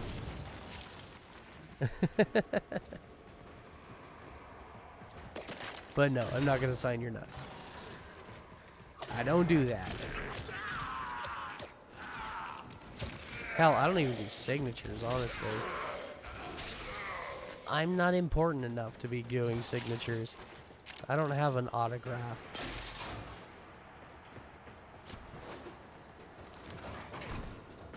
Alright, let's just get out of here. I keep getting distracted by looting, because I'm a loot whore. I love hoarding loot, and... Ow! Asshole. That hurt. Yeah, set all the alarms you want. I'm leaving. There we go. Another job well executed. No, I think we've still got at least one more mission. Hey, Oxium, that's good. Nav coordinate. Used to locate lost ships. No, it's not. Dropped from literally everywhere. It's not used to do anything. It used to be used to locate lost ships, specifically derelict ones. But now, it's completely and utterly useless. It serves absolutely no purpose whatsoever, other than to feed to something. Anyways. That was supposed to be the last piece, and it wasn't. We still got one more to find. At least one more mission to run. There's only one piece left. Hex digging in the Central Plains. I recall Uncle finding a few interesting artifacts in the region of... That crater lake where we used to fish.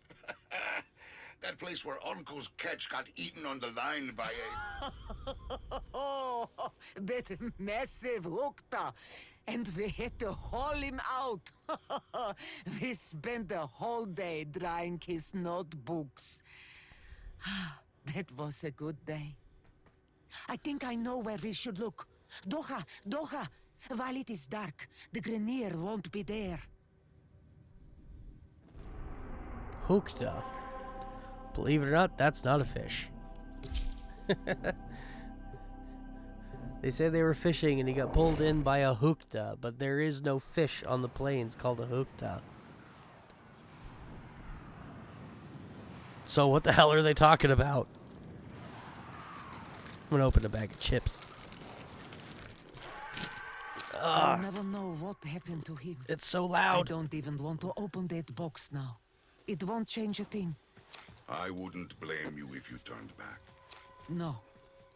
I need to know. There we go.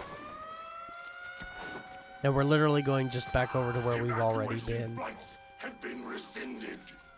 You'll stay out here all night if that's what it takes.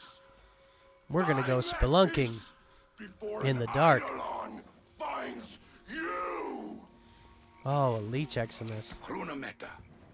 The Eidolons are all that remains. Ah, yep. Great So on the plains at night, that magnetic I was talking about just a bit ago with that sensor, if you go into the water, it does the same thing. That's a magnetic effect.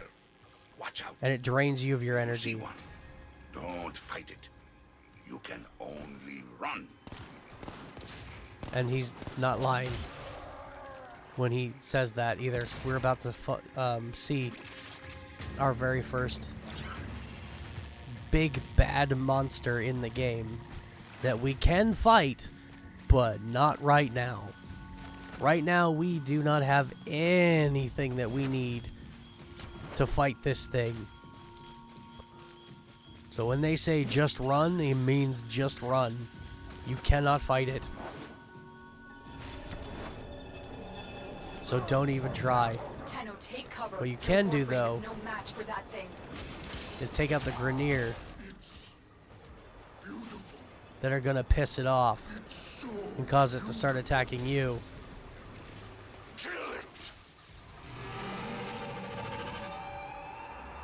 That is an Eidolon.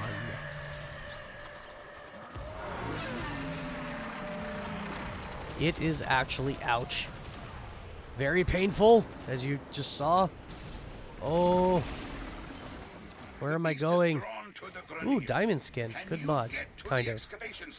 Can be. Oh, going over here. There's a Nyatan star, another cyan. But yeah, oh man, they're all just pissing it off. Yeah, you cannot fight these right now. You need special gear that you do not have access to and won't have access to for a while. So do not try and fight the Eidolon, just run. 3 of 12. And still not enough standing to actually mine anything. Alright, we're gonna open this. Equip the scanner.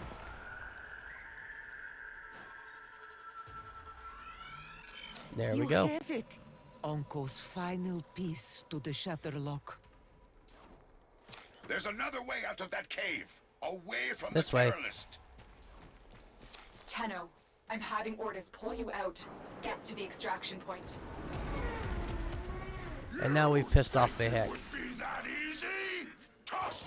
Actually, yeah, it's gonna be that easy. New orders. Ignore the monster. Stop that Tenno maggot. Too late. They're all dead already.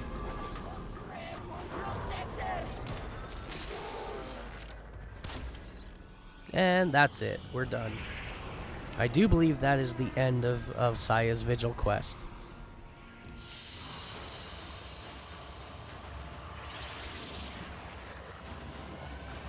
So not very hard at all.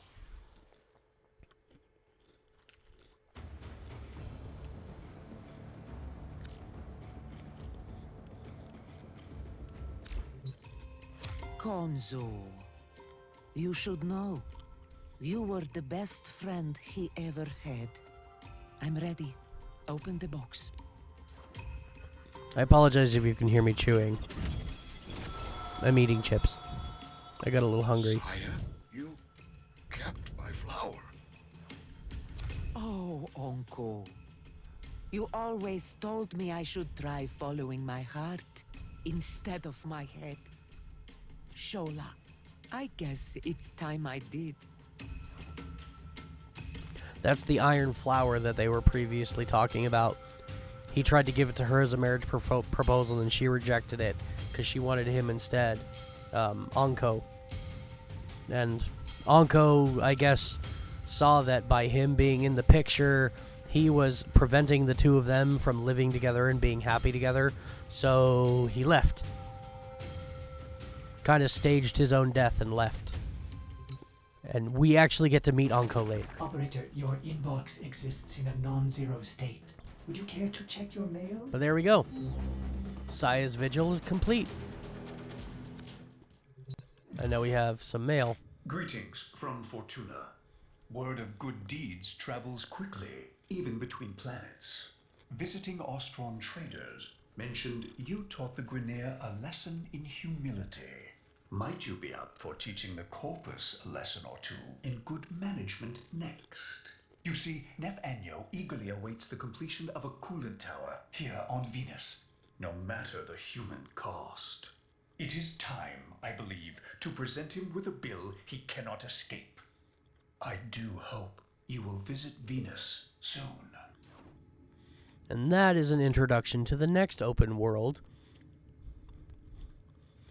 as well as player hub, called Orb Valis and Fortuna. Fortuna being the player hub, Orb Valis being the open world. But I think most players typically refer to Orb Valis as Fortuna because they're one and the same. A second frequency sweep on Anko's glass revealed blueprints for Gara, the legendary glass warrior who sacrificed herself to protect Cetus. Anko was wise to ensure this information reached us. The Ostrons are grateful, and so am I. Once again, the path ahead is yours to determine. My supplementary message should make that path more clear.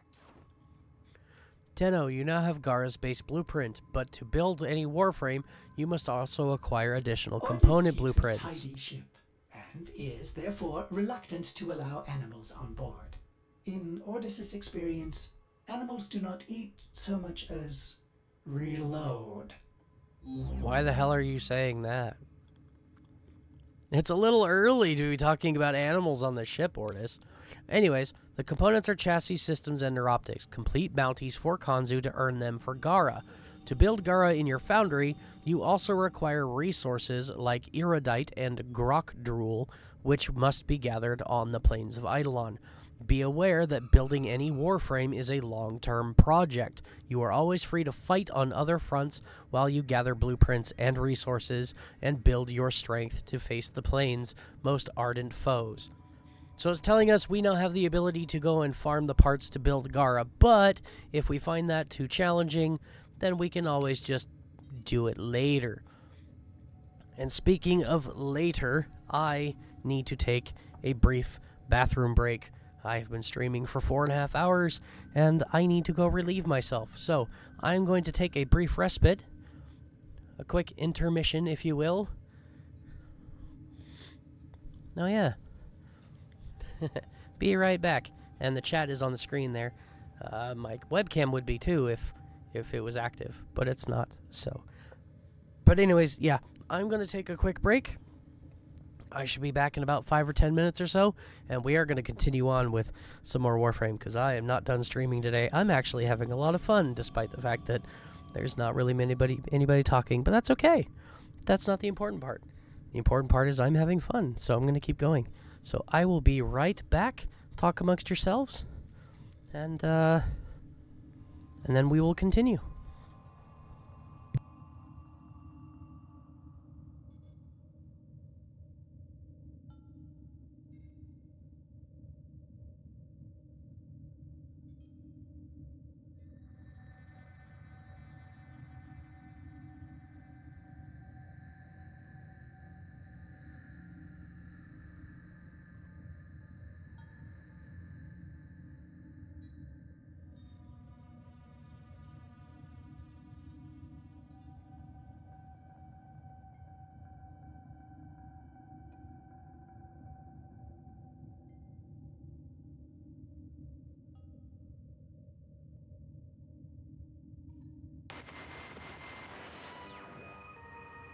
Well, it's a lazy night between the stars for you and me. While out there, the system is still on fire. Grenier on Corpus, Corpus on Infested, and in between the little people like you and me, where we're just trying not to get stepped on. Here's to us, dreamers.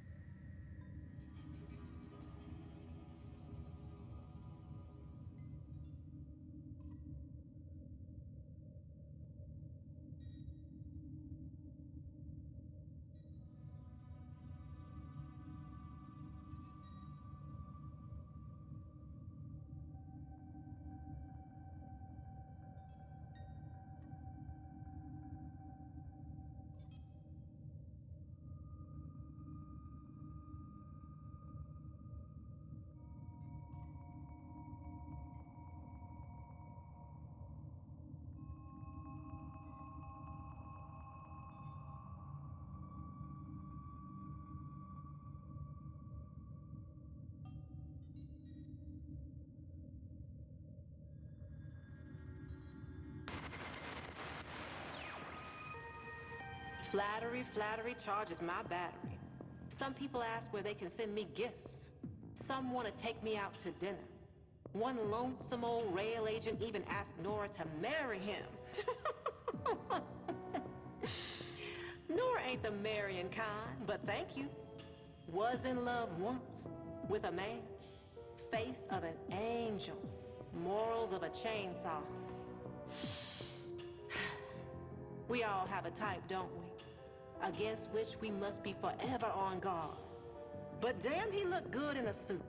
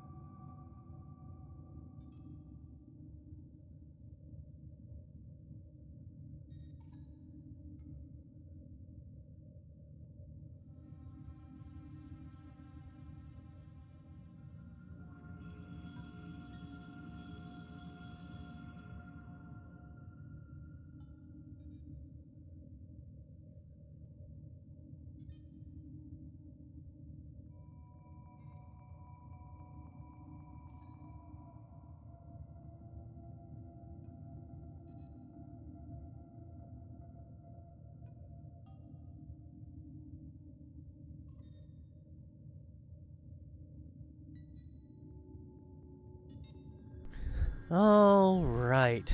Apologies for that. But I really needed to relieve myself. I could use to wet my whistle a bit too. Throat's a bit dry. Alright, but we are back. So, now that we have finished Saya's Vigil, we can come over here into the Codex and you can actually see, is it in this menu? Nope, not that one. Is it in the Warframe quests? No. Then it's under side quests. There we go. Saya's Vigil complete. What other ones can we do really, really fast in these? Howl of the Kubro will open up. Ooh, yeah. So let's go do the junction and then we can unlock Howl of the Kubro. And with Howl of the Kubro, we can actually start breeding our very first pet. In addition to also crafting our very first Sentinel companion. So, but the other thing I was going to mention is now that we have the plains of Eidolon open, it's completely open, with Saya's Vigil being finished, there is one other thing now that we can do. If we go back to Cetus, this should be about the point that, I don't know the name of the quest. In fact, I don't even know if it's a quest. But we can go to Kanzu. Everything is in balance. From the plains... Shola! Are we able to talk to Saya herself? Tell me you're here for work. This younger talent. Some of them wouldn't find the gate if I didn't push them toward it myself. It's not doing it. Is it on here? Mission entrance, no cat. It's not in the list. Got something. Heavy hitter like you needs a little snack, yeah? It must be mastery locked. But anyways, we now have access to his bounties, which that's good. And so we could probably go and run a couple bounties. Level 5 to 15, not big. Bounties are really nice because they're just like mini objectives. Every bounty has multiple stages to it, where it's just a mini objective like we did previously, where, you know, go in and there's like a red spot on the map, and you go into that area, kill a certain number of enemies. Sometimes there's a defense target, sometimes it's a capture target, sometimes it's you'll find a drone, a weird little satellite balloon or something on the ground, and you gotta hack it and it'll run across the field to a specific spot to be picked up, and you just gotta follow it and protect it. Lots of different little objectives that you can do, but every bounty, depending on its difficulty, comes in stages. Typically the level 1 is 3 stages, whereas the highest level bounty is 5 stages. And I believe it's actually might be determined. Now, I think this one this one also might have 3, could be 5, not 5, 4. I don't remember exactly when the stages go. I just know that the highest level one has 5 stages. Or it could even be 6. But this one has 3. That one I'm certain of. I don't do bounties. I don't like bounties. I think they're boring. Very repetitive. But early on, they have really good rewards. Like plastids. Can't get those typically this early in the game. Gallium, really good. 50 endo, meh, but it's okay. But also point blank and intensify, really good. And of course, Gara chassis, also very valuable. And of course, by doing the bounties, you're going to gain standing, which is going to open up the fishing and the mining, making gaining standing significantly easier and faster. So we could go do that. And I thought, apparently wrongly so, that this also, now that Saya's Vigil is done, opened up the ability. You upping your rates on opened the ability to do Kome. Mission entrance. Let's go back here. Nope, that's not it. Alright, we'll go to Fisher High Look. I don't have any fish, but she is the closest vendor to the exit here. And then we can just jump our way out here to the Kome Shrine. Shrine, not shrine. Listen to me. Yeah, no, it's still locked. I'm wondering if it's mastery locked. I genuinely don't know. When the Kome update dropped, I wasn't playing the game and I didn't really care because this is all it was it's like, oh, here's the new Warframe and there's a new mission you can go do to farm her parts and the resource to craft her. That's it. There was no, there is story to Kome, but there's no quest to learn that story, kind of like what Gara had just now. So, and me being over mastery rank 30 already, I met every requirement to just come here and start doing Kome the moment she dropped. So I don't know the prerequisites for her. So I want to find out, because she's another really good early game option for a Warframe to go and farm, in addition to Gara and Mag and Excalibur and Rhino. There's a lot of them. Okay, maybe it is a quest. Tempestari Protocol, no. Octavia's Anthem, Silver Grove, that's Titania, obviously Octavia. Sands of Inaros, obviously Inaros. Glassed Gambit is where you get Nidus. Hidden Messages is Mirage. That's the one that I said, when you go to the navigation and you if you're lost, you can just click on that little notification in the corner and it'll take you right to the mission. This mission, Hidden Messages, is the one exception where that is not the case, because it gives you a series of riddles that it wants you to solve in order to find the right map node to go do the mission. And it can be confusing. Let's see. Wave Rider, Mastery Rank 3 and complete Vox Solaris. So that's got a Mastery lock. Silver Grove is MR7. Limbo is obviously Limbo. Jordas Precept is how you get Atlas. Mask of the Revenant is Revenant. Reach Observer rank in the Quills and talk to Nakak at night. Oh, in Cetus on Earth. Yeah, I added that bit in there myself then, I guess, because that's the case. Is to do this quest, you have to go out on the plains at night after you get it from Nakak, and you have to buy a special mask from her as well. Sorry. Happy to report that all my good jokes are gone. But yeah, I'm not. Yeah, there is no. There is no. There is no Kome quest. It does not exist. Fox Solaris, Once Awake, we're going to be doing those very soon. Arkwing, hopefully we'll be doing very soon. Heart of Deimos, absolutely, we'll be doing very soon.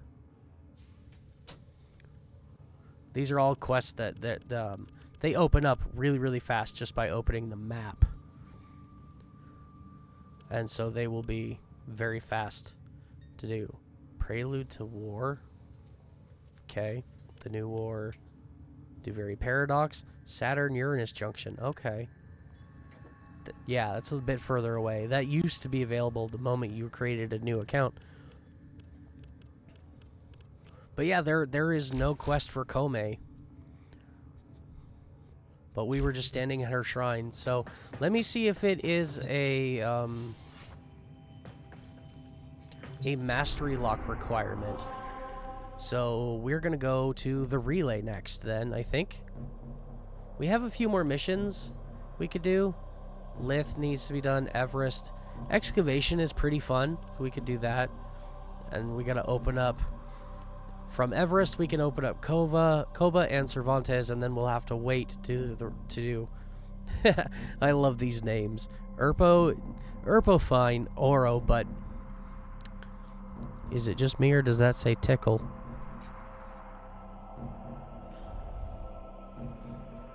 I think they wanted it to be pronounced.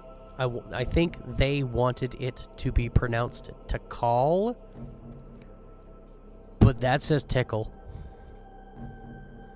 It's probably my favorite mission node just because it says tickle, and I find that funny. And I'm a very simple-minded person. So anyways, we're going to go to the Strata Relay now, and we're going to do our rank up test.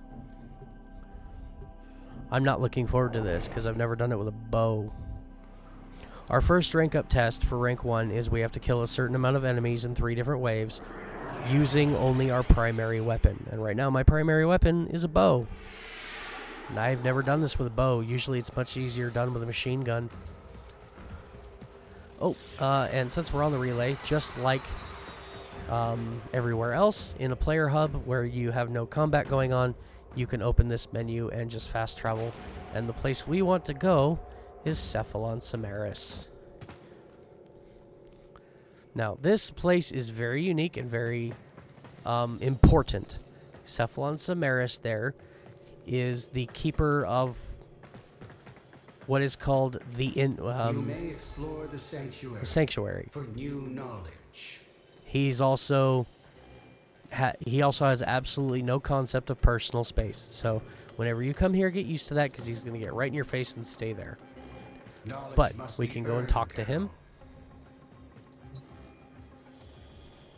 What is this place? I am Cephalon Samaris, the Destroyer, the Immortalizer. This is my sanctuary. It will enlighten you, Tenno, should you assist me in performing synthesis. You will hunt the creatures I require and transform them into beings of the sanctuary.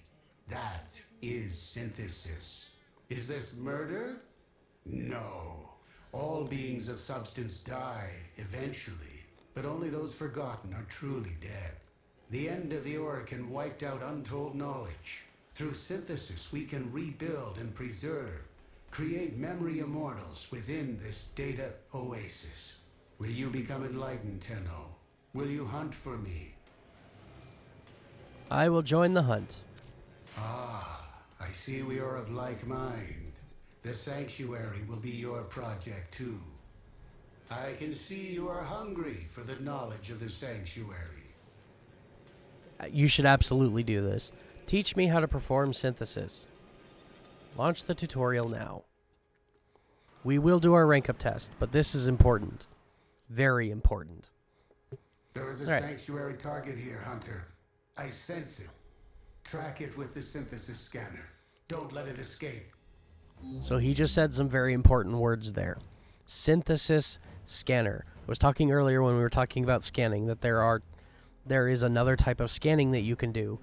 I mentioned that when you scan things with the codec scanner, that after a certain point you can no longer scan them and they just kind of flash green, but there is a way that even after you're done with the codex entry and they're flashing green, you can still scan them.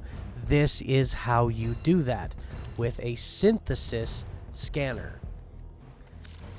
The synthesis scanner is a special scanner only available from Cephalon Samaris, and it is used to scan enemy targets into a database. And that database is the Simulacrum. The Simulacrum is a special room that you can go to summon enemies and test mod builds for your weapons, for your warframes, in a safe environment that has no consequences should your build not be sufficient. It is a very valuable tool. So we're going to come over here. That is our synthesis target. Now, when you use the synthesis scanner, you'll notice that there's 3 little dots on his body. Your job is to scan those 3 little dots. Now, this is kind of difficult, obviously, as he's running away. This target will always run away. It will always be only semi-aggressive. And they have an immense amount of health. So the way you get them to stop moving so you can scan them is the other thing he gave us, which is this kinetic siphon trap.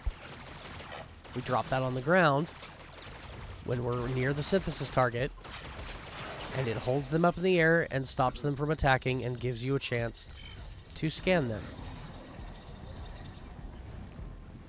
And now, I have it. Thank you. They have been added to the database, or at least they would be if this was not a practice run.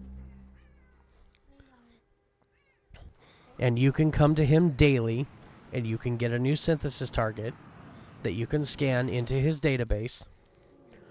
And it's a different target every time. And then once you finish your scans, you will gain standing faction reputation with Cephalon Samaris that you can then come over to this terminal here and buy things from him for that standing.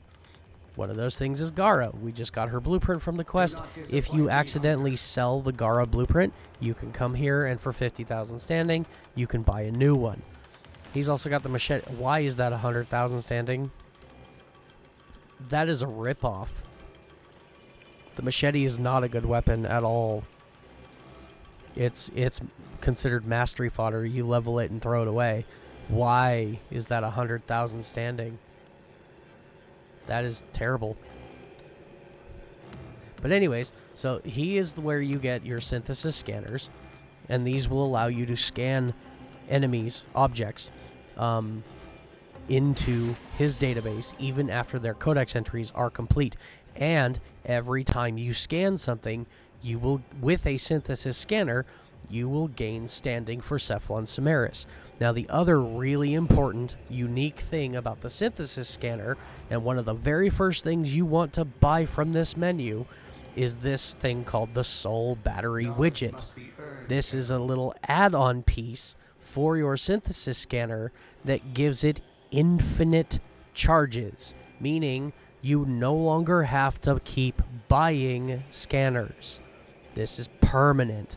And when you use this in your gear wheel, along with the Sentinel Helios, he will scan literally everything to his heart's content, as long as it has not been completed in the codex. And you don't ever have to worry about running out of charges or anything of that nature. You don't ever have to scan anything yourself ever again. He will just do it for you, and you can AFK scan things into the codex. And it's fantastic. It's absolutely fantastic. And I recommend every new player get to synthesis scanning and rush this item pretty much as soon as you can. And even better... I will share what I know, but you must prove yourself deserving. Okay, we're going to buy some more of these. Again, 5,000 credits for 25. Ouch. Okay, well, I'm going to buy 3 bundles. That'll give me 100. What offerings will this item help you for bring to the 15,000 sanctuary? credits. But with that 100, we're going to do some synthesis scanning here in a bit. And the best way to start your synthesis scanning journey and get some really easy, really fast XP is once you've got your scanners from this one, from this terminal here, look to your left and go across the room to the other terminal, and this one will have a list of preset scan targets that it wants you to do. And not only does it has them set here, it tells you exactly what they are, and with this it will help you figure out exactly where to find them, and it's a guaranteed 10 scans, and you can do all of these in a single day if that's what you so want to do. It is entirely possible to just do all of these in a single day if you want, whereas his other ones, you've only got one that you can do every 24 hours, and once you get the number of scans, which I think is at a maximum of 5 scans, it'll be done. He'll give you some endo, you'll get some faction rep, and then it's over. And you gotta wait 24 hours for another target. This is another early game good method of farming endo, though, as well. But we're gonna grab this one, because we're fighting a bunch of Grineer right now anyways. And we're gonna do our best to get the 50,000 standing for the soul widget as fast as possible, because I want infinite scanning and I want it now. I want it yesterday. But the other most important thing that you'll buy from this menu is this down here, the simulacrum key. And we'll be trying to rush to get that as well. But the soul battery widget is going to be first, because the soul battery widget will make it far easier and far cheaper to get the simulacrum key. And then once you get the simulacrum key, that opens up this. This is the door to the simulacrum. And again, it is a big testing room where you can spawn in a bunch of enemies, you can pause them in place, you can set their default level to whatever you want so that you can test your mod builds for your weapons and your Warframe in a safe environment that has no repercussions. And then finally, the other most important thing in this room is on the right when you first enter the door, is this little hallway here. This is the Hall of Ascension, basically. This room contains every single rank up test that you will ever have to do in Warframe, all the way up this ladder to Mastery Rank 30. And then once you hit Mastery Rank 30, it's going to reset, and you're going to come all the way back down here to the beginning, and then it's going to come right back to this one, and you'll do Legendary Rank 1. But this room is important because if you've never done your test, again, I've said this before, I'll say it again because we're here. If you've never ranked up, you have basically one opportunity to rank up in each rank. If you pass your test and you have enough standing to go to the next rank, you can immediately do your next test and go to the next rank. But if you fail your test, you have to wait 24 hours before you can do it again. So before you do your official rank up test, you come into this room, select this little terminal here. It's gone. It should have the option to practice. There's usually a button here that says practice test. Maybe it's because this is the rank 1. Maybe it doesn't do it on the rank 1, which is bullshit. Or, I don't know, maybe they no longer need the practice test. Maybe they got rid of the stipulation. Again, they've changed a lot. That's part of why I'm doing this, but the other part is, yeah, teaching new players, but also learning new things myself that they've changed. But yeah, it used to be you could only do this once every 24 hours. And there was a practice test in here that you could go and run the practice test as many times as you want until you actually passed the practice test. And then you could go do the real test, and it would save you from having to do that time limit thing. But the practice test is gone. And when you finish your mastery rank up, it's important because any factions that have daily standing, as you can see here, it'll increase your maximum limit. It'll give you 1 extra mod capacity when you're starting with a brand new Warframe or weapon. It'll give you 1 extra base mod capacity so that you have a higher amount to start with, and you can equip more mods right away. And then, of course, the last one is Void Tree Storage. That has to do with Void Relics and Prime Farming, and we will worry about that when we get there. But that too, it has a maximum amount that you can farm, and by ranking up, it allows you to hold more. So let's just get in and do the test, shall we? Let me stop running my mouth and let's go do our rank 1 test. A Tenno must be a master of all their weapons. I will say, you kind of want to try and get to Mastery Rank 3 as quickly as you can. After that, you can take your time a bit with your mastery and not quite focus on it as much. But you should absolutely try and rush to... Excellent. You should level stuff up and get to Mastery Rank 3 as quick as you can. I think they made this easier too. Fewer enemies I have to kill.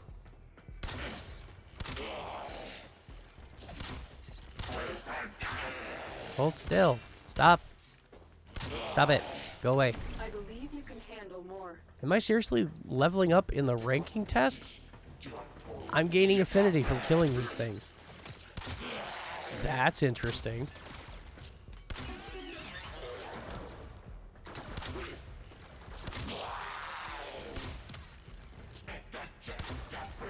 Oh, I hate Ospreys. Fighting Ospreys with a single target weapon really sucks. Oh my god, why is my aim so bad? Why am I sucking so hard? I have no one to blame but myself. There we go. 3 waves complete. Mastery test complete. We are now Mastery Rank 1. A formidable performance. This test is now complete. Another job well executed. That still sucked as bad as I thought it was going to. Using the bow, that test is a lot easier with a fully automatic machine gun. If I'd had the Bratton, that would have been a lot simpler. I definitely would have preferred to have the Bratton for that test. There we go. And I get a nice new shiny ship cosmetic for passing my mastery rank test. Initiate mastery slate. And we're going to go ahead and delete all of our mail. But now, MR2, training can only occur once per day. Oh my god, they didn't change it.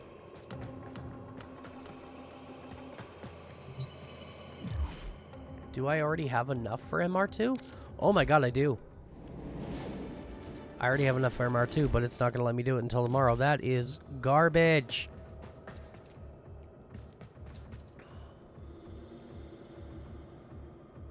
Holy crapola, Batman. That is rough.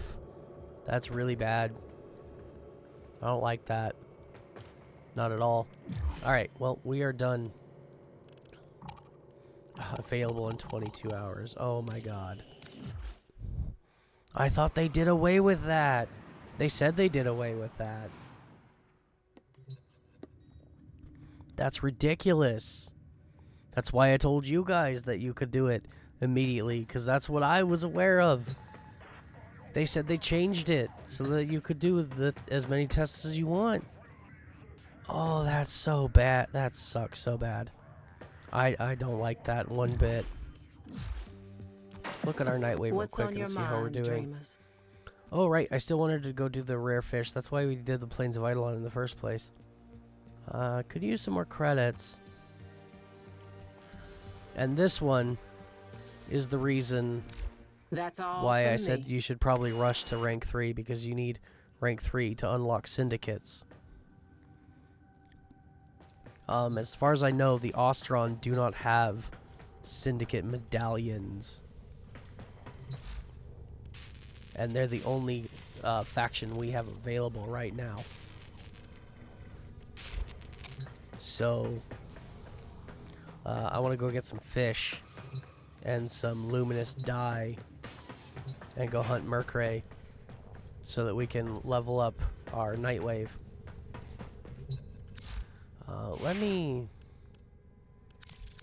We have some points. Do I have any endo? I do have some endo. I have 75 endo. That's good.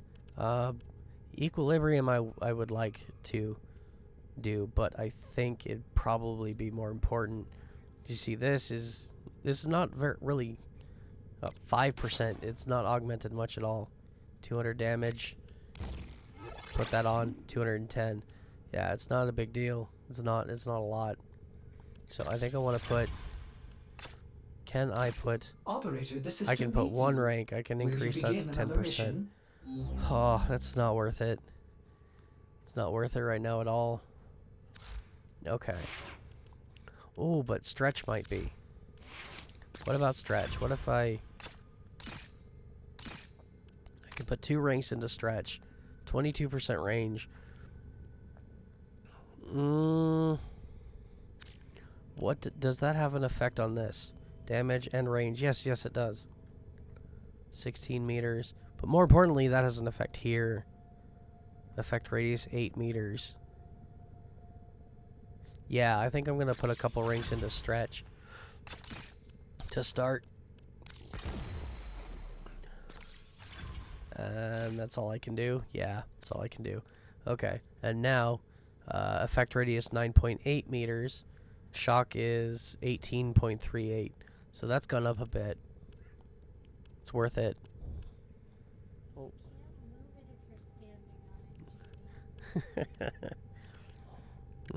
Kitty's having a bad evening already. Poor kitty. Let's see. You know, I might want to actually have some ammo maximum on this right now.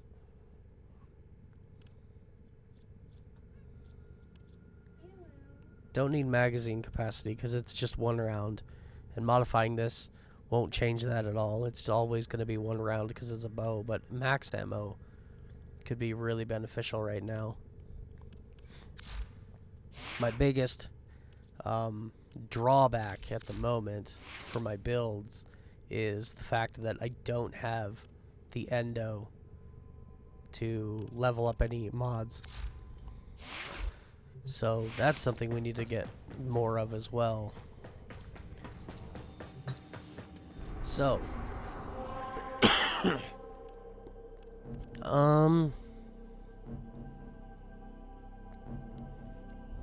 I forget, is this gonna give me endo at all? No, that doesn't give me endo. It does give me a lot of good stuff. Won't argue there. It does give me a lot of good stuff. Northwind, Stormbringer, Clashing Forest. Again, I don't know why it's showing all of those as max ranked mods, because when you get them, they will not be max ranked mods. Not even close. You'll have to do it yourself, which means I'll need more endo. So I think instead right now, yeah, I'm gonna go back to Cetus. Day ends in 1 hour, and we're gonna run the first bounty and get some resources and some standing. Standing more importantly, so that we can buy a fishing rod and go do some fishing. And then we can complete that Nightwave objective. You pay me in red. I pay. Alright. Ostron standing. I meant to show you this earlier too. I told you I was going to and I didn't. So if you ever want to know like how many ranks there are in a faction, because most of them have 5, and you want to see like what their names are, this is where you can do that. So yeah, Ostron has 5. As far as I'm aware, every extra faction like this, including the 6 I'm trying to unlock by getting to Master Rank 3, all of them have 5 ranks of faction status that unlock new rewards as you go up the tree. With one exception. There is one and only one faction that I'm aware of right now in the game that it does not go up to 5, it only goes up to 3. And that one is on Deimos. And again, we won't have access to it for quite a while. But if you ever want to see what you need, so we need 5,000 standing and all of these resources in order to rank up to rank 1. So, and as you can see, we've already got quite a bit. I've got the credits, I've got the Groktrul, we just need a little bit of Erudite and some Nisselpod. Nisselpod is really easy to get. It's just a plant on the plains. When you come across it, you smack it with your stick, your melee weapon or whatever, and it'll drop, and then you can collect it. It would be my honor. Let's go ahead and look at the bounties, and we're going to grab this one, the first one. And the nice thing about bounties is if you find yourself struggling with the bounty, if it maybe seems a little too hard, just go ahead and stop. Just go back. Like, you can just leave. I mean, yeah, you'll fail the objective, but there's nothing holding you to it. Also, if, like, you've completed one objective and you just don't feel like continuing, you can leave. You don't have to complete all 3 of them. Oh, Bring it to me so I can examine its logs. That is far away. So, especially, like, if you're trying to get a specific reward, because the rewards that drop in the bounty reward tier list all have varying drop chances based on the stage of the bounty you're doing on. And so some of the more common ones, if you really want to farm those, you go out into the field and you'll do like the first 1 or 2 stages of the bounty, which have the highest drop chance of getting those common rewards, and then you just leave. You just quit. Just go back to Cetus. It'll fail the rest of the bounty, but it doesn't matter because, well, you don't need to finish it because you're trying to get the common rewards, and you have a higher chance of doing it in the first couple of stages. So you do them, you leave, go back, restart the bounty, try again.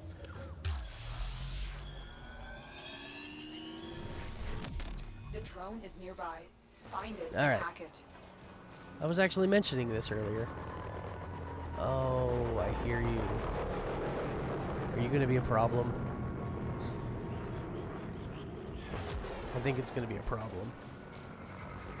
Alright, let's see if we can find the drone. There it is. There's the drone.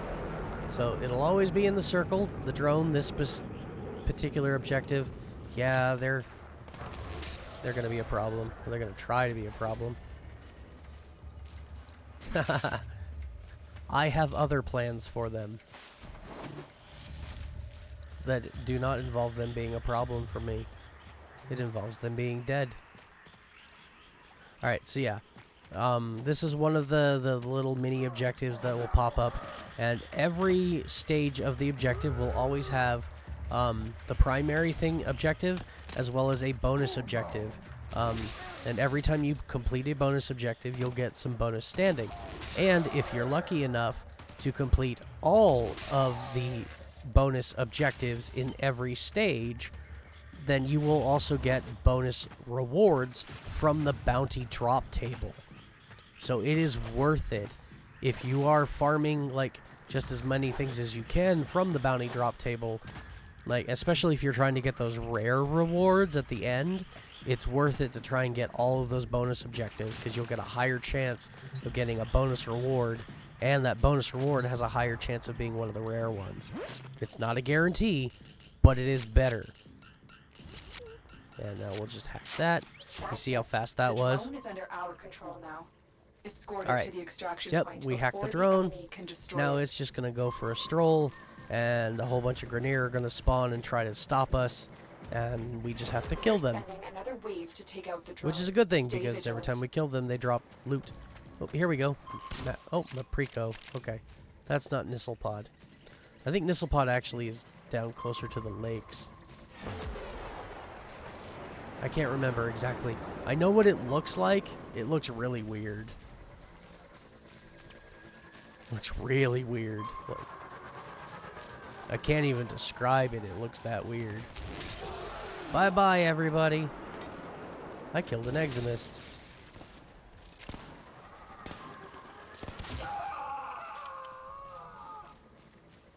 Oh, bad day.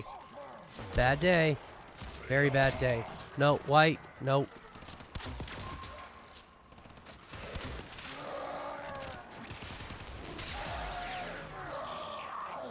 Ooh, that was close. Go away, bitch. Another Eximus down. Yeah, I'm ignoring that. Because they're a bit of a pain in the ass. Oh, Jade Eximus. Oh, Jade Eximus. Oh, I hate Jade Eximus. Unless I'm playing Rhino, and then I love Jade Eximus. But oh, I hate Jade Eximus.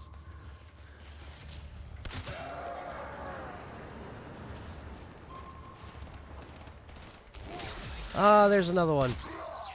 Go away. Bad Jade Eximus. 10 Eximus kills. That's nice. That's really nice to see, actually. No. Go away. All of you. No. 11. Ah, another one. What's with all the Jade Eximus? Go away. Just as I suspected, the Grenier drone Vitality. saw the Ostron.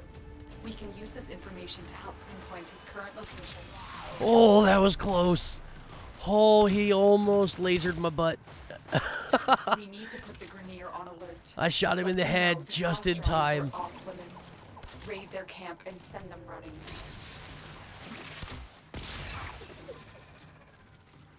Oh, I hate Jade Eximus. Again, unless I'm playing Rhino. Or Nezha. Nezha really likes Jade Eximus too.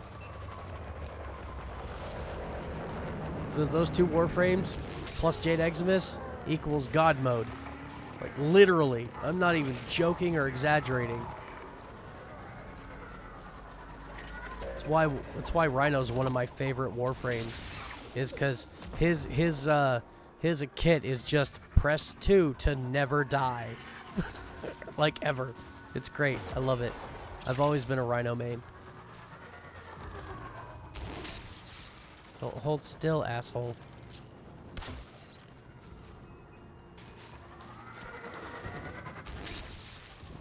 Damn it. Oh god, I'm like right. It's right there.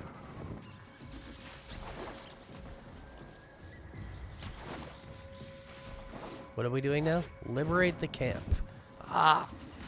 Go in and kill You've everyone. reached the location. Clear out any nearby hostiles. Oh, but then we're gonna have to defend it. Shit. Too far away. Ah, Jade Eximus. Ooh, Sundering Wave machete stance. Good mod. If you like machetes. Which I don't.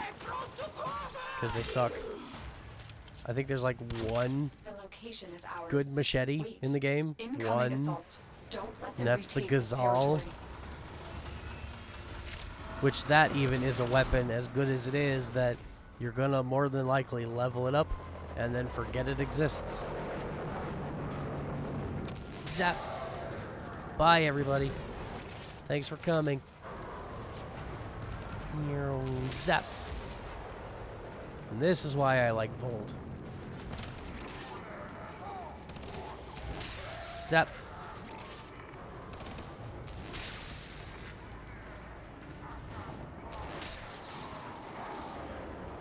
You give me some energy, guys? So our goal now is we have to basically kill enemies as fast as we can. And a lot. Because you see the percentage meter? That percentage meter is going up and down based on how fast we can kill enemies. The more we kill, the faster we kill them, the higher that percentage goes up. And the bonus objective is keep it above 50% for the full time limit. Which sounds easy until they just decide to stop spawning enemies. Oh, I failed already? Yeah, see, it sounds easy, but when they don't give you anything to kill, it's not so easy. And the area... the area that you have to defend, the amount of area that they have that they spawn enemies in, that you have to run back and forth to kill them in order to keep that percentage up, is so large that it makes it really difficult sometimes. It's not impossible. I've done it. I've done this and kept it, hell, pretty much at 100% before. But it is a challenge. And they do have a bug in this specific bounty objective that you'll be doing this and just out of nowhere, they'll just stop spawning enemies. They'll just stop showing up. And you'll fail the objective entirely simply because they stopped spawning enemies for you to kill. And it's very frustrating. Oh, but I think we are done. There we go. Intercepted a transmission that confirms the Grenier are holding the Ostron. I failed the bonus, but 340 standing, 1,500 credits. That's pretty good. For a rank 1 bounty, that's pretty good. To pinpoint the trapper's location. Rescue him. Oh, and now we've got a rescue mission. Do I have? Yes, I have plenty of energy. There's the captive. That's good. Take out the guards. But be oops. Warned, the I just bullet jumped through a Kawaka. Detection will start the countdown to detonation. I didn't even see it. I just heard the meh, and then I saw the achievement. The guards are down. Defuse the caller now. Alright, so this one, yeah. Now escort them to safety. This guy is a prisoner. They had an explosive bomb collar on his neck. That's what we just defused. So now we just run. Our guy will... This is like a rescue mission. Our guy will follow us, and they're going to attack him from behind. But as long as you get to the final objective spot before he actually dies, he'll just kind of teleport to you, and you'll be fine. We'll just zap all of these guys and kill them. And there we go. He's in the circle. Mission complete. Still no bonus, though. That's unfortunate. I didn't even read what the bonus is. Complete 10 bounties given by Ostron. Oh, that's good. Damn it. These guys are annoying. Alright, we are gonna head here. Now, fun feature about the planes. and pretty much every open world. This was something they have implemented since the thing was first introduced to us. So we're at the entrance here. We've completed our bounty. What now? Well, if you want to just start another bounty, come over here to the, I want to say east. So if you look at the map, you have south, so east, just east of the door here. We have this little tent with that little marker. This little tent allows you to accept new bounties without ever actually leaving the plains. So if you don't ever want to go back to Cetus, you're not done, you want to farm more standing, this is how you can do that. And you can do the same bounty over and over and over. Even though it says it's completed, you can run it again and it'll give you more standing and it'll give you more chances for the reward pool. In this case, I think I'm going to actually do that because I want the Plastid, the Nisselpod, and the Gara blueprint. Not to mention Intensify would be a godsend right now. So yeah. But you guys saw how, hopefully if you're watching this, you saw how easy that bounty was. We can't let the Grineer terrorize the people of As long as you know what you're doing, find this trapper, and it's if he's not alive, bring him back difficult. to safety. Oop, there's some Iridite. The Grineer commander is likely responsible God, for why the are you Ostron's following me? disappearance. Bring them to me for questioning. Alright, I'm going to try and lure this asshole into a location where I can actually zap his ass.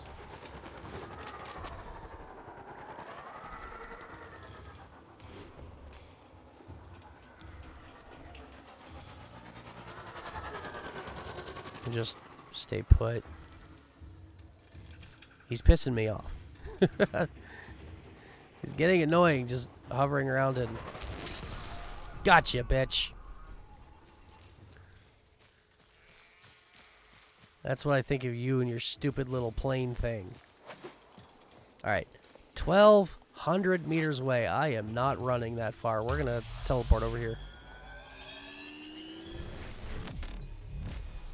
There we go. 300 meters. That's far more reasonable.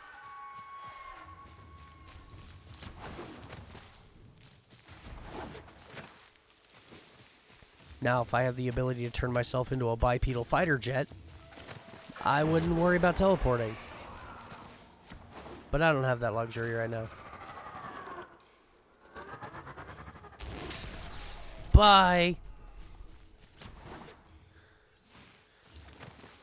I love doing the that. officer is nearby. Track them down. Oh, okay, so this one, we've got to get into the camp and kill only the marked enemy and then get back out if we want the bonus objective. This one can be tricky. There's the officer. Capture them. There we go, got him. Now I've just got to get in and get him and get out without dying. Oh, and they dropped a Jade Eximus on my head. No, you assholes. That's fucking rude. An easy interrogation. There we go. Now we can go back and kill everyone. With more data, we can pinpoint the route. And I got the Nisselpods I wanted. Excellent. All of you fucking died. That was so goddamn rude. Dropping a Jade Eximus right on my head as I can't move. Bring it to me so I can examine its logs.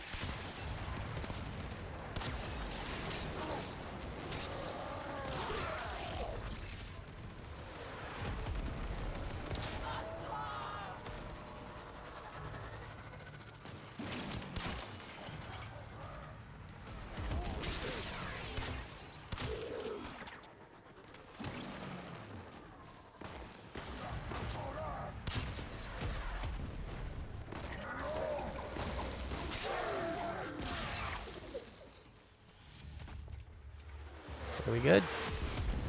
Yeah. This thing. The explosions you're hearing are coming from that. There we go. No more missiles being dropped on my head.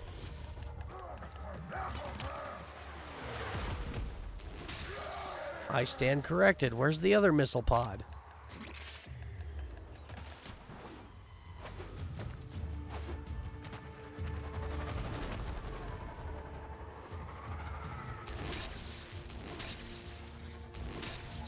Shit. Ah, these things are so squirrely.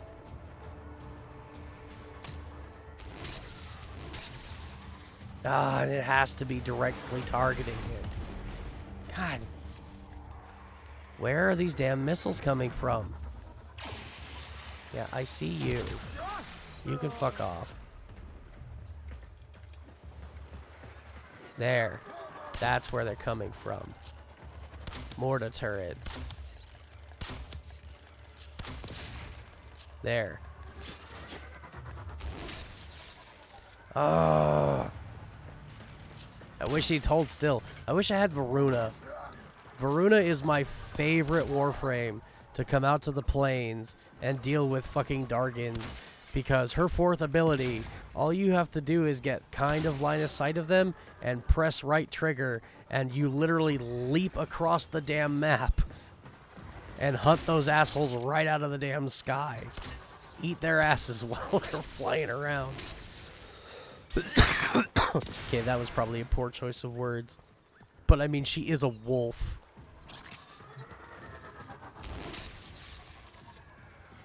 God, he's so annoying.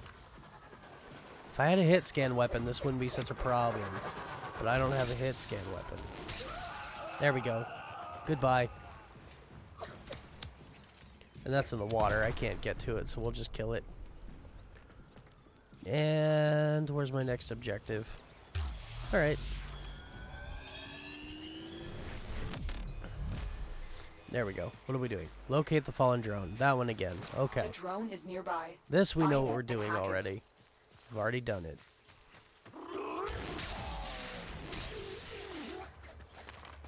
Some more Eximus kills. It's always good. Pick up some energy here. Where are you?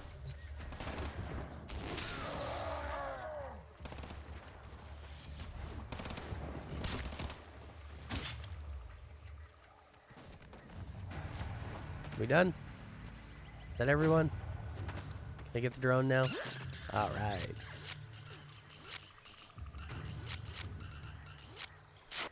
That's it. It's a little tricky to do that fast when you're on keyboard. I can only hit the spacebar so many times in quick succession. It's much easier to do that with a controller. More Grineer inbound. Don't let them harm the drone. Yeah, yeah. I'm aware. More Jade Eximus. Holy crap. Oh, they're all dead.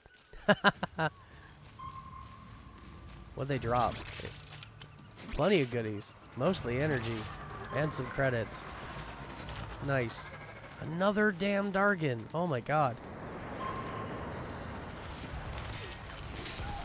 Bye.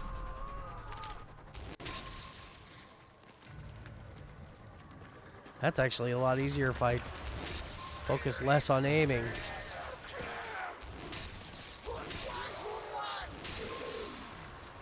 Crap, I'm wasting energy.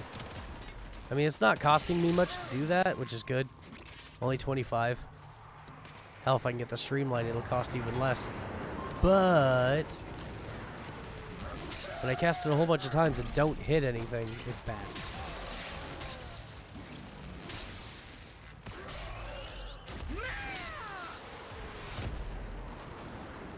Crap.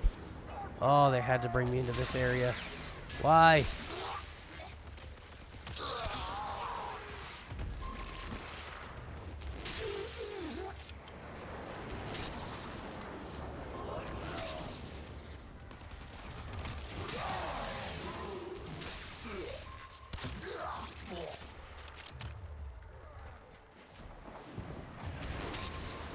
Damn it.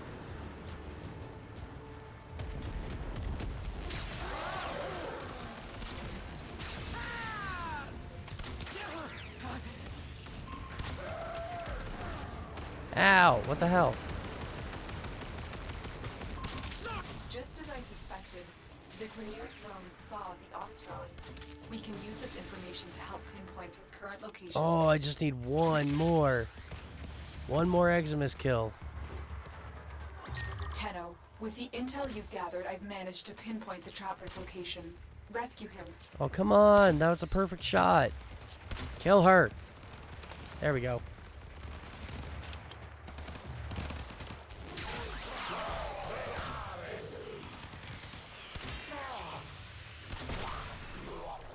Excellent.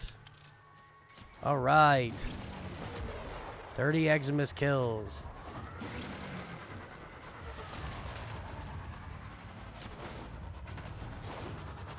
Some more Nightwave standing. Definitely need that.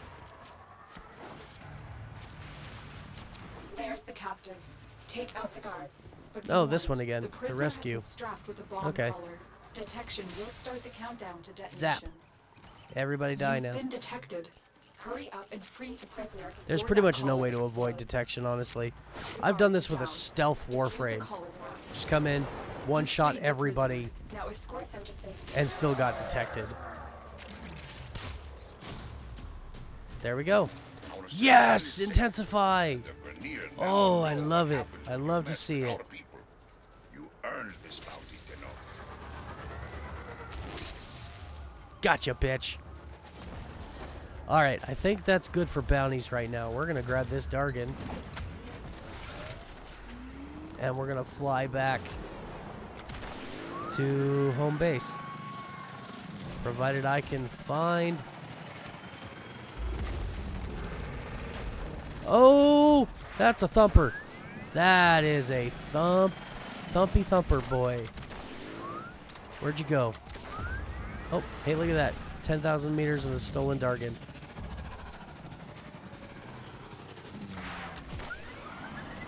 Where was that, though? I heard him. Thumpers, you absolutely want to kill those when you find them, because they give you resources that otherwise you would have to, well, go and farm. And farming them is a bit of a chore. And the Thumpy boy, there you are, makes them not so much of a chore. Now, he is a pain in the ass. But I think I can do it. This is the weak one.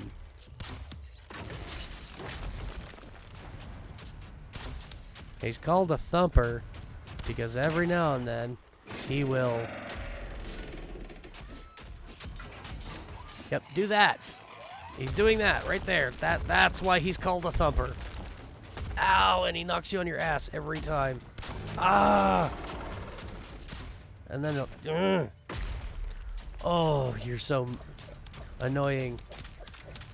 But I am going to kill you.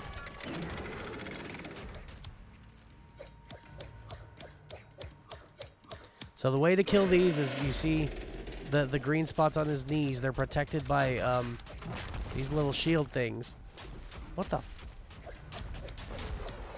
So you've gotta destroy the caps on his knees, and then you've gotta destroy his knees, and you gotta do this to all 4 of them to kill him. Ow! And he doesn't make it easy. Ow!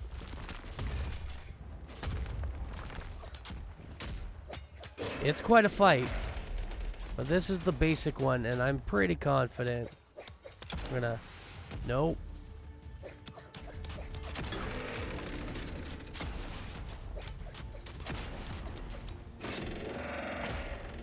Okay, let's increase my survival odds here just a tiny bit. Okay, or not. Pick up the shield. This will also add some damage to my bow. It'll give me some electricity damage. God, you just will not hold still. Why does nothing ever hold still? I don't know if this will protect me from knockdown. Nope. Nope. My shield will absolutely not protect me from knockdown. Got it. Ow! And that's all he likes to do, too, is knock you down. And then you get up and he knocks you down again. Like, just over and over and over.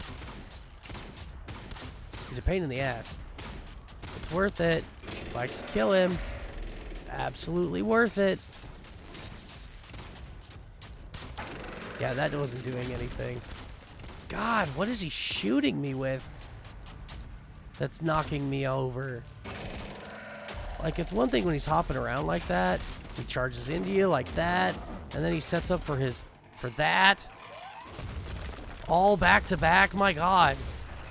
But then he's got like some artillery shell he's shooting me with too that's knocking me on my ass.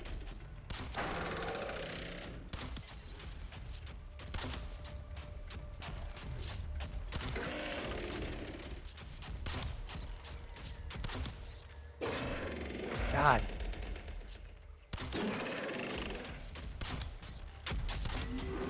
Ah! I keep trying to roll out of the way, but I keep hitting the wrong button to do it.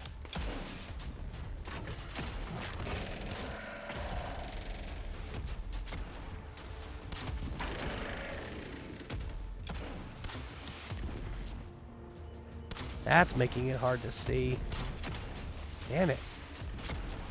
I'm going to kill you. I don't care. I found you. I'm going to kill you. There's 2 legs. 2 down, 2 to go. I can do this. I know I can do this. I mean, hell, I've got 4 revives.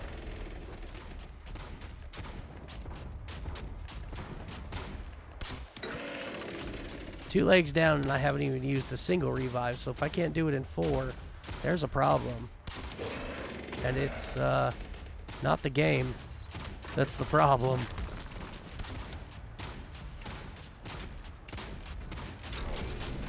Ah!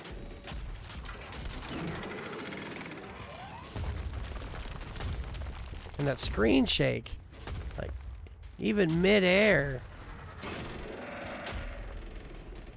He's shaking my whole damn screen, making it real hard to aim. This would be a lot easier, again, if I had a machine gun.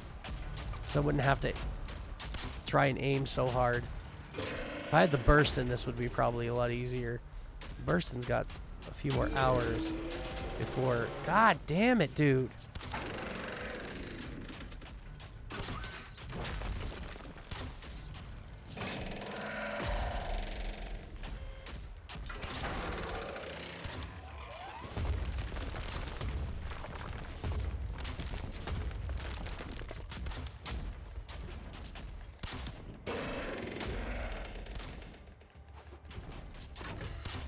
Gotta love it when you fire an arrow and it says 0 damage. That's terrific.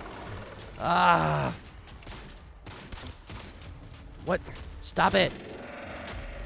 God, these things need to learn to hold still. There is a way to do it.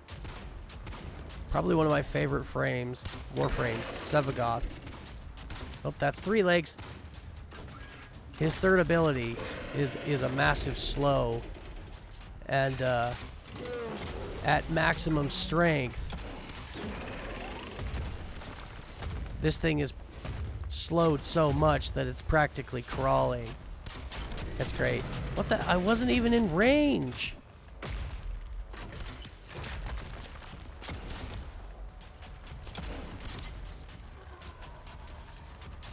That now it's only got 1 leg left, so what it's going to do is it's going to keep circling and try to prevent me from being able to shoot the 1 weak point it's got left. It's a pain in the ass. Oh, and now I'm out of ammo.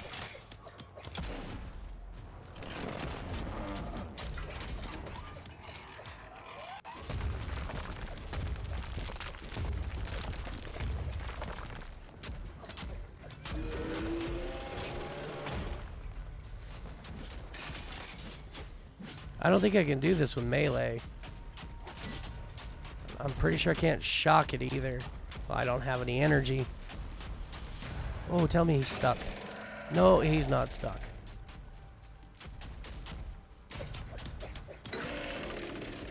Only 57 points per shot.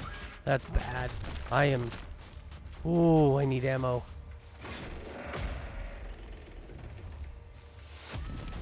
I may not be able to do this just because I'm going to run out of ammo. God, what the heck? Even when I'm out of range, it's still knocking me on my ass. That's really annoying.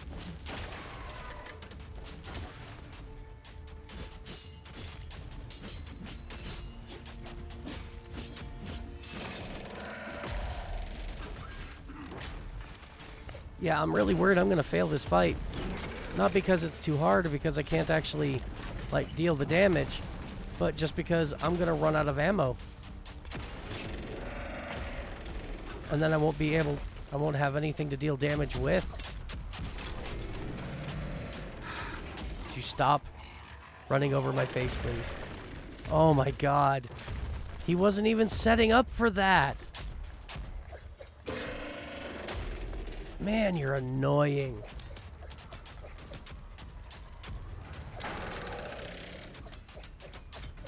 Oh, that's it. Just stay right there.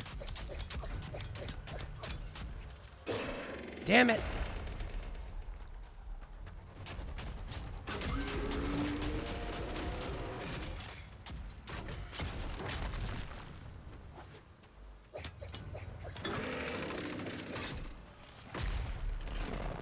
I think it should go without saying that as far as the walkthrough is concerned, if you're brand new to Warframe, I definitely do not recommend doing this. I mean, if I had Excalibur, maybe. With his Exalted Blade. Dude, you're almost dead. Stop. Stop it. You're almost dead. No, you are dead. I won. Yes! Oh god, I won. Okay, see all this? Look at all these goodies. Look at that. Gladiator Finesse. That is a rare mod that you would have to do a tier 5 bounty to get it otherwise. That's why it's worth doing the Thumper. And there are 3 different tiers of the Thumper that drop different levels of gear or of items.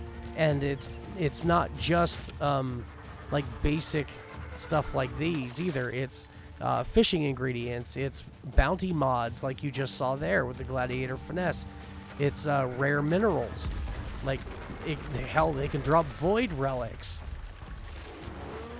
Oh god, another one? Okay, I don't think I can... I barely killed that first one. I don't know if I can do another one. What ranking was that first one? I don't know. What's this one? That's just a basic Thumper. Level 15, but I think that's what the last one was too. And again, it's not that I don't think I can do it. I think I can. It's that I don't have any ammo.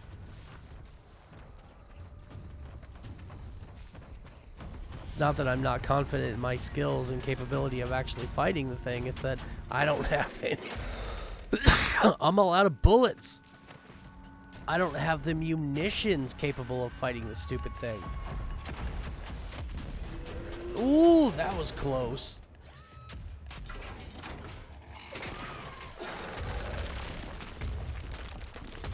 I'll just wait right here.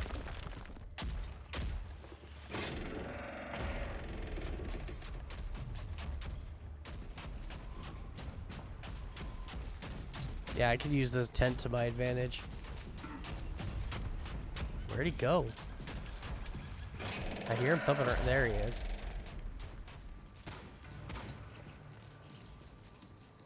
If I had one of those... The Plains has these little dispensers that if you're running low on ammo, you can go and activate them, and periodically they will just give you more ammo drops. And then it's like they've got like a little cooldown timer before it resets, and you can collect it again. You asshole! If I had one of those like nearby, like right now, I'd probably continue fighting him. But I don't have any ammo. Although right now I feel kind of stuck.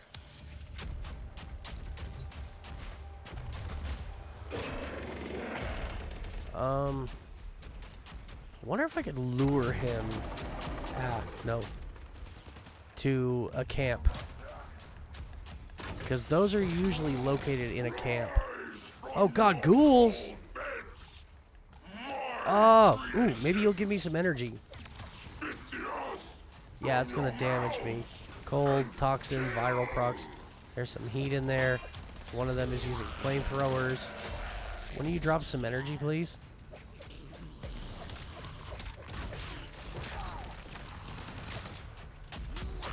But seriously, I just need some energy. Come on. I'll fight you guys. I will. I just need some energy, please.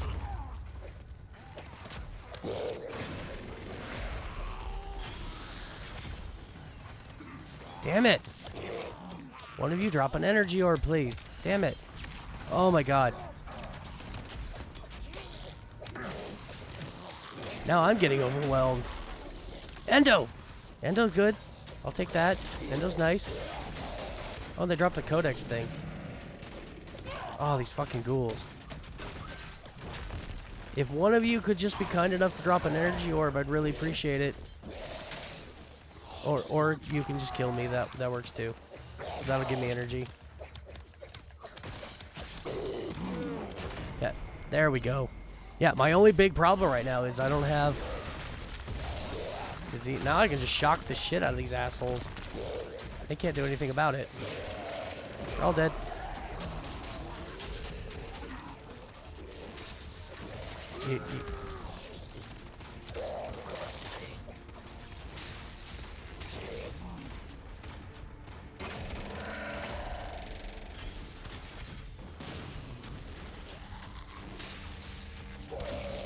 There we go. Oh, point strike. Ooh. Worth it. God, how many ghouls are there? Fuck, jeez. Haven't I killed all of you yet?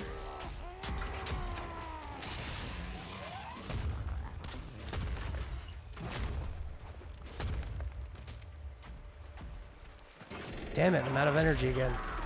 Trying to kill them while avoiding the damn thumper. God, this is a pain in the ass. Dude, just hold still and die already. I'm throwing daggers at your face. Why are you not taking damage? Thank you. Tonkat blueprint. Ooh. I didn't know there was a ghoul purge going on right now. God, and now I'm back to square one. No energy, no ammo. If I could just get my hands on some ammo, I could kill this fucking thing.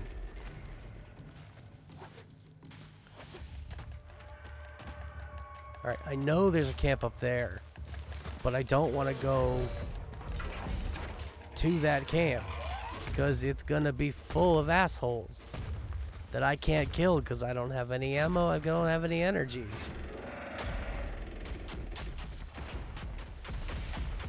Come on, dickhead. I'm gonna do it anyways. You know, I could just leave. I don't know why I don't just leave. Yeah. Again, if you're brand new, don't be like me. Don't hunt this thing. Don't sit here and suffer the way I am. Just leave.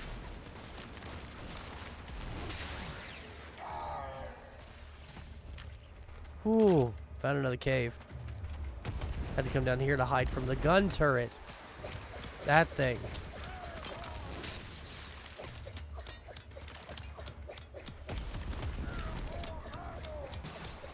Oh my god, it's taking so little damage.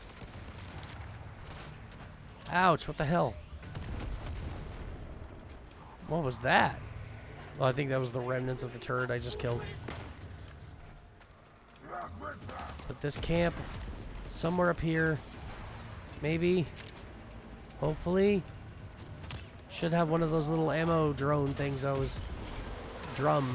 ammo drums I was just talking about. Excuse me. Not here to fight. At least not yet. There we go. Ammo! Oh, don't you dare. Okay. Oh, sweet, sweet ammo.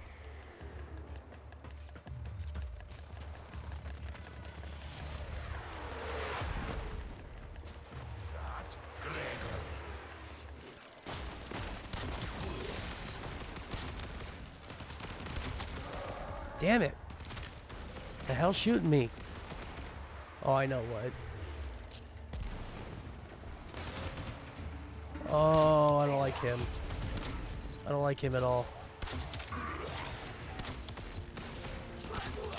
And she's what's shooting me. Yeah, see that? Look at all that concentrated firepower. That's a Grattler. She's using a Grattler. That's a big nasty gun. Oh, and somebody's on a rampart. Alright, well, I got what I came for, which is ammo. Is that thumper still down here, or did it finally go away? I think I hear it.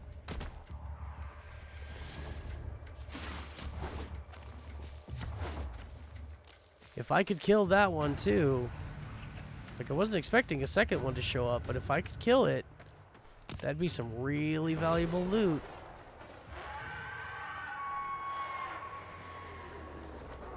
I'm thinking though I should probably just leave.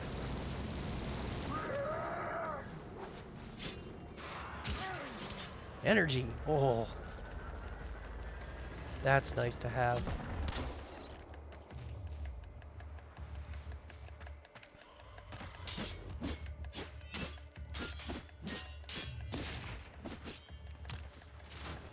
Should not be that hard to kill those turrets. I really need to up my damage.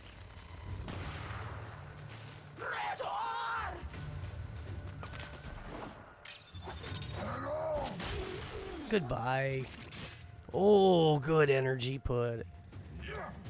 output. Oh.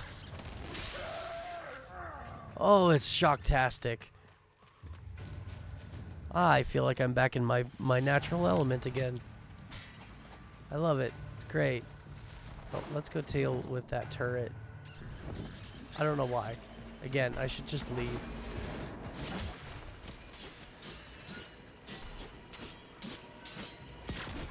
But there. I was really kind of hoping that thumper would have followed me up here.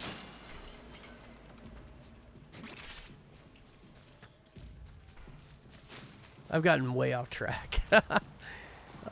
We've actually got more than enough standing to go ahead and get the fishing rod that I wanted. So I think... Shit. I know they're going to come back and shoot me. Or shoot at me. Damn it. Alright, I'm just going to fast travel. We're going to leave. Because the whole point of doing this, I got way off track. So yeah, if you're brand new, don't fight the thumper. Just don't. Wait till you're a little stronger. If you are out here doing stuff like that and you come across the thumper, just run. Just run away. It is in your best interest to just run away. Me, again, I'm a veteran. I've been playing this game a very long time, so I kind of know how to avoid damage. But even so, that still for me was a challenge. Just because I was ill-equipped and I was running out of ammo. I'm amazed we got this Tomcat blueprint, though. I knew that this was an event reward for a recent mini event that they did. And after the event ended, I remember hearing them say they were going to be moving the blueprint for that and another weapon, a new weapon, to the ghoul bounties here on the plains. I knew that was going to be the case. Just never expected that it would drop from an actual ghoul attack. I also never expected I'd actually get into a ghoul fight so soon. That was unexpected, but really good. You go in. You work. All right. Nobody so but we're you now sitting at comes out. 2,300 standing. That is fantastic. I'm not going to do any more bounties right now. Instead, you come back again soon. We are going to go see Fisher High Look. Hello. It is my aim nope, to ensure not you today's special. Enjoy your time Browse on wares, the water, and we are going to buy. Which is absolutely hell, not I think I'm going to filled buy all with three. unknowable. I'm going to get all 3 fishing spears. And with the last of my standing, I'm going to get as much luminous dye as I can. There we go. Come again. And it is almost nighttime. Oh, nighttime in 15 minutes. Now we have to wait till nighttime, I think, for Mercury. Or maybe not. But yeah. So we now have what we need. So let's go ahead before we leave. You go to your arsenal. Gear wheel, open your gear, and go ahead and set wherever you want your new fishing rod. Me, I'm going to put it over here. And we're going to start with the Lanzo fishing rod, and you only need to equip one. And I'll show you why when we get out there. And as far as your dye goes, you don't need to equip any of them. So, and I'll show you that when we get back out here. This is important because this is going to get you a lot of standing really fast. It's going to help me with the night wave. And it teaches you how to fish.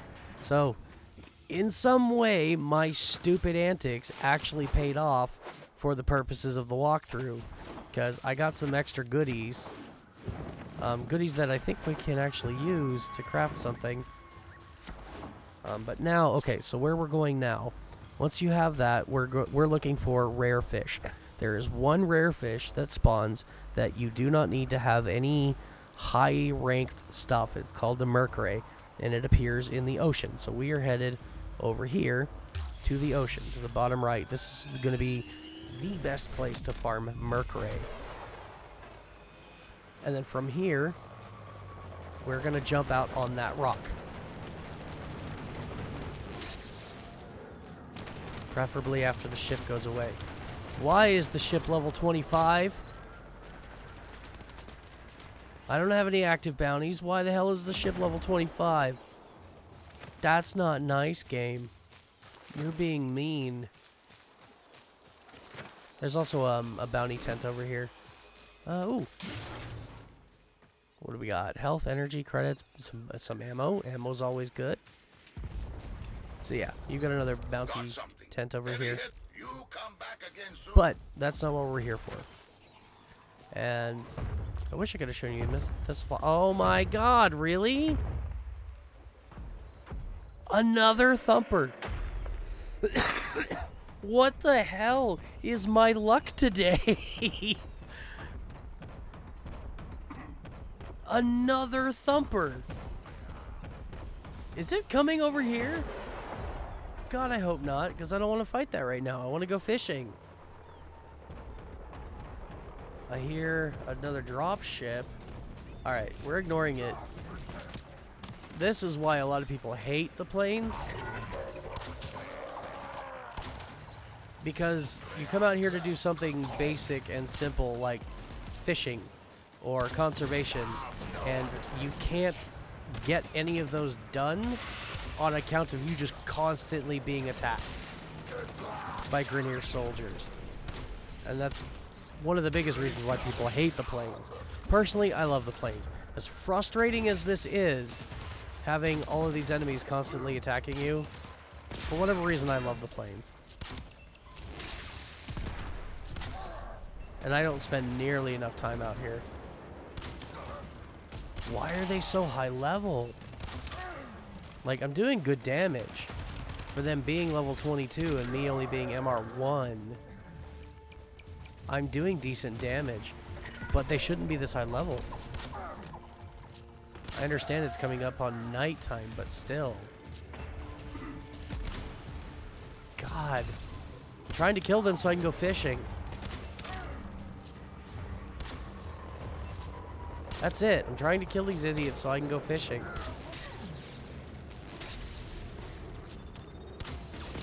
But you can see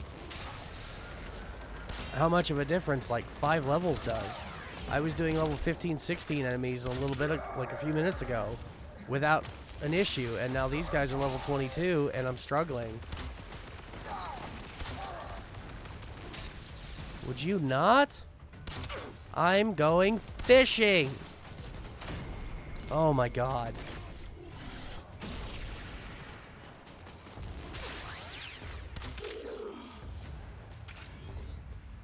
I'm just trying to clear out the enemies so I can go fishing. That's literally all that's happening right now. Fuck off! And I'm still being shot at. Go away! I turned him into a lawn dart. Alright, we're going out to my rock now. Okay.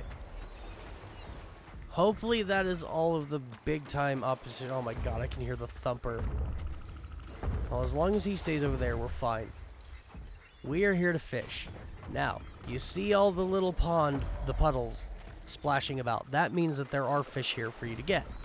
So, we're going to go to our gear wheel, equip our fishing rod, And as you can see, now on the bottom right, my weapons have been replaced with a completely new UI.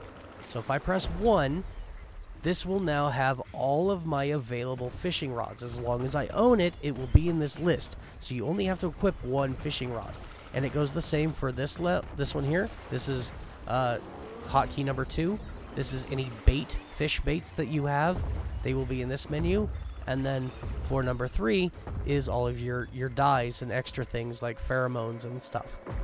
The only one of these you'll ever need is the luminous dye, though. And we've got Traylock out here. Those are a slightly higher level fish, but not too bad. I believe the Traylock we need the 2-lock spear for. And the Traylock are a decent fish as well. The Goopala are a level 1, so they want the Lanzo.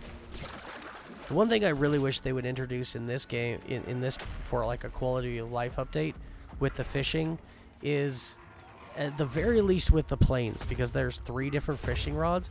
What I would really like to see them do is give us like a blueprint for a 4th fishing rod that requires you to have the other 3 as components, and then that 4th fishing rod is like the one rod to fish them all. Because as it is right now, there's 3 different types of fish based on like armor and stuff in the game, and you need a different fishing rod for each one. And you don't really know which one you need until you get there and you start fishing. That one's gonna give me some good standing. And it's kind of annoying to have to be, especially on the plains, to be constantly having to switch your fishing rod back and forth every time based on the fish that you're trying to catch. So it'd be really nice if they would, even if, again, if I have to craft it, give me a blueprint. It lets me craft 1 fishing rod out of the 3 that exist that will allow me to fish every type of fish on the plains. It'd be nice.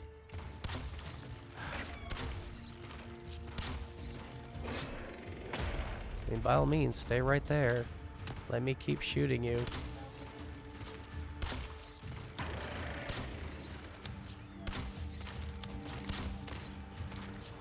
Oh, I think my kitty needs to go potty.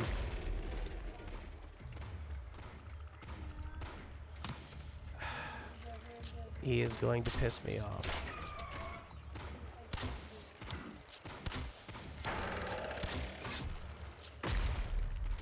Nice thing is out here on the ocean, you can't jump around quite as much. It's not quite as squirrely, and it's a lot easier to just kind of pick off his legs. Problem is, I only have access to the front 2. So once I destroy those, that's it. Fight's over. Unless I want to go up close and deal with his garbage again, which I don't. I was hoping that by coming out here, he'd go away.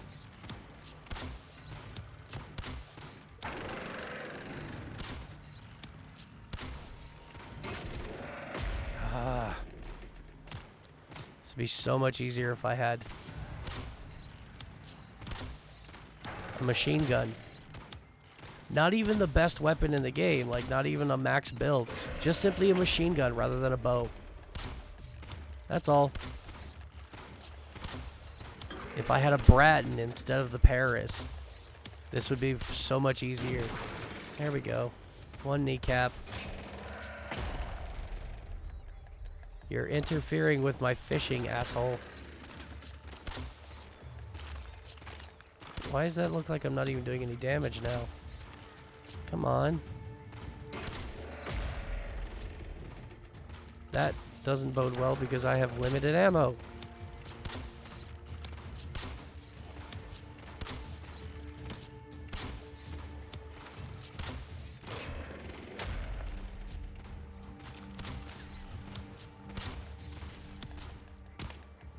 Oh my god. There we go. Get a good shot lined up and now he's gonna jump. And I gotta do it again.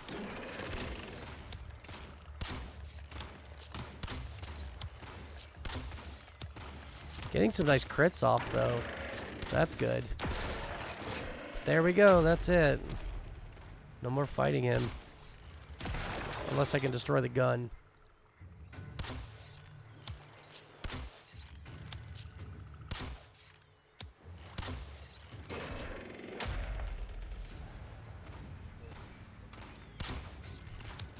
my preferred Warframe to fight these things is Titania. She trivializes it because she can fly.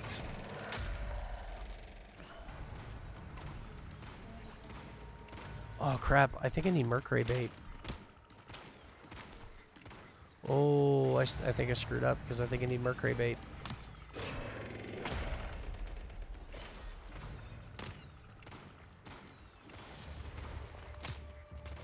Oh well.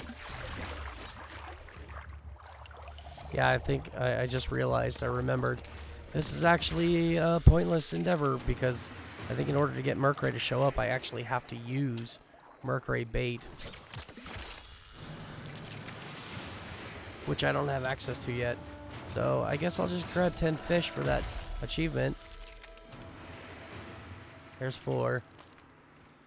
And then we'll just leave.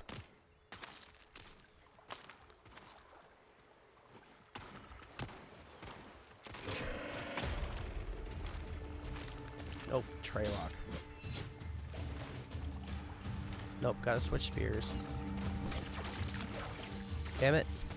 I said, gotta switch spears. There we go. There's the animation I was looking for. Ooh, and he's a big one too. Come on, come on, come on. Ah, too far away.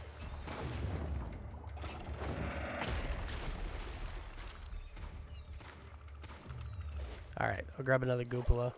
These guys aren't really good as far as standing is concerned, but like, you can chop them up for fish oil and stuff, and it's worth it.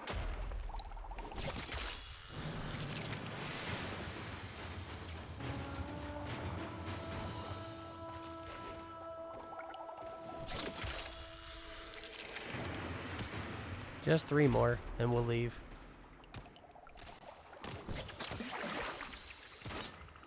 Because I'm dumb, and I forgot that I actually need to get some Mercury bait, and I don't have any Mercury bait available. Hey, I actually got the Traylock. That's cool. I was afraid. I just got a boot. Hell, if you ever want a boot, the easiest thing to do is just sit here and just keep throwing your line in, not actually looking to catch fish. And eventually it'll be like, hey, you caught something, and then you'll get a boot. And boots are nice because you can sell them for credits.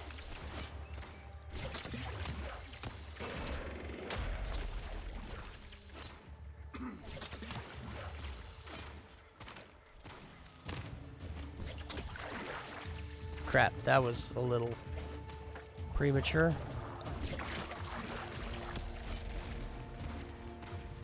Man, oh man.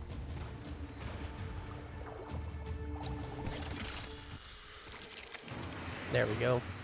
1 more and we'll leave. Just need 1 more fishy. Preferably a Traylock because they're worth more. There we go. Alright. Now, I am not gonna bother with him or running away. We're just gonna do this. Boom, done. We're out of here. And actually, twin horns. It's close, but not close enough that I can can't fast travel. That's what I'm trying to get to. I can't fast travel. Let's see if we can farm a little bit more standing.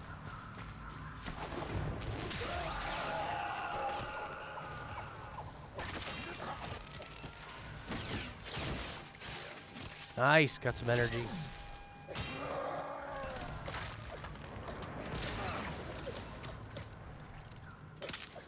Ooh, yes, headshot. Perfect. Hey, a Dargan. I'll just destroy that. Kill those.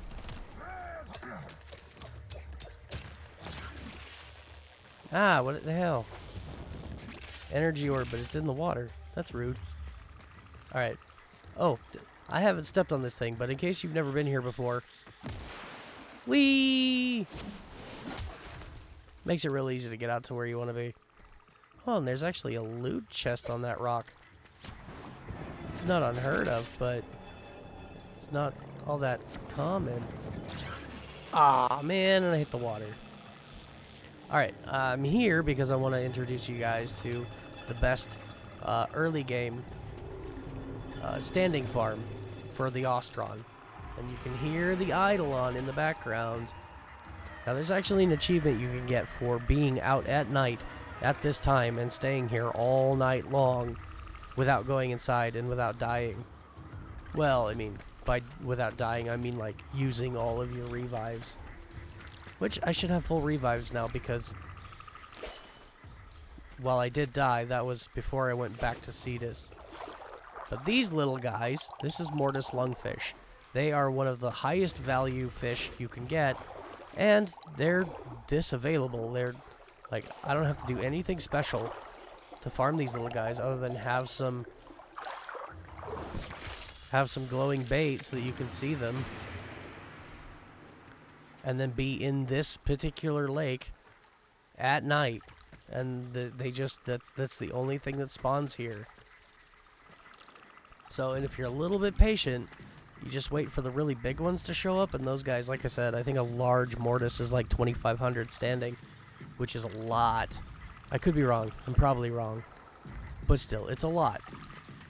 This is one of the best early game farming locations for Ostron standing.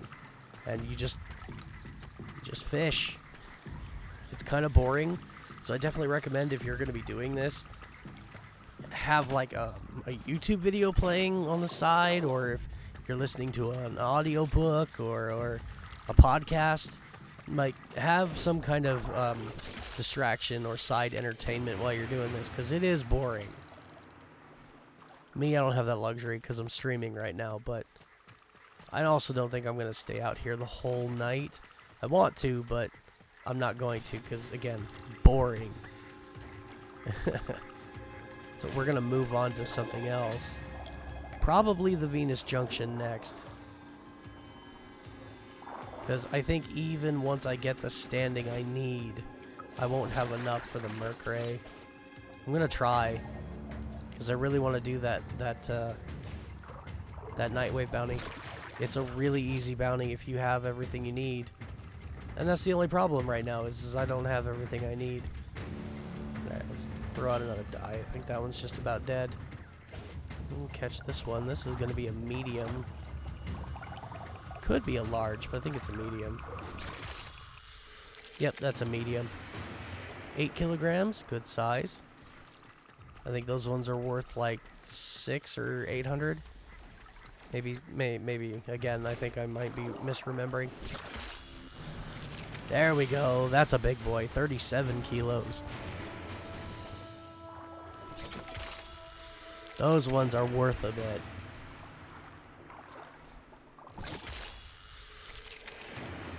And if you had a booster going right now, which booster? It's a resource booster. Every fish you catch will give you 2.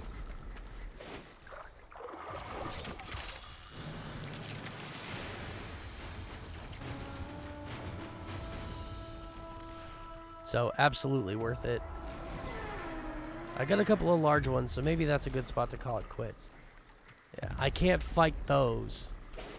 Those are, they're called Vomvalists. I know, it's a weird name. Basically, they're little drones, like little sentient drones, and I can't kill them right now. Like, they have like 2 stages of damage that you have to deal with them, and one of those stages, the second stage, I can't do anything about. And if you don't defeat them in the second stage, then they just revert back to the first one. Here's a small guy. I'll grab a couple of each, that way we can go back and I can show you the difference in standing amounts per fish. There's another big one, 16k. But yeah, I can't kill those right now. They're annoying the hell out of me, but alright, I think that's good. I've got, like I said, I've got at least one of every size, so I want to show you just exactly like how much these fish are worth, so that you can see just exactly why it is that it's a decent standing farm. And I've got a couple of others too, the Goopla and the Trailock. We're going to turn them all in for standing.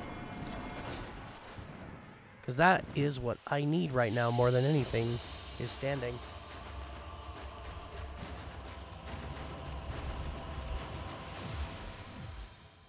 Alright. Let's go Fisher High Look. And provide if fish. you have any fish to spare, I will see So, they reach the tables of our here's our mortise. poor and 100 for a infirm. base, 125 for a medium, and I guess it's only 200 for a large.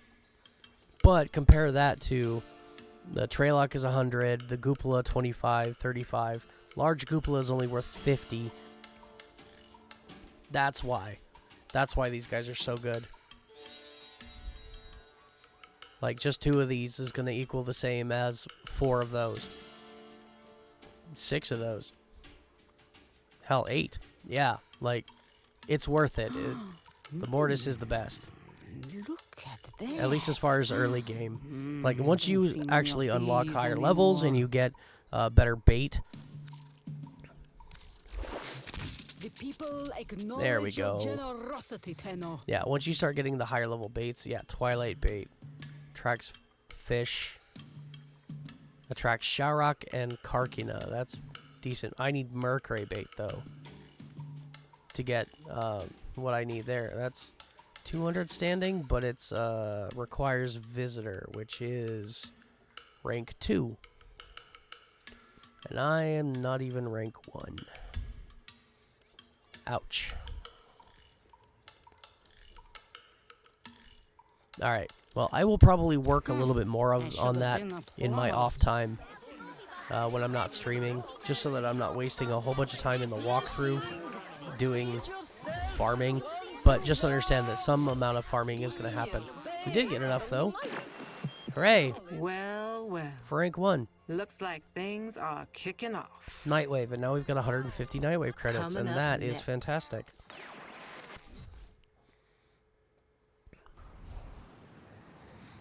And I think we're going to go spend those 150 Nightwave credits now. Cred offerings. What's on your mind, dreamers? Now, we're going to be very specific about these because we don't want to waste them. So I think I'm going to get Corrosive Projection. So now we have an Aura mod, a good Aura mod for Volt. We're going to get another one with the Venus Junction, and I will be doing the Venus Junction like here in just a moment. All of these are cosmetics, and they're really good to get, but I would hold off. Most of these helmets are alternate helmets for Warframes. I would recommend that you only really worry about getting the ones for the Warframe you're currently using or having fun with. Otherwise, they're just a waste of creds. And these things will constantly cycle. The Nightwave is never going away. It changes every now and then, and you've got to restart it from the beginning, reworking the levels here. But it'll never go away. So you'll have multiple opportunities to do that. So save the cosmetics for last. Focus primarily first on your aura mods, and then like weapon blueprints. So we're gonna grab the ceramic dagger here. Mastery. Are you kidding me? Mastery 3.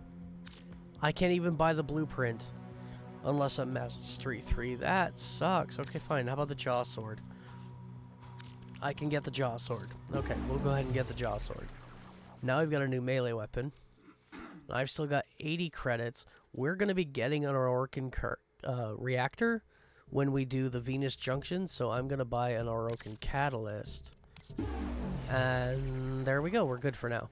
I know I could have gotten the parts for Vauban and gotten a real quick and easy new Warframe, although it really wouldn't have been, because I think one of his parts... No, I'm wrong.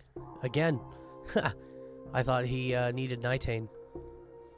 But no, he doesn't. Alright, well, we will make that a priority and get Vauban, because that is some good mastery points there. And Vauban is really fun, too. If you've ever played League of Legends, then you'll understand what I say, that Vauban is basically the Teemo of Warframe. He's the trap master. He likes to set traps and little bombs everywhere and whatnot. It's a lot of fun. Coming up next. Alright. How are we doing here? Okay, I'm gonna need another Morphix before I can build the Jaw Sword. And the Tomcat doesn't require any extra resources, only extra parts. And for that, I need to farm more. I need to farm more ghouls. We're not farming more ghouls right now. I think I'm gonna go do the Venus Junction. I'm surprised. It doesn't actually say that there's a ghoul purge of any kind. I guess I just got unlucky and I ran into a random ghoul nest. It is possible. Ghouls do not only come out during the ghoul purge. They're there all the time. It's just they're far more common during the ghoul purge. And I guess I just got unlucky and I just ran into a random ghoul nest that time. Kind of glad I did though, because I got some good stuff out of it. Alright. Now we are going to open up the rest of Earth as well. Especially because I want to do this. Complete Mercury Junction and visit the Codex in your orbiter. What? That seems kind of weird. But not a big deal. Orders went mad for 3 Alright, so we have when he realized that each time he discovered the plains, which is really good. What other mission types do we have not done? We've defense. Defense would be a good one to introduce you to, but well, I suppose. Interception, I absolutely despise. Rescue's not so bad. I do need to do interception though, and spy. Oh yeah, I do. I really want to do some spy. But I think I'm gonna go to the Venus Junction first. Not because I'm ready to move on to Venus. We're gonna finish Earth before we move on to Venus. I'm gonna do every node I can. But doing Venus will give me that right there. See that right there? That little blueprint. This is that taxon blueprint. That's what I want. That is absolutely what I want. And in addition to that, there's a mod in here I want. Not Clashing Forest. Northwind and Stormbringer will be really nice. Those are elemental mods for your weapons. But Dreamer's Bond. I want Dreamer's Bond. So, we're going to go do the Venus Junction. Now, the junctions are how you open up your star chart. Once you get to a planet, you have special objectives that each junction wants you to do. I'm told that in the new update that's going to be coming in a couple of weeks, they are revamping the junctions so that the requirements are different. So I don't know how prevalent this is going to be after they change that. But we'll have a chance to experience it, because I'm not going to... There's no way I'm going to make it through every junction before they update the game. So, the way this works, there is a Spectre out there. In this case, that is a... Oh, Volt Spectre. I thought it would be Rhino. Maybe it's Volt because I'm Volt. So normally it's supposed... Normally, whatever planet you are going to, in this case Venus, whatever Warframe you are able to farm on that planet via the assassination mission, the boss mission, that is the Spectre that shows up in the junction just before it.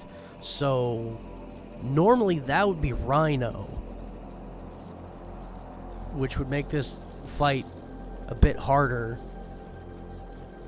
but it's Volt. So I don't think this is going to be a problem, but basically this is just a one-on-one fight. I'm going to hit this button, it's going to drop this shield, we're going to go fight Volt, and we're going to kill Volt Spectre, and once we do that, mission over, junction unlocked, and we can move on. Can I scan him from here? I can. Look at that. Very nice. Definitely do that. It's worth it. Okay. I think that's enough talking. Let's get to it.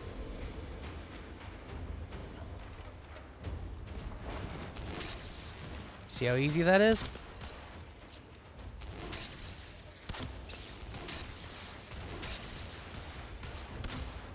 Yeah, he put up a shield. That doesn't matter. I could have trivialized that even more than I just did. So that's it. That's a junction.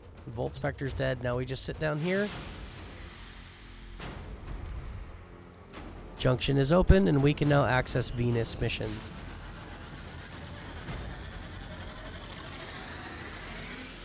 But again, I'm not ready to go to Venus yet. We're going to do the rest of the missions on Earth first.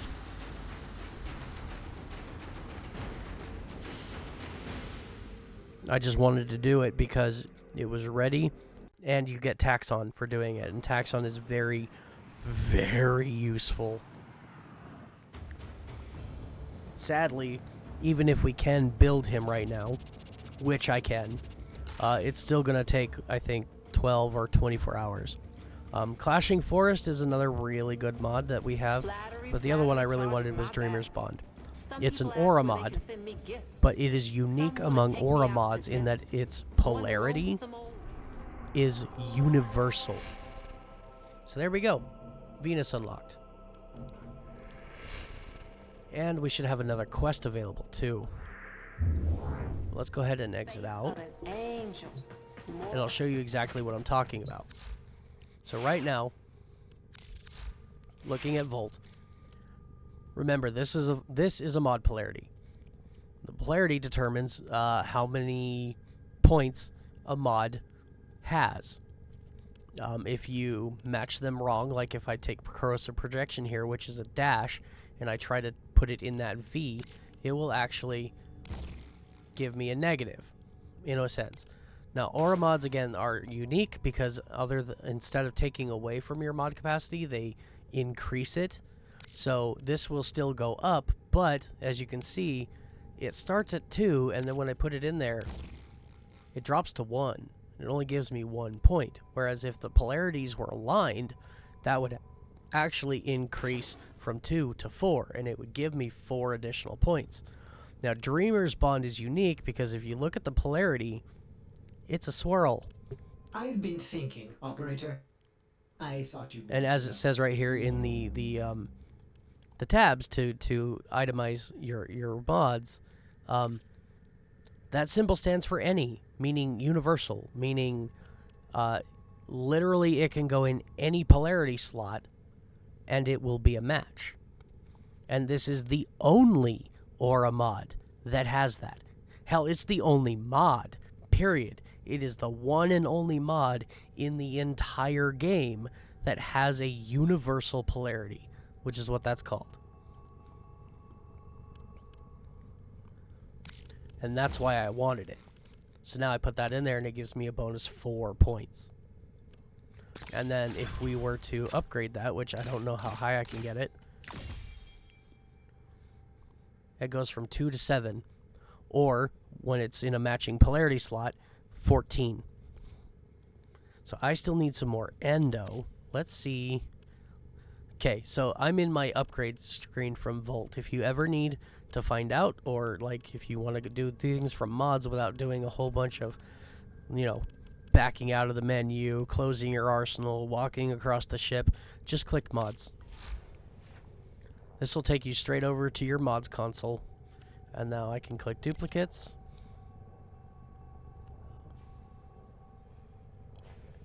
It says I have duplicates. Oh, there's one. I only need 1 copy of heated charge. I only need 1 intensify. Now, I could turn that into endo, and that's a good chunk of endo. A rare mod is 15 endo. But these are also mods because they're rare and kind of hard to get. People will buy these on Warframe.market. Like this one, I think you could probably sell for 1 or 2 platinum, which does not seem like a lot, but when you sell 100 mods at 1 or 2 platinum, it adds up really fast. So I might actually keep that and sell it for some platinum.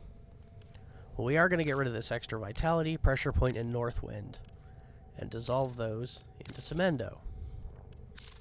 Only 30 endo. Got 140, which is not enough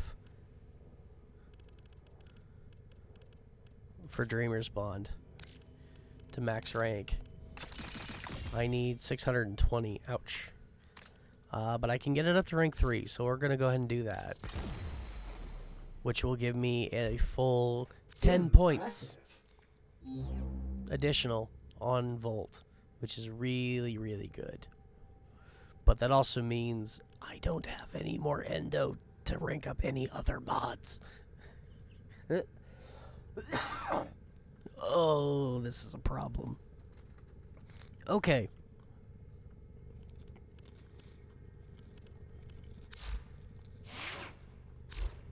So, we've done the junction. What's next? Yeah. Well, like I said, the junction we just did, it opened the path to Venus. So we could go do missions on Venus. But I'm not done with Earth, and I highly recommend that for a new player, you should always complete every planet as you go along, as much as you can, until you hit like roadblocks. Like here, Erpo, that's going to be a roadblock, because we have to complete a special quest that will give us a special item before we can actually complete Erpo. But we can get Everest, Cervantes, Koba, Lith, and Eurasia all finished without any roadblocks. So that is what we're going to do next. Although I think before that, I want to actually introduce you guys to these other mission types that we haven't quite done yet. And we're going to start with the one I hate the most, Interception. Interception is an endless mission. The name of the game is very simple. There are 4 points of contact on the map, kind of like King of the Hill. We have located the enemy's planetary It's basically a towers. King of the Hill Capture type the mission. towers and remain in control long enough to decode incoming messages. She just told you the game. Capture all 4 towers. So we're gonna kill him. We're gonna come in here. You see the red ring. You stand inside the red ring, and you see it decreasing. It's red, then it goes to white, and when it's done, it will turn to blue. This tower Now, we have to do that with all 3 of the other remaining towers, and while we are doing that with this one, they are trying to take that one back. You have to stop them from doing that. Beginning stream decode now. And if you see up on the top left, you'll see a little bar that says 10-0 and opponent. One is blue, one is red. The enemy have taken a tower. And they've just recaptured A. So our goal is to get our bar to 100% before them. It's really that simple. But it's a pain in the ass. And I absolutely hate doing this unless I have a team. Now, if you have a team of at least 3 people, or hell, even 2, then this becomes trivial. Because you can have one person guard 2 towers, one person guard 2 others. If you're lucky enough to get into a group of 4, everybody picks a tower and you just stay put. And defend your tower. Total control. Keep fighting. And it's really easy. Have captured a tower. Get off my tower. It's mine. We have lost control of a tower. Yep, and they've now taken more than one. We have captured a radio tower.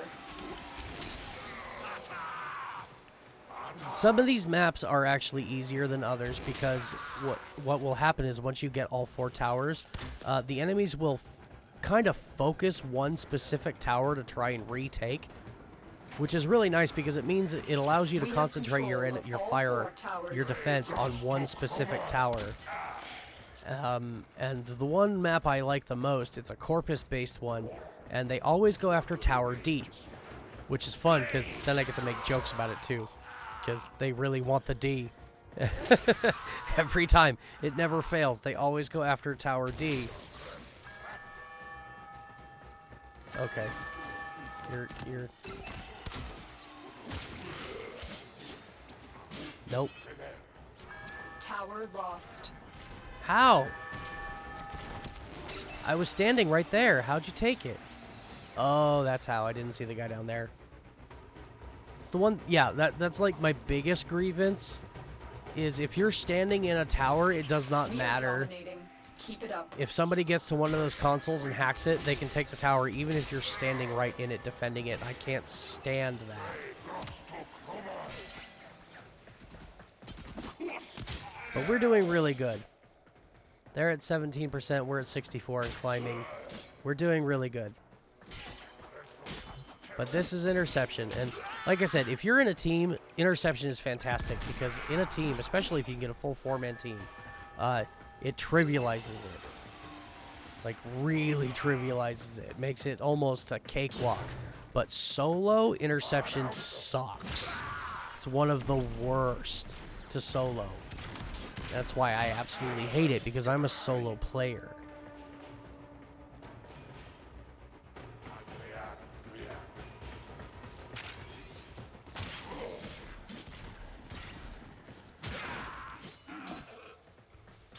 There are Warframes, though, that make this even as a solo player, there are Warframes you can use that will make this a freaking walk in the park. Saren comes to mind. Saren, you cast her first ability. It applies toxic spores to your enemies. You kill that enemy, and those toxic spores, if you've got her modded right, will spread to literally every other enemy on the map, especially this map, because it's really small.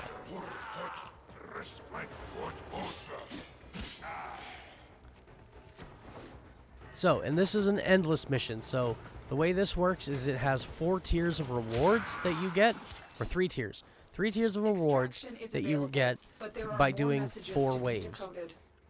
You'll get rotation 1 for the first 2, and then the third one is rotation B, and then the third is rotation C. So you can continue this, and you can go on forever. I am going to leave. For the purposes of just completing the mission, you only need to do 1 wave. And so that's why we're just going to do the 1 wave for right now, because I just wanted to do the mission and introduce you to it. And like I said, if you can get a party of people together, it is so much easier. And interception actually isn't so bad if you can get at least one other person. If you can get 3, there's no way you can lose. If you can get 4, you're guaranteed to win. So, a voice in the night. But doing it by yourself, unless you have the right Warframe and the right setup, it can be quite a challenge, and that's why I don't like it.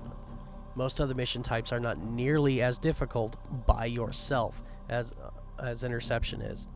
Alright, next we're going to go ahead and do the rescue mission. Because rescue is pretty cut and dry. You have we've technically already done rescue mission when we went and rescued Darvo in Vor's Prize. You have a target, he is locked in a cell, your job is to go to the prison, run through the ship to the prison, open the cell, get him to the exit before they have a chance to kill him. It's pretty cut and dry, really easy. Got some energy, that's good. That's a dead end, I also like to see that. Dead ends are nice because that's fewer places I have to go hunting for loot.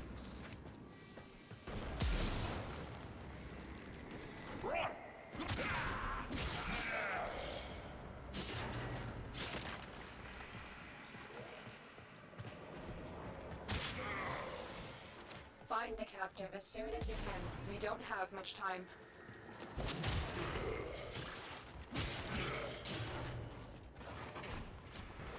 Alright. I think I'm gonna rush this. Again, I highly recommend if you're doing this on your own first playthrough, you should absolutely take the time, explore the map, kill a bunch of enemies to level up your equipment, grab as much loot as you can, just explore every nook and cranny, get a feel for how the maps are laid out, because it will help you in the future to just kind of fly through and be able to complete these missions in seconds and be able to just kind of traverse the map and blindly just magically end up exactly where you need to go, and you're not actually really paying attention to what's going on. The path to greatness. Hey, we got 500 enemy one kills. Step at a time. Excellent. Some more Nightwave creds incoming. Well, it's going to be a bit. Stay focused. There's a heavy unit approaching. Actually, I think the next thing we're getting is a free sigil, which is a free cosmetic. Free cosmetics are great.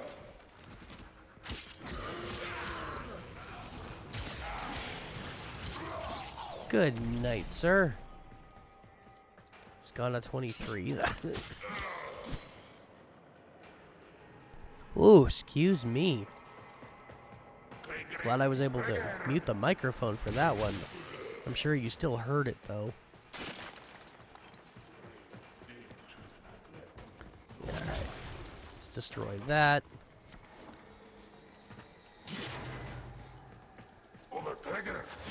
So yeah, until you hit the actual like prison where the prisoner is being held, you can just kind of dilly-dally, look for loot, kill enemies. Again, unless you're playing in an exterminate mission or a capture, enemies will just infinitely spawn. So you can kind of just farm the mission for XP and resources if you want. It's a very valuable thing to do.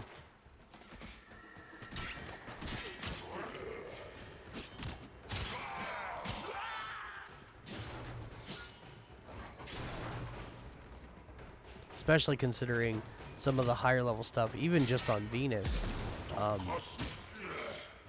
You're going to struggle if you walk in there with like a rank 5 Warframe, rank 6 Warframe, and your weapons aren't really leveled up and you don't really have any mods equipped.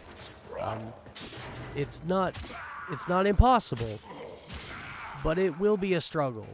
Like if you go to fight Fossa go to fight the boss on Venus without having actually upgraded your stuff at all. Like, you can do it, but it'll be a challenge. Probably akin to that Thumper fight that I had earlier.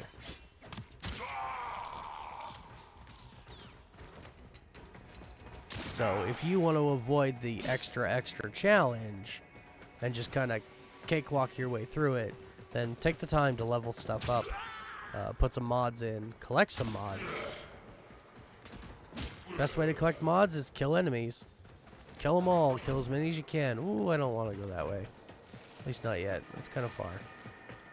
I'm not looking to open the entire map before I get to my objective. I've done that before. Many times. Oops.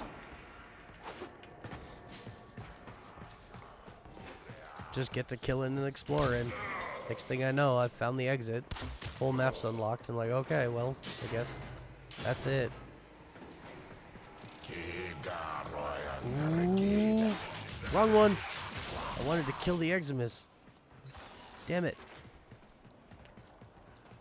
That was a stealth finisher that I just did, but I did it on the wrong enemy. I wanted to kill the Eximus. There we go. How is Volt doing? Oh, Volt is max rank. He's 30. Good. That's very good. In case anybody's curious about primes, probably one of the very first prime Warframes I will try and farm will actually be Volt Prime, because he's one of the easiest ones to get. His relics come from a special trader that shows up in the relays every other week. The guy's name is Barrow Key Tier, and he constantly has Volt's relics in his inventory. Like, they just kind of rotate in and out periodically. So we will absolutely be farming Volt pretty quick for our first prime Warframe.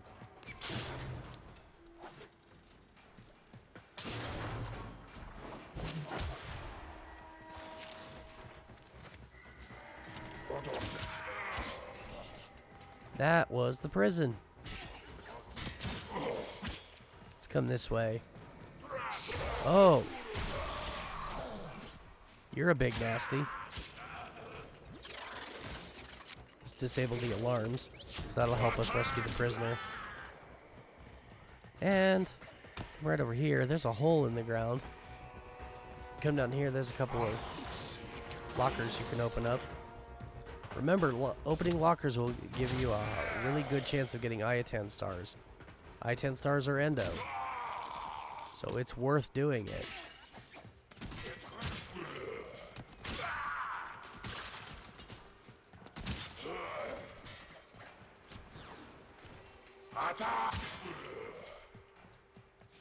Alright, let's go ahead and pop in here. Now we have seen. If the wardens detect you, have we seen? No, this is different. Sequence. This is the other Grineer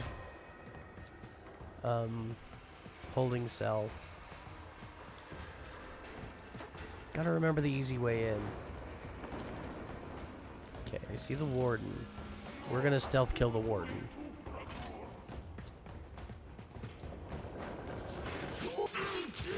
Just like that. Goodbye, warden. You actually will get bonus affinity if you come in here and you kill all the wardens without them triggering any of the alarms. And that's the best way to do it.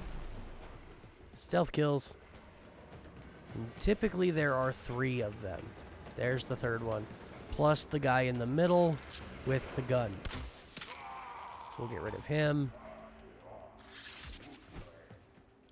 And the other warden.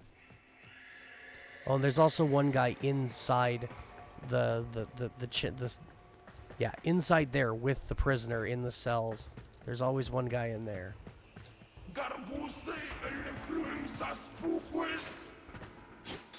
Nighty-night. And that takes care of everybody out here. Yep, and you can already see him inside.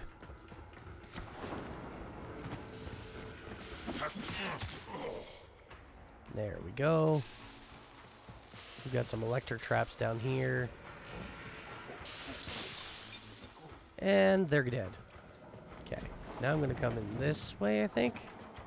Is this the right one? Yes. So now we're going to come down this way. Oh. No, I guess that was the wrong one. It's been a while since I've done this. Kind of forgot the alternate routes. I'm trying to go the way that doesn't require you to hack. Here we go. We are now in the prison. And where is... Okay, he is coming down this way. So we'll give him a chance to get down. It doesn't necessarily have to be a stealth kill. We just have to be able to get to him and kill him before he can get to the security panel.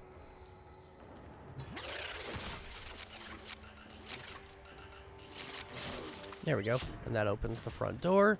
Those arc traps are gone. This is the and jail. We're in the clear. Our hostage is in one of these cells. We can now just kind of take our time opening these and looking for our rescue target.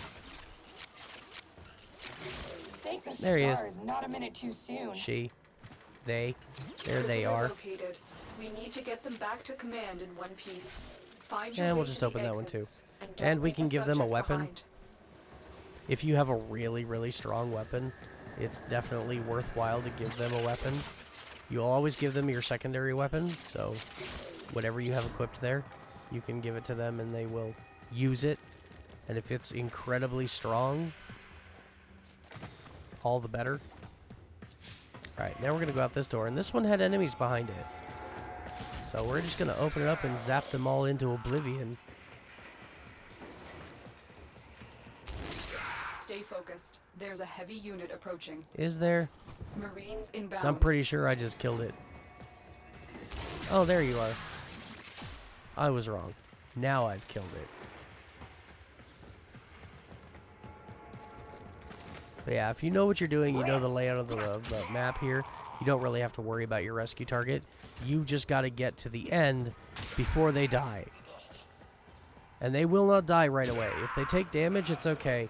They'll go into a downed state, and then you've got a set amount of time that you can go back and revive them. But again, if you can get to the exit before that timer's up, then you don't have to worry about doing it. As long as you make it to the exit before the timer's out, they will survive, and you'll complete the mission.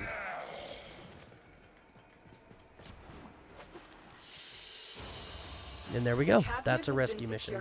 You've done your part, Tenno. Now, depending on what planet you're on and what tile set you're looking at, the rescue mission will be different. And we will be seeing all of them, because, again, 100% completion is what we're looking for. And this gave me 5 Phase Spectre blueprints. These I can craft and use my own loadouts to make drones that I can summon in mission, and they will fight alongside me. So, and it can be very valuable depending on the one you cast. I just learned recently that if you use the Warframe Dante has an ability that gives you a special stat called Overguard. If you've been paying attention to the Eximists that I've been killing, they've got this white bar over their health that when I shoot them, that bar takes damage before their health does.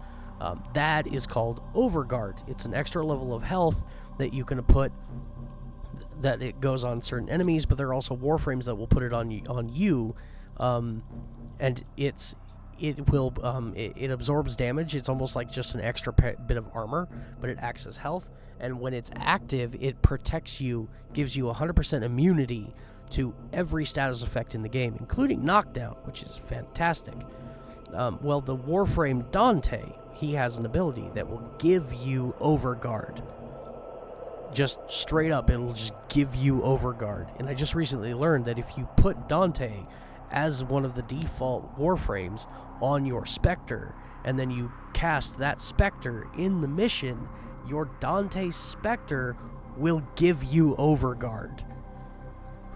Which is just fantastic. That is like the best thing I've ever heard. So, yeah, kind of cool. Alright, now we're going to do Cambria, the spy mission, and that'll be the last of the missions that we've already unlocked. Ooh, Mantle just went into a fissure. We might have to do that so I can introduce you guys to fissure missions, and void relics, and prime farming.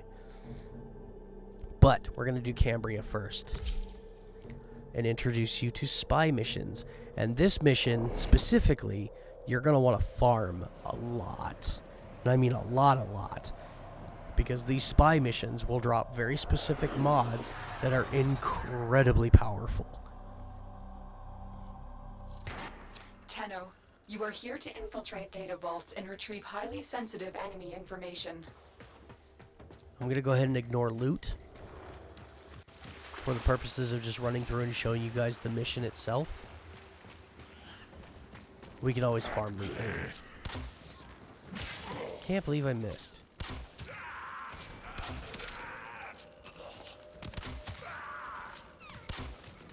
I'm gonna shoot these guys a bit because I'm still leveling my bow.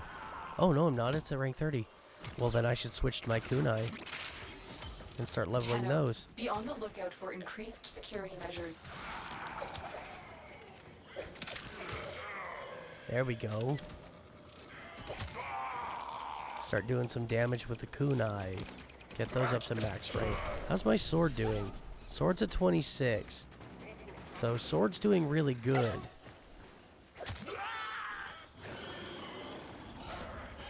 Go ahead and destroy this Kubro Den. Oh yeah, we can do Cowl of the Kubro now too. So I just had to do the Venus Junction, I think, to unlock Cowl of the Kubro. Yeah, it's enough of that. Alright. My kunai really needs some work.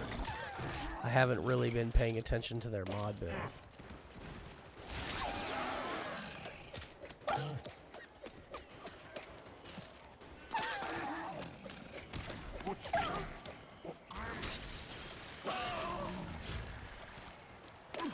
Stay focused. There's a heavy unit approaching. Did I pick up a rare mod? Ah, Kubro Egg. Another Kubro Egg. That's good. More incentive to go and do the Howl of the Kubro quest.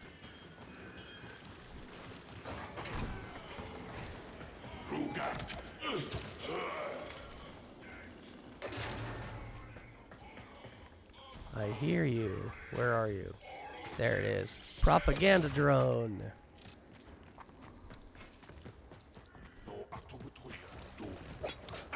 I've not been scanning anything. That's okay. Right now I don't care. You're still in the clear. No detection from enemy sensors. That one just attached itself to my face. That's very rude.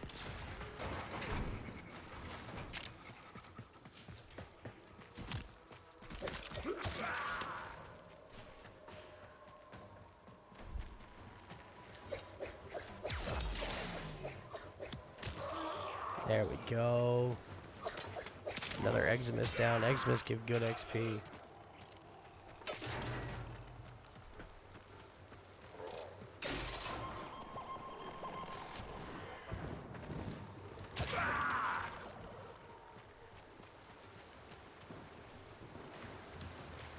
Let's see, where are you? There we go. Yeah, Kunai 19, perfect. That's what I want to see. Oh, and Vault A is actually above me. Okay, so let's do that. Someone in my room is falling asleep in their chair.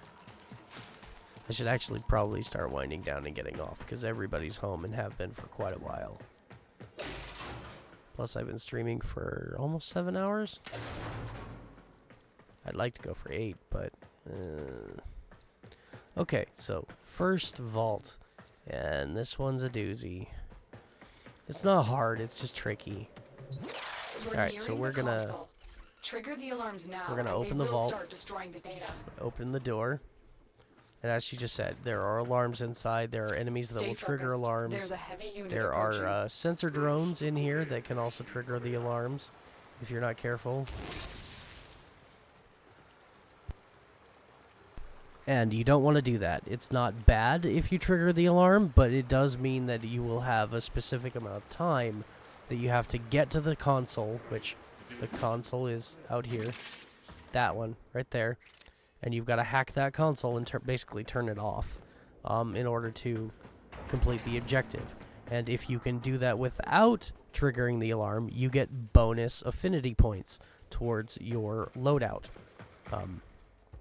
And any affinity points that you earn for opening a spy vault get evenly divided amongst your entire loadout based on what is still needed to level up. So we're gonna drop down here, and we're gonna be nice and careful. Now, you see this trigger here? This is going to extend a bridge. So we want to throw that out there. And this is kind of why I took the loadout I did in the Once Awake quest with the kunai and the bow, because they're all silent weapons. None of them make any noise. And there's another trigger right up there. So we're going to extend that one too.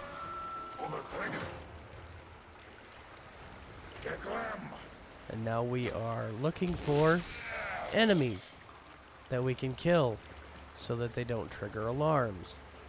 Here's another one of these. So this is the easiest way to do this, is there's 2 of these bridges that you can extend with these little triggers. And if you can extend both of them, then you simply jump up here, you jump up onto this bridge, avoid that security drone.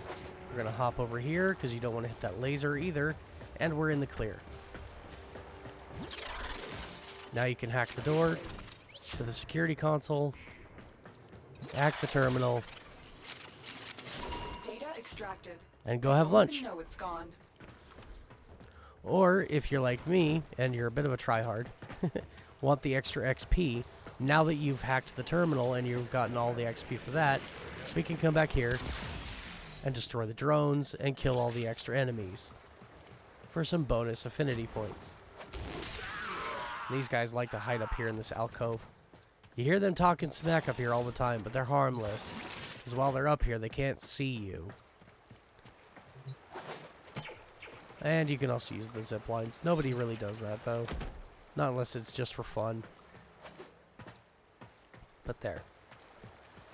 And that is probably the hardest vault that you have on Earth. Is that one right there. Because if you slip up, it's really easy to get spotted. And because there's so many twists and turns and little nooks and crannies like that, it's easy for an enemy to kind of escape your vision and get to a console and trigger the alarms before you have a chance to even know that you've been spotted. So that's why that's the hardest one. But as you saw, not really that hard. For being the hardest one, it was actually pretty easy. And that's most spy vaults. And the best part is the majority of spy vaults in the game, you can do them with any Warframe. Some people will tell you, oh, take Ivara, and yeah, you can take Ivara, and it'll make things really easy. Other people will tell you, well, just take Wukong, and they're right too. Wukong trivializes spy vaults, he really does. Because he can turn into a misty cloud and just bypass all of the security stuff and just go right to the door, hack it, go to the terminal, hack it, and get out. While just ignoring all the security systems. So they're absolutely right if they're saying, oh, you should take Wukong. Absolutely, if you have Wukong, you can take him. But you don't need Wukong in order to do it. You can do it with any Warframe. Alright, so this one we've already experienced. It's just the long tunnel. Avoid the laser grid. Walk on through to the next one. Notice that they have the laser grid now in the waterfall, so be mindful of that. Walk on through while that's out. Don't hit that one. Don't let the drone see you. We're just going to go right up here, through this tunnel, and right down into the vault. If we did it right, nobody saw us, and nobody will see us. It's just done. We are in the clear. Excellent work. A clean extraction with no alarms. And now, you can go about destroying the drones, killing any enemies that might be in here, because now it doesn't matter. You got what you came for. You got the maximum amount of affinity by not triggering any alarms before you trapped it. So just have fun. All the security defenses have been turned off, and there you go. I love the Earth Spy Vaults. They're probably one of my favorites. Hardest ones in the game used to be on the moon, which we don't have the moon right now. We will get the moon. The moon is a story thing. But yes, the moon, we get to go visit our moon. And there are spy vaults on our moon, and they used to be considered the hardest ones in the game. Nowadays, I would say personally, in my opinion, as a person who likes to run spy vaults just because I find them to be incredibly fun, the hardest ones are one of the end game areas called the Kuva Fortress. Because there's at least one spy vault in the collection of the 3 spy vaults that are in the Kuva Fortress that, unless you're running a frame that can go invisible, you're just gonna trigger the alarms. It's unavoidable. And I don't like that. So it's pretty much you take Ivara or you trigger the alarms. And I don't like triggering the alarms because by completing the vaults without triggering the alarms, like I said, you get bonus affinity, and the rarer drops that come from the spy vaults, you have a slightly higher chance of getting the higher drops if you succeed in the vaults without triggering any alarms. Okay, now this one is really, really simple. The trick here is, again, not getting spotted by these guys, so we're just going to go ahead and take him out, and that's pretty much our opposition. Now, the pesky part. The vault is under us, and it's encased in water, so we can't actually access it right now. So what you gotta do is we can come back to the front after we've killed our enemies. We're going to trigger this panel here. It's going to lower the water 1 level. Next, we're going to come up here into this waterfall and get this one. Hack this terminal. And if you fail these hacks, it will trigger the alarm, so be careful. Now we're going to come back down to the center area. There's a 3rd terminal here. And now the water is all the way down. Get rid of the sensor bar. Open the door. And hack the vault. Excellent work. And there we go. Clean extraction with no alarms. There is a method using this pipe Get to extraction. to actually get in here, I think, without lowering any of the water. But it's really tricky. Yeah, it's really, really tricky. And kind of hard to do. No, okay.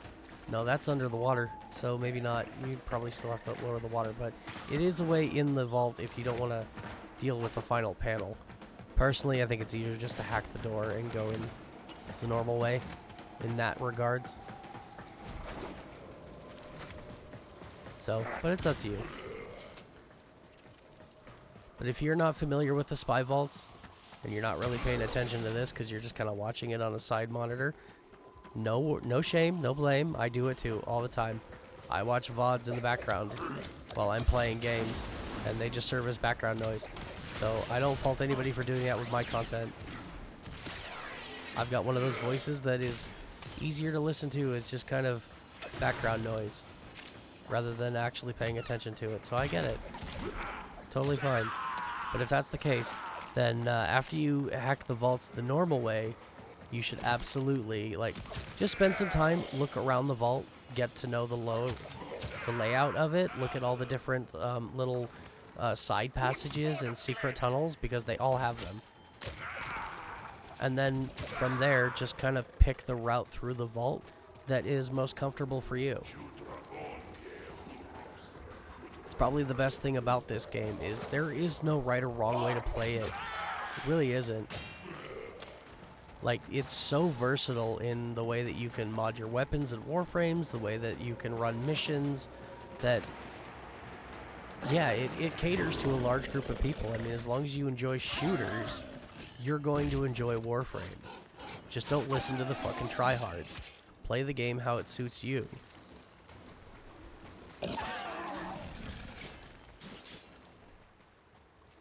Ooh, I'm gonna grab that. That is Moonlight Dragon Lily. So this is what I was talking about earlier. So it's now technically nighttime on Earth, even though it's not. But yeah. So now these all say Moonlight rather than Sunlight, and they are a new resource. So I'm gonna go ahead and grab a few of these while I'm here.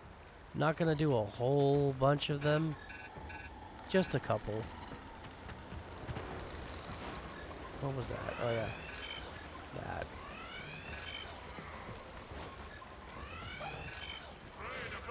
I forgot to equip my synthesis scanner. I think that's why I'm not actually getting any messages telling me that I have a synthesis target. I don't have my scanner equipped. We should do that, because that is going to be something that's very important and something I want to do very quickly, is get myself the synthesis scanner and the infinity widget, so that I never have to buy scanners again. And then from there, we will see about getting the dojo built, and I will work towards getting Helios, because Helios, his blueprint is research in the clan dojo. So we will be doing that very soon too. Also, while you're here, there's a fun little collectible. If you look right over the edge, let's minimize my map. So if you come right over here, just right over the edge, and you focus your scanner down there, you see that blinking just to the left of me? It's this tiny little golden statue sitting on a barrel. If you hover over it, it's called a curia. And we're going to scan that. And it's going to give us a little bit of lore. And if you can find all of the curia in the world, which I'll admit I have not. I've never done it. Even on my main account, I've never found all the curia. I have no idea where they are. I've found quite a few, but never all of them. But if you can find all of them, it will unlock a special glyph as well as a cosmetic item, a little shoulder patch that you can stick on your armor. That will it's purely decoration, but it's a sigil, and it looks like the curia. It's kind of cool. I actually really want it, but farming all the curia is next to impossible because nobody knows where they are anymore. There used to be video guides online that had all the curia, but since those guides were made by people who don't really care anymore because they've got all the curia, since that time they've been moved around. Things have changed, so some of the curia have been moved from their original place to somewhere new, and there have not been any new guides made to show where the new locations are. So I don't know where they are either. I will try and get as many as I know where they are. But yeah, it's just a fun little extra. Gives you a bunch of lore about the Grenier Queens. So I wanted to look at my rewards from that mission. So we got this from Ureli Prime Neuroptics. Yeah, we got that as a reward for doing the Spy Vault. So that's really good. What else did we get? No, I farmed those. I know we probably got some credits. Mission reward credits. Huh. I'm willing to bet it was one of these mods. Which, none of those are the mods I actually want from the Spy Vault. But I will farm those at another time. This was just to show you the spy mission, how it works. Every planet has their own spy missions, and the vaults are slightly different, but the basic concept of the spy mission is the same as this one on every planet. Ordis seems to have misplaced those memories. So, the next thing I want to show you, since it's so conveniently here, is a fissure mission. Now, this is a capture mission. Fissure is basically just a slightly higher level mission than the base mission itself. It's usually the same mission type, so nothing new there. It's just got a little extra caveat to it, in that you can farm prime parts from the mission. Now, it is possible you can go and do fissure missions without equipping a single prime relic. So if you're like me right now, you don't really have any prime relics. I'm only sitting on 2, and I don't really want to use them, so I'm gonna go no relic equipped for now. But you don't have to. You can, if you've got a bunch of relics already, you can equip a relic, and then you're gonna go into the mission, and there's a little extra side event in addition to the capture mission itself. Now, this is going to spawn higher level enemies. Happy hunting. These enemies are called corrupted enemies. I'm detecting void fissures nearby. Do you have a matching relic? And you'll see what we're talking about. See how they're kind of glowing? And they look a little different? Even their name is different. Corrupted Frontier Lancer. So these are corrupted enemies.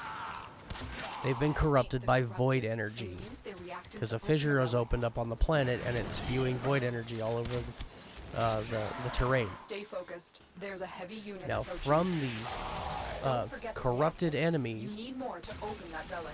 Yep, as she's talking about, these corrupted enemies will drop a new resource called Void Reactant. And you need to collect 10 pieces of Void Reactant to complete the mission. This is new. That is Void Reactant. You need 10 of those.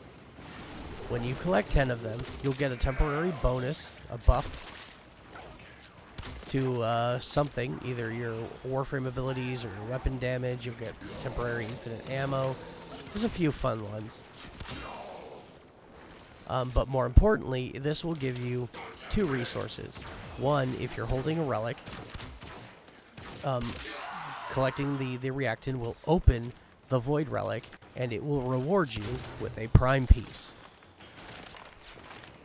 Prime pieces that you can then take, and you can either sell them for platinum to other players, or you can convert them into another currency called ducats at the Tenno relays, and those ducats you can then take and give to that bi-weekly trader I was talking about, and you can use them to buy goods from him. Goods that include legendary mods. So very valuable. The other resource that you will get from opening,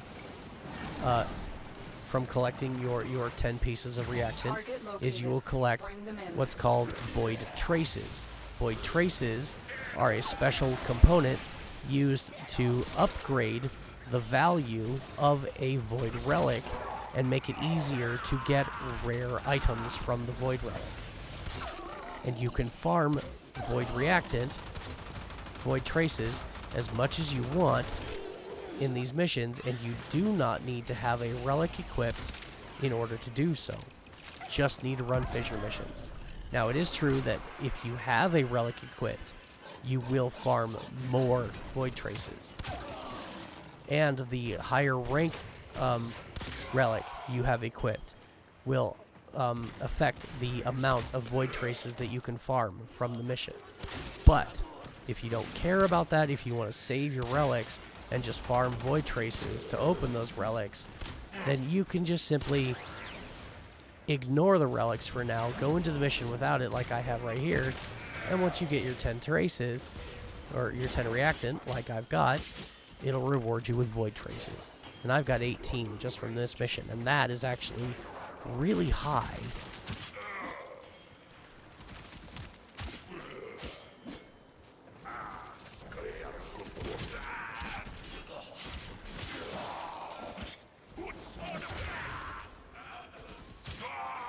Just go ahead and kill a few more enemies.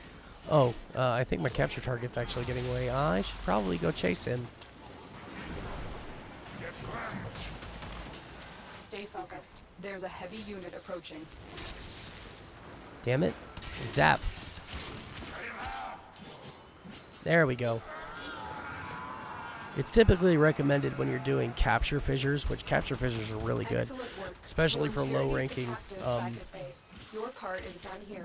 relics. Void relics are also where you get blueprints for a resource called Forma. Forma are used to re-roll the stats of your Warframe and add polarities to your Warframe, thereby increasing your ability to put high-level mods in place and increasing the overall power that your Warframe can deal. So you can get Forma from Void Relics as well, and it's very, very worthwhile because it'll save you a lot of money. I have wasted tons of platinum farming Void Relics, or buying platinum because I didn't want to farm them from Void Relics. So it's very much worth your time to just farm Void Relics. Ooh, look at that. Everybody just kind of fall down and die, please. We are maxing out my sword now. Alright, since I passed it, we're right here. Let's grab the Cephalon fragment. There we go. So yeah, this is a Void Fissure. This is how you get Prime Warframes in Warframe for free without doing any trading. Now again, the best way to get Prime Warframes and weapons in-game is go ahead and do these and get the Prime parts for them, but instead of hoarding them, take them over to Warframe.market and sell them for platinum. And then once you have enough platinum, you just go ahead and look for somebody who's selling all of the pieces to the Prime that you want and trade for it. And that's what I'm going to be doing more than anything, especially to get like my Rhino Prime that I really want, as well as probably Revenant Prime and a few others. Hell, eventually I'll get every Prime, but that's how I'm going to be doing it, is I'm going to be trading my Void Relic parts for platinum and then taking that platinum and buying full Primes that I can then just go put in my foundry and build. So there you go, that's a Void Fissure mission.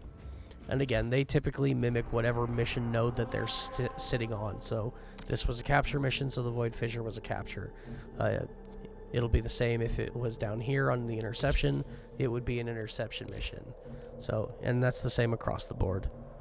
Alright, now let's introduce you to... Let's see, we did the rescue. Did the spy. Did interception. Fuck that nonsense. Yeah, I think we're ready to either go to defense or excavation.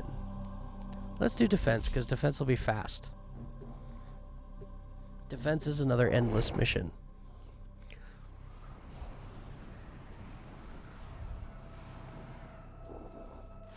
Our position has been compromised. Defend the cargo until reinforcements arrive. So, in the defense map, we have a stationary target. Typically stationary. In higher levels, it's not so stationary. But this lowdown, it's stationary. So this is the defense map. That's our defense target. And the mission will start once we enter this blue line. Now, if you want, you can run around and you can collect loot. However, there is a timer. Again, it's an invisible timer. Reinforcements are inbound. And I think this one is only like 60 seconds or so. So if you take too long running around the map collecting loot, the game will just finally decide for you to go ahead and start the mission. So while it's a good idea to collect loot, it's best if you do it in only certain mission types. Capture is great, exterminate is great, rescue, sure, spy missions definitely. But when you're doing endless missions like survival, defense, excavation, interception, ignore looting. Just focus on your objective, because it's going to just add an extra level of headache to what you're already trying to do if you are constantly scouring the map for loot while also simultaneously trying to complete an endless objective.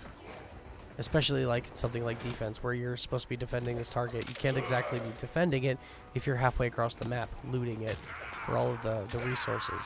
Plus, besides, those same resources will drop from the enemies you killed, so you can kind of ignore it. Now this is defense. We just have, yep, we are here. We're going to defend this target. We're going to keep it from taking too much damage. You can see it's got a pretty high health pool, so it's okay if it takes a bit of damage. Its shields will regenerate on their own, passively, after they are idle, not taking any damage for a certain amount of time. They will just start to passively regen. Its health, on the other hand, will not. If you want it to regenerate health, which you can, you have to use external sources, like Warframe abilities, or there's a special Spectre that you can get and just kind of set it here on the defense target, and that's all it'll do, is it'll just sit there and constantly heal it so that it never dies.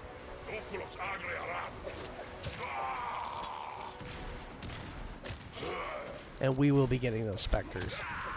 But for right now, we're just kind of completing missions, opening up our map, leveling our gear, you know, that kind of stuff. The same stuff I've been ranting on and on about for a couple of days now. And hell, numerous times just in this video.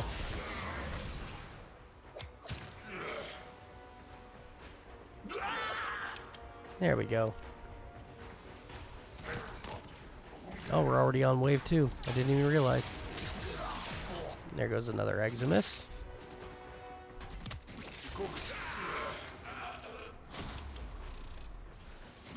Alright. And every round, again, this is an endless mission, so it has rounds. Every round that goes by gives you a reward. There are 3 different reward tiers, and you have to complete 4 rounds before you get through all 3 reward tiers, because it rewards you the first tier twice before giving you any other. And this particular one in defense used to be that a round was 5 waves of enemies to each round of defense. Nowadays they've changed it, and it's now only 3 rounds, or 3 waves per round, which is nice, because it means you only have to do 12 to get to the final reward tier instead of what it used to be, which was 20. So it's actually a nice change. But we're almost done. And again, it is worth doing all of the rounds and getting all of the reward rotations, but for the purpose of this walkthrough, I'm going to go ahead and stop here at rotation A for right now, but you could continue on. And again, this is rotation A, and then this would be B, and then C, and then it would go back to A for wave 15. That's the last of them. Objective is secure. Let's go home. So yeah. And that's pretty much every endless mission. That's how it works. So beyond a certain point in every endless mission, there's really no point other than challenging yourself to go beyond that point. Once you get the final reward rotation at the 4th round, there's no point in continuing. Usually at that point people will stop, they'll leave, they'll reset the enemy level and reset the rotations and make it easier for themselves. Only the real tryhards who are like, I wonder how long I can stay in here, will go beyond that point and just see how long they can go. Alright, so that was Lith, the defense mission. We now have mobile defense, which is everybody's bane because there are so many mobile defenses in this game that it's exhausting. But it's not a bad mission type.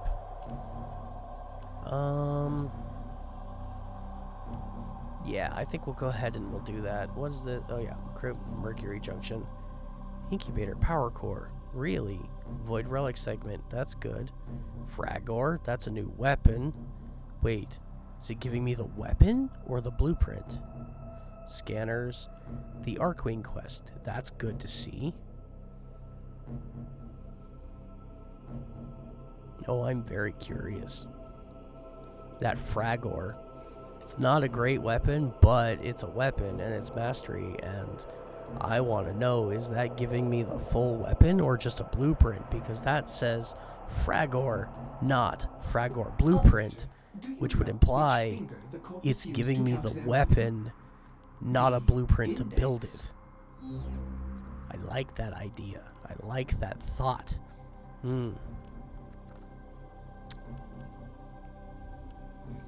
Okay, yeah, let's see. Let's do Everest next. We've only got 4 missions left on Earth that we can actually do right now until actually we do that Arcwing quest, believe it or not. That we have to open the Mars Junction for. And then we can do Arcwing, and then we can finish doing all the rest of the missions on Earth. So, excavation is another endless mission type. Artifacts crucial to our cause. Marking the first dig site. Now, but excavations are unique in their mission type because they can be done incredibly fast, and you can get your reward rotations in like incredibly quickly because the reward rounds are determined by your objective points. There's no set timer. There's no set number of enemies. It's this. You gotta pick these up and run them to a special site where a digger is going to drop, a drill, a remote drill. It's going to drop on the ground, and you have to protect it and keep it powered with these power cores that are dropping until it's done. And then when it's done, it's going to give you a unique resource called cryotic that you will need to build some weapons and warframes with.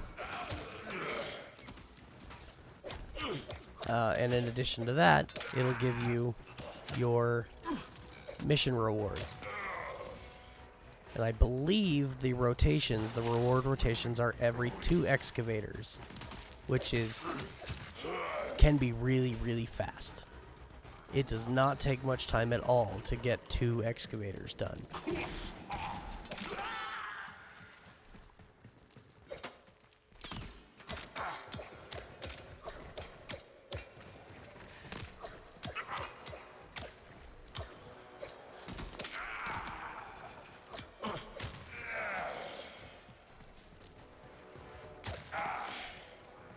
Also, enemies will just endlessly spawn, so don't try and kill everyone, because you will fail. Because they will never stop coming. Alright, here's my first excavator location. Now, that won't drop until you actually enter that ring. But that ring is deceptive, because the ring itself is not quite as short as it looks, because you will get to just outside the ring and it will trigger the thing. So what I like to do with these is we need 4 power cores to fully power up a drill to allow it to do its full cycle. So I like to drop them just right here on the edge, and then I like to run and go and get more power cores. And I do this until I have enough to go ahead and fully power it.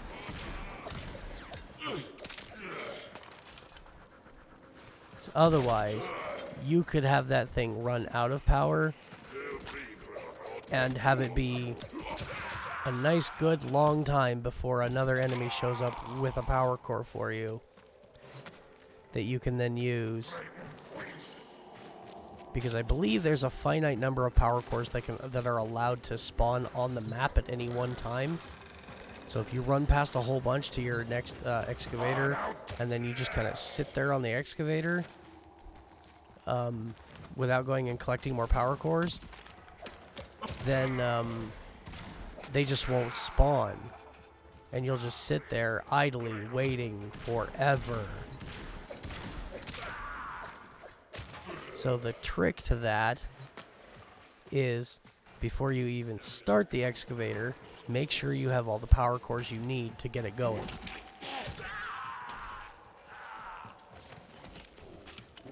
So now I've got 3 sitting here on the outside and 1 in my hand. So now I'm going to run in here. It's going to drop and eat the power cord in my hand. And I'm going to immediately just go and grab the next one and drop it in. And we're just going to do this until it's full. There we go. There. And now it's fully powered. Additional fuel cells will be used to and now our only job is to sit here and protect it. You can, however, if it starts to take damage, pick up extra power cores and run them over here, and it will when you do that, it will fully recharge the shields of the excavator. See that? I don't recommend it, personally, because these things can take a bit of a beating. But if you find yourself struggling to kill enemies, and you see them doing a good amount of damage, then it's totally okay to just pick this up and go pop it in there and keep it from being destroyed. Yeah, as you can see, I'm struggling to damage these guys because I'm using my kunai, and my kunai are not very well modded. Plus, they're not very strong weapons to begin with. So, it's actually in my interest. Go ahead and keep recharging those shields.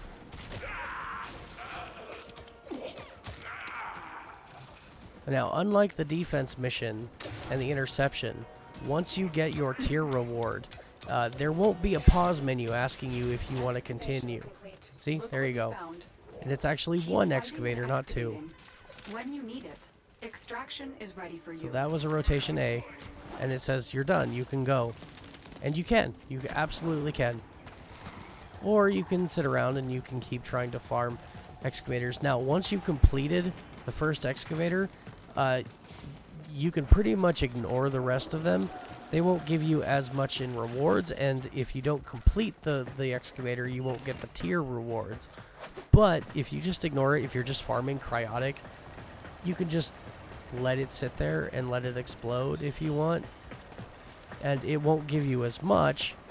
It'll only give you as much cryotic as the amount of time that it was active on the field.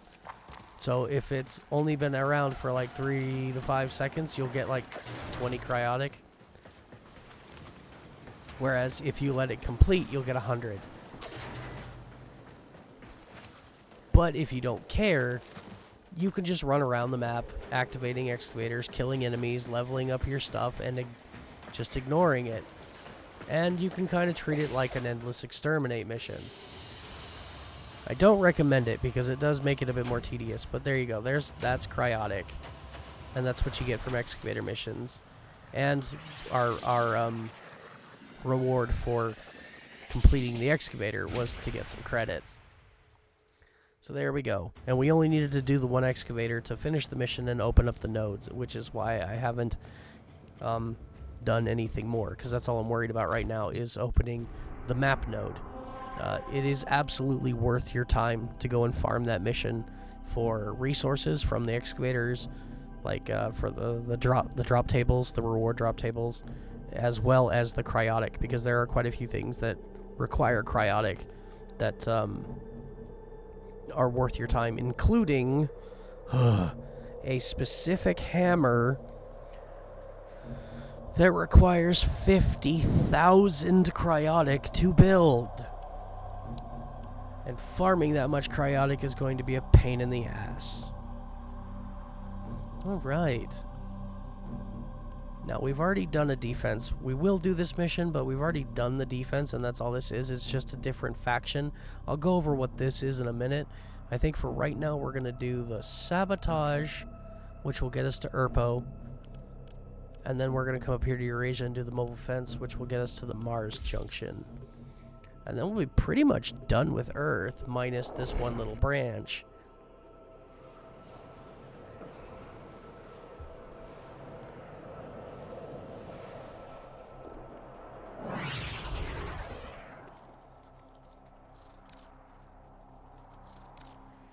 The Grineer are attempting to clear this forest by poisoning the soil. You are here to sabotage their efforts. Start with the toxin mixer.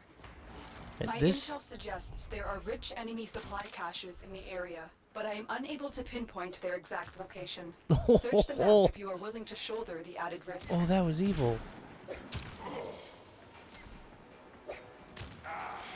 Dude ran off to the side and let his buddy take an arrow to, or a dagger to the face. That was rude. And funny. Alright, so this sabotage mission is actually unique among sabotage missions.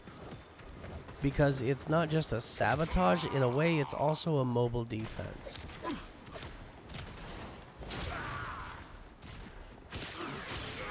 It's gonna taste my sword, bitches. But yeah, I'll tell you exactly what we're talking about when we get to the objective. And I should probably stop just wandering and killing things, although I'm trying to finish leveling my shit. That's kind of why I'm doing it. My Skana is so close to max level, it's ridiculous, and I want it done. I'm glad the Paris is at max rank. That means that the moment the Burston is done building, I can go ahead and equip it and start leveling it. I just sliced his ass in half. Literally his ass. That was kind of funny. Alright. What do we got? Sunlight Jade Leaf. It switched over so quickly. I had one mission where it was all moonlight stuff, and now it's back to being sunlight. Screw you, Poochie. No biting my ankles today. Alright, so we're pretty much in the main chamber for the sabotage portion of this mission. Ooh, very nice. And let's grab that while we're here. And that is Earth complete. And now I will show you where that is in the codex after this mission. Provided I remember. Remove the biocatalyst from the mixer to halt the Grenier poison's creation.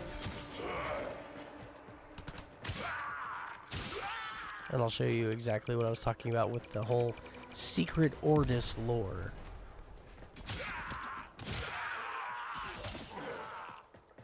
Alright, so this is the first step of the sabotage.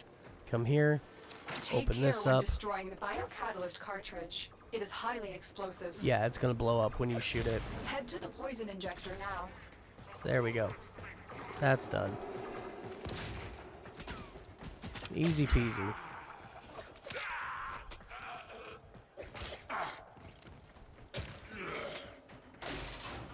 Now this is where it gets unique, because in most sabotage missions, that would be it. That would be the sabotage mission. At least if it was a land-based sabotage mission versus the ship-based. Ow, you're mean. Ow, you're mean. Stop it, you're mean. Since when did they add those guys to the enemy rotations? On Earth. That's weird. They're mean. I don't like them. They're big meanie heads. They like to slam their hammer on my face.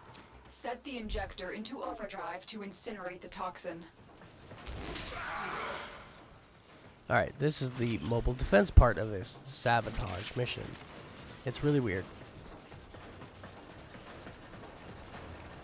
So we're just going to come in here. This is the toxin injector she keeps talking about. We're going to hack the terminal. And now we have to defend this stupid thing. By operating it at a dangerously high velocity. Keep the Grenier at bay until it melts down. And now we have to defend it to destroy it. Doesn't make a lot of sense to me, but okay.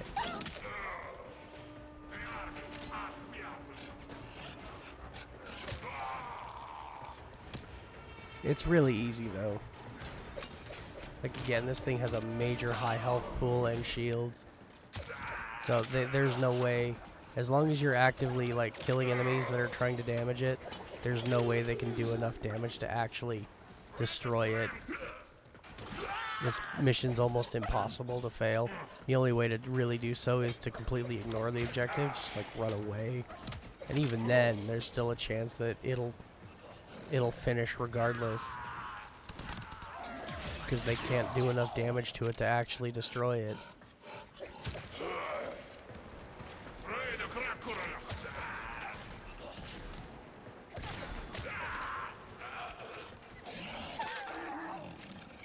I think I just got a headshot on the dog. You just destroyed a See? massive batch It's of done. Grenier toxin. Good work. Get to extraction. I hardly had to do anything. And we're gonna leave now. Just jump over here. Roly-poly my ass to the exit. And again, if you're not me, you should definitely take the time to go ahead and look for loot, do some farming, Another get job some well resources. executed. Yay, Skana max rank. Just got the kunai left. And my original loadout will be fully ranked. And we are not doing anything else with it. I'm not putting any reactors in it, no catalysts, no forma, nothing.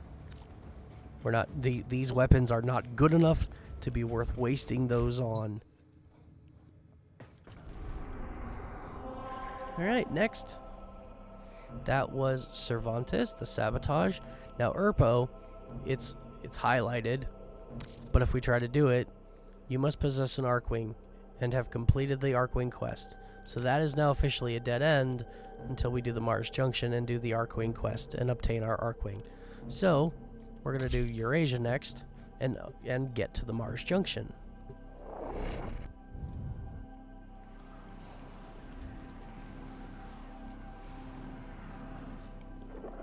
Two more missions and we'll officially be moving on to Venus.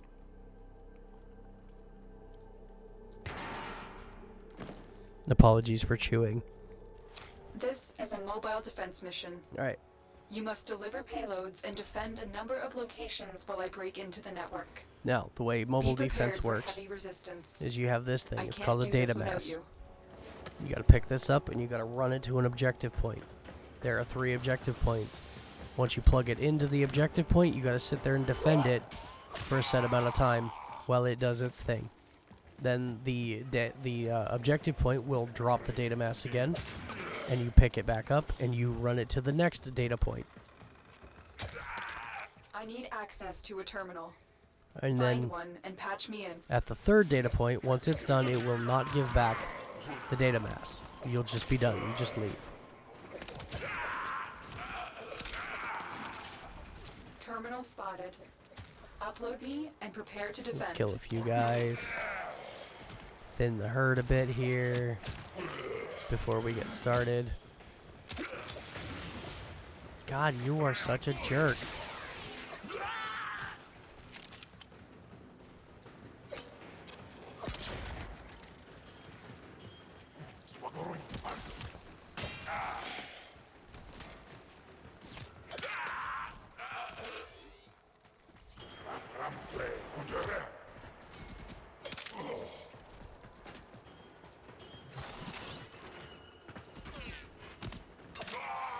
Stay focused. There's a heavy unit approaching. Heavy unit?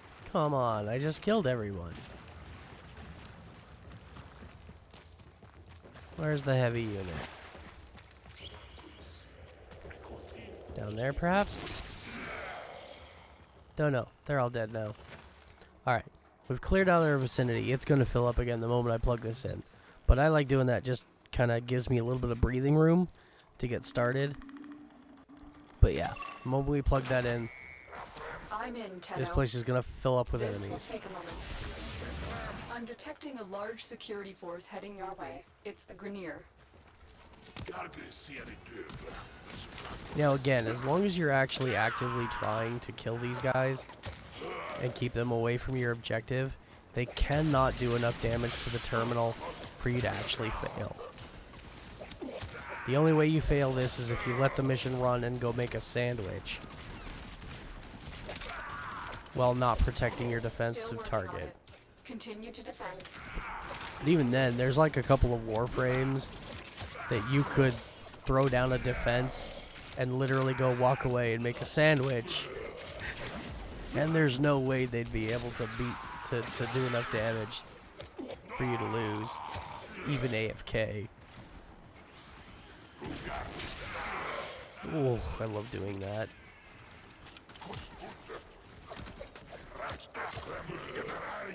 You want to send a huge horde of enemies at me? That's what's going to happen. I'm going to zap you all into oblivion.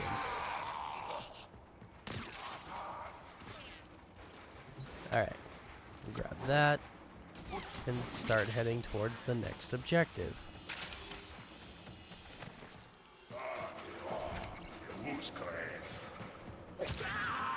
Oh, so sorry. That was critical. There's a heavy unit approaching. Again? Location reached. Drop me in and defend our position. Alright, the dogs are easier to deal with my sword.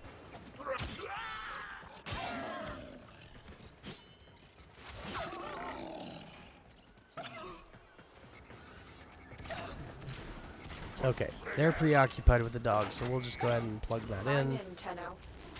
This will take a moment. And now we can just zap them all. Problem solved.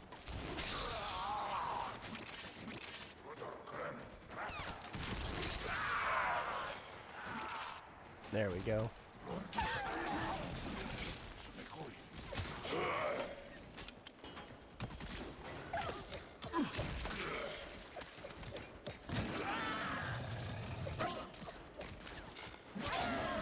Go away, doggy. Still working on it. Link Vitality, Continue very to defend. nice. That's a great mod for dogs.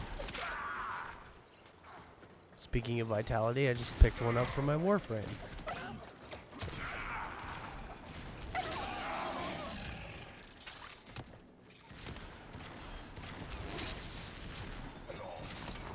Oh, they are being a bit relentless right now. There we go. We are finished here.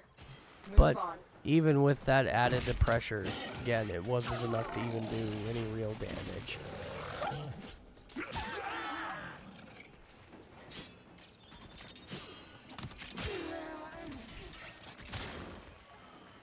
Alright. Oops. Wanted to switch off my sword to my kunai. Accidentally pulled out my bow. Yeah, when you're carrying the data mass, you cannot use your primary weapon. You are stuck with your secondary or your melee. Oh, and I forgot to do this. Let's go ahead and scan that again. Wildlife. 2 more scans and the Earth one will be finished.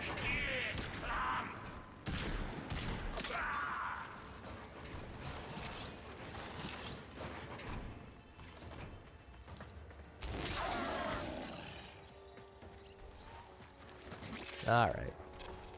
On to our final objective. And the end of this mission.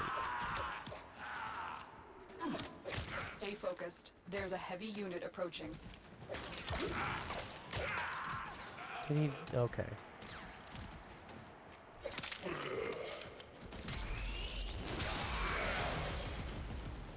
Seriously, dude?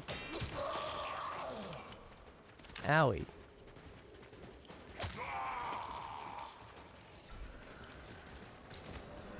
Here is a terminal. Get me Last in one. and get ready to defend. And this one, I like where it's located because you can just kind I'm of in, stand Tenno. here. This will take a moment. Enemies will funnel in. You can just electrocute them. It's really easy to defend this thing from this position.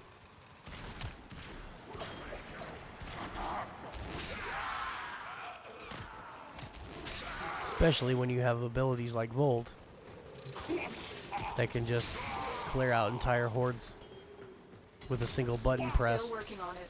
Continue to defend. It's really nice.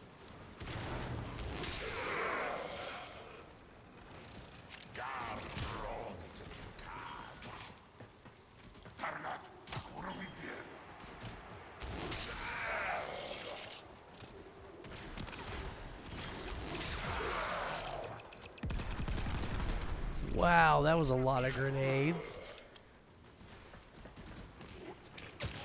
I think they threw 4 of them in one spot. That was insane. The odds Never were seen that against us, before. Tenno, but we did it. Mission complete. Watch yourself. Grenier are on the way. Gee, you think? Grenier are on the way as I'm literally facing down the horde of them, staring them in the face. But there you go, that's a mobile defense. Real cut and dry, real simple, and very, very overused. There is more mobile defense in Warframe than any other mission type.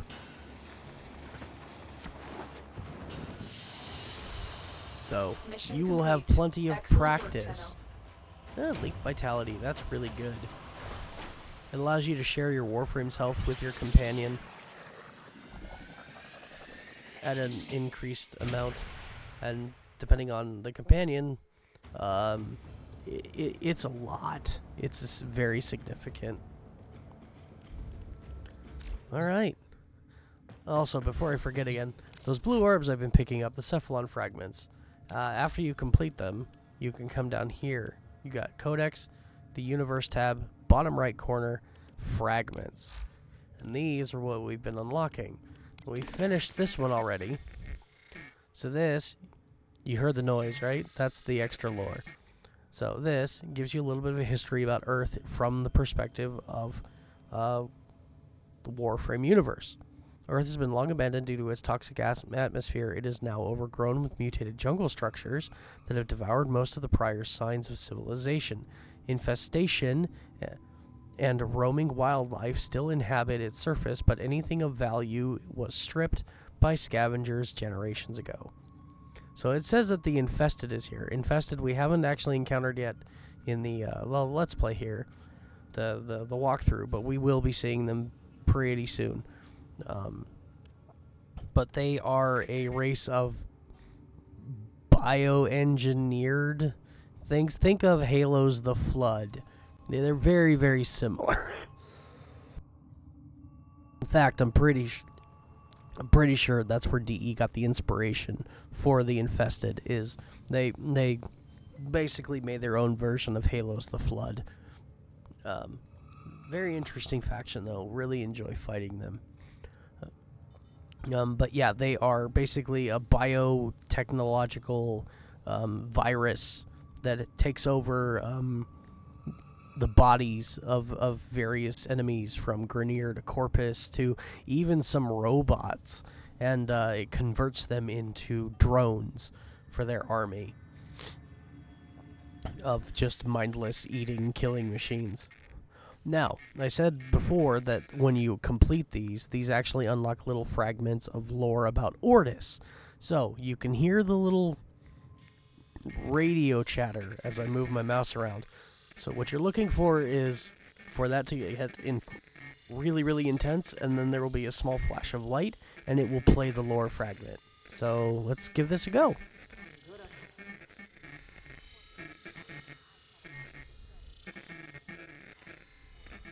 You just hover your mouse over until that happens. I have hidden the truth of my existence from the operator, from myself. Take it from me, knowing is hell. Stop now. You will want to laugh, you will want to scream. And there you go. And every one of these that you complete, and again, there are 2 per planet, so there's a lot. And then, of course, you've got these ones, which are from the Ostron. These do not have Ordis lore, they have something different. In the dying days of the Orichin, with forums and promenades still blood wet from Tenno betrayal, a colossal sentient descended upon ancient Ur, falling from distant stars to deliver upon Orichin a terrible and final ruin. Tower upon tower fell to its weapons, but one withstood. The Tower of the Unum. The Tenno scattered, but one remained. Gara, she and the Unum, inseparable. The Unum, lodestone of our people, and subject of 100 stories herself. The sentient was a deformed creature, twisted and massive, sent from some dark fold of distant space. A warped thing wounded by daylight. By night, it was a terror, felling tower after tower, citadel after citadel. But by day, it hid, blinded and pained. It was during the day that Gara roamed, yearning to strike it from creation while it cowered, weakened and blind, to safeguard her beloved Unum. But never could Gara find it. Alright, so that was lore about the Ostron, their special tower. If you remember from the video, there was this like floating balloon type thing carrying a giant hunk of what looked like meat down from a giant tower off in the distance. That is the Unum Tower. It is always prevalent whenever you're on the plains of Eidolon. If you look south towards the exit of the game, you will see it beyond the gate, just kind of lingering in the background. It is incredibly tall. You actually get to go visit that tower at some point in the future. Spoilers, not so much spoilers, don't want to say anymore. But yeah, so that's the Unum, and then it went into a little bit of lore about Gara, as well as the Eidolons and where they came from. And these are what we unlocked by scanning those glass fragments during her quest. So all of these will tell you the story of the Unum and Gara and what happened to Gara originally, before we got there, and then we rebuilt her. And this one is from the ghouls. So we will have, and then we have other Plains of Eidolon fragments. So we have, which I believe the Plains of Eidolon fragments are in the forms of these little glass fish all over the plains, and they're static, and you can find guides online to find where they all are, and I recommend it because otherwise they are incredibly hard to find. But yeah, so that is the fragments, the lore fragments. And again, the ones telling the story of Ordis, there are 2 per planet. So all of these, down to the point where it says Gas City and Fortuna, the ones that simply just say undiscovered, these are all the Cephalon fragments that I've been scanning, the little blue square. And once they're all done, they tell quite the interesting story of the origin of Ordis.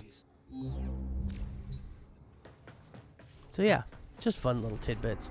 Again, I told you this was going to be a 100% walkthrough, and that's going to include lore as well as game mechanics. So we have 2 more missions that we can do. No, sorry, 1. We're down to 1, and it's just another defense mission. Only this is fighting the infested rather than the Grineer. So, yeah, we're going to go do that. And this is a unique mission. In fact, let's talk about it a little bit. Because if you hover over it, you can see there's a lot more information here than typically like the other one we did, Lith. It's just some basic things. 2 to 5 Grineer, level 2 to 5, suggested damage, impact, and I believe that's corrosive. Is that little green symbol. That's corrosive damage. Now if you come over here, it's got the same information. Infestation, level 6 to 16, damage suggestion is slash and heat, but bonus, 15% bonus resource drop chance, 12% bonus affinity from kills, and 8% bonus affinity from melee kills. If you have things that you need to level, especially melee, this is definitely a way to do it.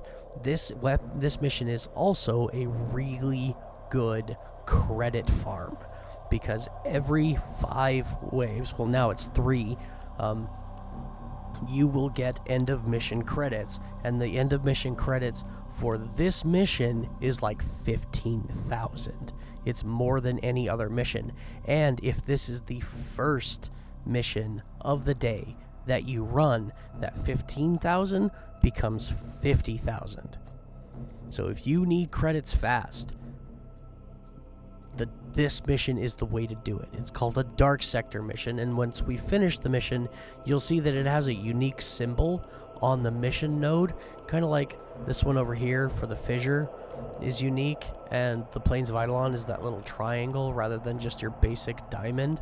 This one too has a unique symbol on it, and basically it's just the lotus symbol. Like, it's a square, it's a gray square, and it's got the lotus symbol on it, like what our glyph was when we first started. But still, it's a unique symbol. And any mission with that unique symbol will give you those bonus credits as well as bonus affinity and drop chance for resources.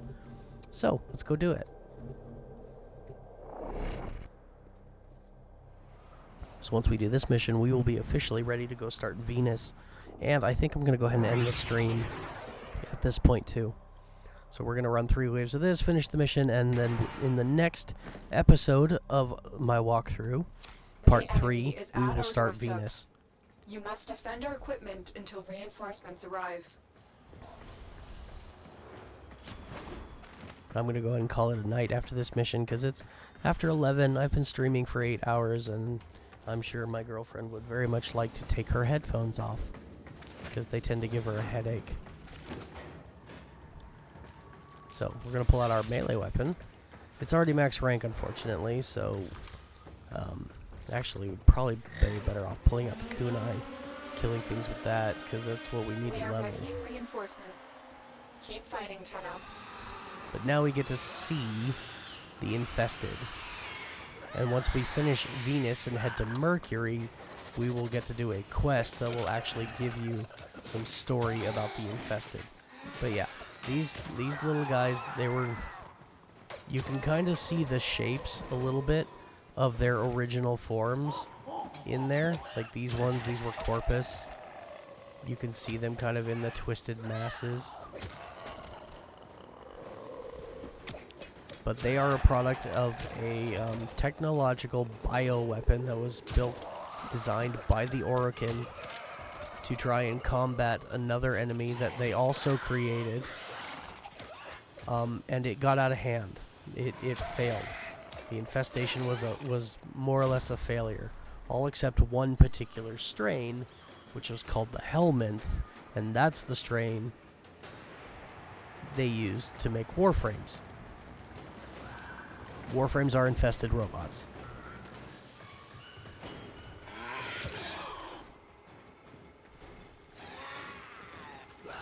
That's all I'm going to say on that matter, because again, spoilers. But I think it was pretty obvious to most people at this point, like, you are not the Warframe. You, the player, are not being represented by the Warframe, hence why there are so many different kinds of Warframes and abilities. So if you, the player, are not the Warframe, then what is a Warframe? That's what it is, in a nutshell. And that is lore that you can find long before the one that really tells you what Warframes are. You can find out that, yeah, the Warframes are robots, basically, that were made using the infestation.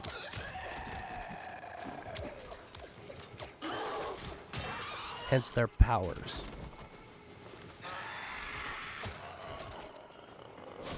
Alright, that was wave 2.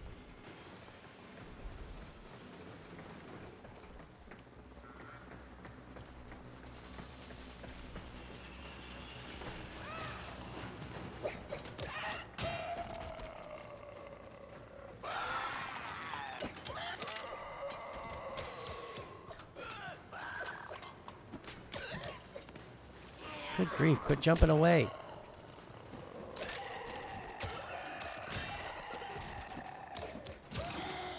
So that one was Grenier. You can see in the chargers, kind of see hanging underneath, you can see like the helmet, the actual Grenier head. Yeah, the chargers used to be Grenier.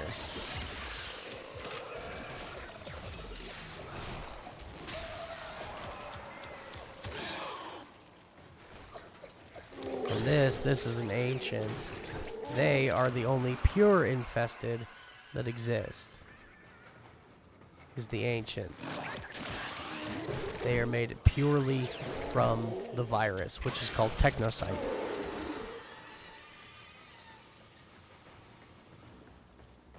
But there we go. Reinforcements available. Defense mission. Do you Hey, choose to leave rush, now sprint or speed. continue fighting? That's worth it. We're done Oh, here. I just The need one more extraction team will mission. take over from here. Time to evacuate. There, see, look, 15,000 credits almost. Three waves. We were in there for not even 5 minutes. I got 15,000 credits. This is a very good credit farm. And again, if this is the very first mission you run when you log in for the day after the reset, that will be 50,000, almost. It's a lot.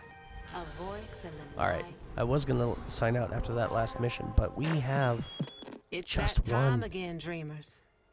I need just one more mission to complete this. And if I do that, we'll get to rank 2.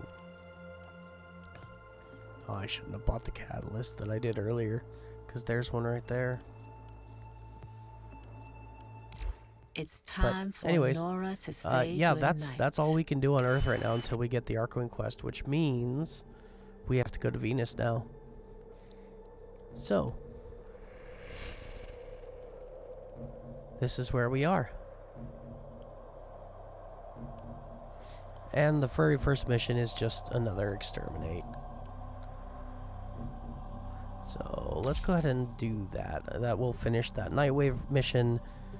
That'll give me the 15 missions completed for the Nightwave objective, and it will make sure that when we log back in, whenever that is, next time, I don't know when I'll be able to stream again. Eliminate Never all do Corpus threats. these days, unfortunately.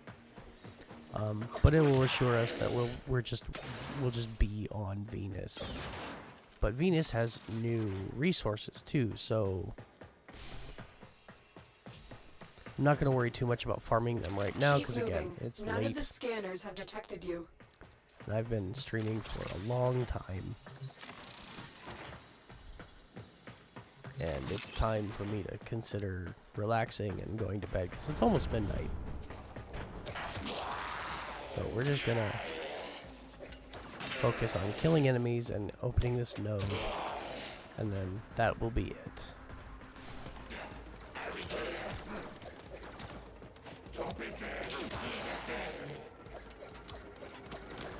Oh yeah, the dropship. So that's dropping more enemies. And a fun thing you can do is just come in and go zap, and everybody's dead.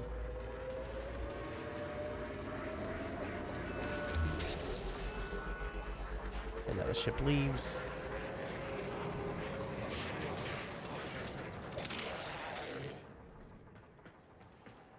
And here's the first Cephalon fragment for Venus. Venus found. We are going to go back to Earth and finish those for Earth. We only need 2 more scans, but I'm not doing it tonight. I'll probably do that first thing the next time I stream. We'll go back to Earth and we'll run just like a couple of quick capture missions or something. Just something really, really fast to let me get in, fly through the mission, grab the Cephalon fragment, and get out. But that will be the next time I stream. It won't be tonight. Stay focused. This is my There's a last heavy mission for unit tonight. approaching. Oh, you mean that thing? It's funny. I don't see a heavy unit. I see a dead robot.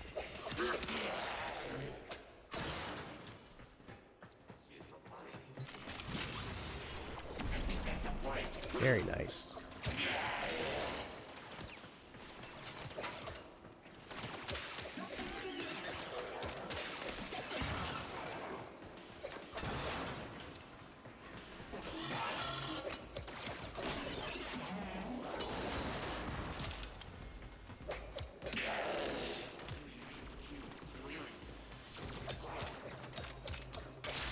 Oxium Osprey, yay! I like killing those.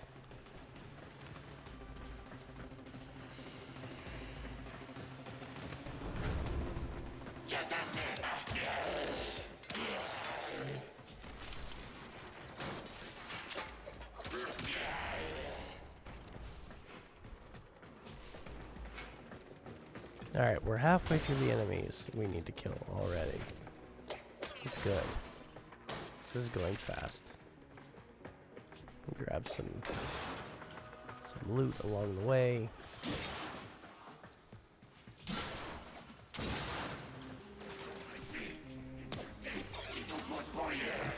How am I doing on? Let's avoid that. Stompy Boy can be annoying.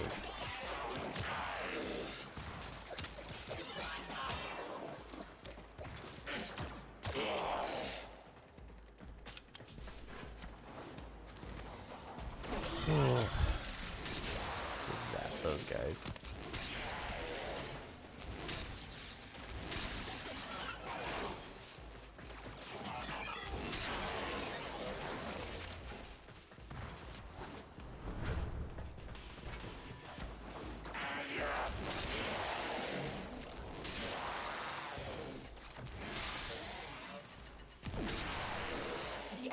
There we broken. go. Well done. Now get to extraction.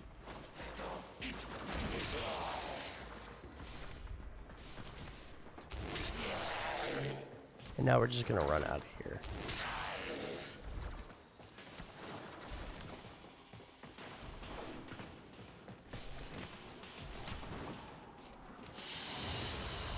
Okay. Mission complete. Excellent work, Tenno. Some more polymer bundles, that's good. So close with the kunai. Alright. Well, that is gonna do it. I am done. Well past when I probably should have stopped, but I got carried away. And there we go, rank 2 Nightwave. That's really good. It's time for Nora All right. to say goodnight. Well, I think that will do for part 2 of my walkthrough. Stay tuned for part 3. I'm not sure when I'll be able to stream again, but when I do, I will make sure to post it on the necessary places, primarily Discord, and of course this will go up on YouTube probably as soon as I'm done. As soon as I end the stream, I'll start the export, and it'll be available just as soon as it's done exporting, and I can finalize all the details. So keep an eye out for that on my YouTube channel. If it's something you want to watch, you can find a link to that down below the video here on Twitch. And if you're over on YouTube watching this as a VOD and you want to watch it live, there's a link in the description to my Twitch to come do that, and I would love to see you there and have you give me a follow and come talk to me live, because this would be far more entertaining if I had people to talk with. But I'm still having a lot of fun, and I'm not going to stop. But that's it for today. Next time we go in, we will pick it up where we left off with Venus and whatever new quests. Probably Howl of the Kubro and the Arkwing, hopefully. But we'll be going through Venus and probably Mercury. And I think we might actually farm Rhino from Venus. So stay tuned for that if that's something you're interested in. And otherwise, have a good night, have a great day, whatever time zone you're in, and have fun with Warframe. I will see you all for the next live stream. Ordis is angry. I may require maintenance after all. Yes, Ordis, you go get some maintenance. I am going to get ready for bed now. So, thanks for joining, everybody. I will see you next time. Bye!